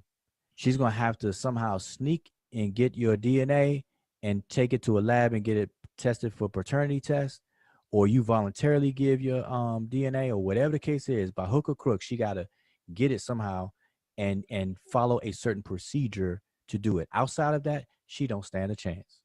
Yeah, so what you're saying too, Wudjau, is like, okay, what he's saying too, Chef, is that the route he took, like you look at it like he just went from Georgia to New York to Cali down to Texas. But Wudjau is saying, like, in order to make his point, you have to go from Georgia to New York to California to Texas, right? That's what you're saying. Oh, okay. Yeah. But look, I'm cool with all that. I'm saying I didn't put my money on the line. If we can find. Let's do that. Yeah, if we can find a PhD expert that, you know what I mean, you saying you agree with this, Asar, right? I mean, Wudjau. Yeah. You saying you agree with those connections. What Asar shows is convincing because he's actually demonstrating the sound meaning correspondence. Right. And see he showed the few that I showed before, and there's some I skipped and stuff like that. If people read the whole article, you'll see how the evidence is stacking up in favor of the assertion that's being made. According to his writing. So look. Well, no. I'm a barber. So do that. Listen, so do that. Check me out. I'm a barber, so I don't have a paycheck, right? So I was just talking crazy. But I'm gonna say everybody here is like 30 people on here. Your $500. Your day's worth of cutting. $500 versus nothing. Meaning, if we get an expert, because I don't, look, if we get an expert on here, I know you know some linguists, some PhD linguists, because y'all deal in this subject. I mean, in this, with all of this, y'all write books, y'all write articles. If we can get a PhD linguist that can walk through it the way that you did and back that up, you got $500. Okay, so check this out. So that I won't be accused, and if Asar sees this video later and he won't be accused of picking a friend, then why don't you seek out a linguist of your choice? I don't even know where to start at. You feel me? Point me in the right direction. I'll go find one. All right. Well, like where they hang at. But hold on, let me do this. Let me in all fairness, let me go ahead and read the conclusion, because I think that people who will see this video can actually learn something, and maybe it'll unconfuse some people on a little bit of the process, because this is old. This is like 7 years old article, and it's consistently in line with the comparative method. This is what all comparatives do. So let's just read the conclusion so we can see what Asar arrived at. So he says the Greek word Nike means victory and was personified as a goddess that was associated with war, politics, sports, courting, love, and childbirth. We posited that this term is actually African and derives from the Egyptian term neket, victory, might, abdurate, stiff, hard, support, stiffen, become hard, successful, strength, force, strong man, champion, bully, strong, of arm, adult, a hero, and to protect. So remember, he said posited.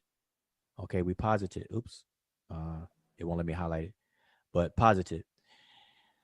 It goes on to say, this term was personified as a goddess Neketet, a form of Hathor. All right, we have to understand that a lot of Egyptian so-called deities or gods have epithets. And they have epithets, or they may have another personification under another term that actually explains and further defines their roles in these various different mythos. Okay, so another form of Het Heru or Hathor is Neketet. All right, and that's the part I skipped, but I'm not going to go back up to it. So he summarizes that, and he says, and it was this deity that was directly borrowed into the Greek pantheon. Now, unfortunately, I skipped that, but so I'm gonna tell everybody, make sure you go back and read that. This term is reflected in Chiluba Bantu as nke, solid, hard, fixed. Synonym indendende, tenacity, toughness, and persistence. Some semantic shading occurs with an alternation of phonemes and by way of what's called metathesis, which can be seen in the word Kinet, which means victory, might, brutality, violence, and kin, which means a brave man, elite soldier, hero. Kini, to be strong, valiant, mighty. Captive, active, conqueror, amount to, be profuse. This form of the word is cognate with the patron of war and violence in Yoruba, Ogun. So you see the G in the N, the K in the N, or Q in the N, as we would transliterate, etc., which has biforms of the word rendered as akin, bravery, brave, valor, akun, strength, okoni, brave person, hero, okan, lion, heart, a heart. Ogun, like the goddess Nike, was also associated with war, politics, sports, courting, love, and childbirth as a god of fertility. All right. So you see how that paragraph is summarizing what he said before. Another associated with Ogun is his role as a fertilizing agent of the earth. In Asar's book, which is forthcoming, so by now I'm sure he wrote it or whatever, I have demonstrated the linguistic correspondence between a Yoruba Ogun and the Igbo Ogwu. His role as a spirit of fertility corresponds with the Igbo goddess of fertility, Ogwugwu. And I probably butchered that pronunciations, so forgive me, y'all, Igbo speakers. Ogwugwu literally means well or hole or pit. In the town of Ekwilumi, the spirit of fertility is known as Uku. and helps barren women to bear children. Ogun, in his positive creative aspect, symbolizes order. Ogun is also involved in procreation, as farming is an act of creation. Ogun presides over the beginning of life and the cutting of the umbilical cord, and he is there at the end of life as well. Ogun, it is said, is the hole that opens the earth to bury you. So again, with craftsmanship and some kind of tools. Ogun Okoku Yeri Ogu, and I'm butchering that, I know. Praise poems associated with Ogun are often sexual in nature. The themes are aimed at illuminating the generative aspects of Ogun. For example, I'm gonna skip the the Yoruba pronunciations and go straight to the English. He made his penis lengthen to father a child in the house of Ijana. We heard how the penis struck those in the market. We therefore equate the goddess Nike with the Yoruba Ogun. Both names come from a root cognate with the Egyptian Neket or Kenet. Although the Egyptians did not deify the latter terms, they deified a variant of this root as the god Heru, where the X gives way to the capital H and the N gives way to the R. As noted in Proto-Bantu, Kodi, bird of prey.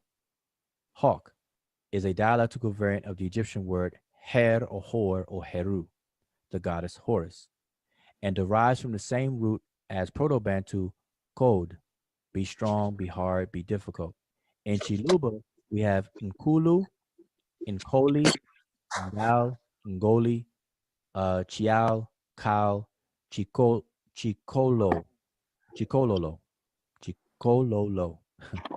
a hawk, bird, or raven. These terms can also refer to a prominent man. We note as well that the goddess Nike is depicted with wings, just like Heru among the ancient Egyptians. The Egyptians' HR is KL in Chiluba. The KL root in Chiluba has the following reflexes. So we have Kale and Kala, to be strong, to be well, victorious, etc., etc. Going down to the verb Kala, to be strong, to be full grown, to be mature, to be firm, etc., etc., etc. Thus, Nike is a variant of Ogun, Akin, Cain, which are both variants of Heru, Horus. They refer to the courage, strength, and valor needed in times of war and in the hunt. Now, let me pause here for a second. For those who don't know, that when you see the winged sun disk in Egypt, we refer to it as Behudet. That is the place where Heru was victorious. Heru the elder, or Har the elder, Har Aketi, and so on and so forth, where the wings of protection, and where the war took place with Satuk and Heru, and they had stalemates and all that other kind of stuff. Just to kind of give you a little bit more context of that aspect of Heru. The inspiration comes from witnessing the wonder and damage done by ancient volcanoes. When surmounted by the immeasurable challenges, it is the spirit of the volcano, which is an erupting fire, bravery, that allows one to triumph over adversity. This is where you get the metaphoric connection with what's going on. Just like how we say, rise to the occasion and other thing. You don't literally rise, you don't literally float up and stuff like that. So these terms also refer to the instruments of war, which are needed to ensure victory or success in any battle. The one who has the most advanced weapon and can wield the weapon most efficiently will have the upper hand in a fight. It is strength, determination, and the willingness to never give up, which is persistence and to be stubborn, that will ensure success in life. These are the characteristics needed in all sports, and that is the spirit of what is captured in the name for the modern sports apparel company, Nike. And we know this to be true because what is the slogan of Nike? Just do it. And so he's saying that you never give up. And matter of fact, there's a recent commercial. Hold on, go back. How you tie that in again to the slogan? That was deep. Wait. So let me rewind back. Right. It is strength, determination, and willingness to never give up, which equates to persistence and being stubborn, that will ensure success in life. Can we agree with that? When motivational speakers talk to a crowd, they say, "Listen, never give up on your dreams. Be persistent. Be consistent. Be persistent. Never give up. Don't let anybody tell you can't do something." Don't they tell you that? Mm-hmm. To be successful, right? Mm-hmm. So these are the same characteristics needed in all sports. That is the spirit of what is captured in the name for the modern sports apparel company, Nike. Because Nike's slogan is the same. It says, "Don't give up, just do it." That's their slogan. It cuts down to just do it. Nike, just do it. And it's a sports company that sells sports gear that gives you the tools to be successful, to be victorious. All right. So although Nike and Ogun are different genders, it should be noted that Ogun is also a goddess in Yoruba land. And he gives the source for that. We noted that Yoruba GN can also correspond to Egyptian KM. Therefore, worthy of consideration is this word Kamit, which is a goddess.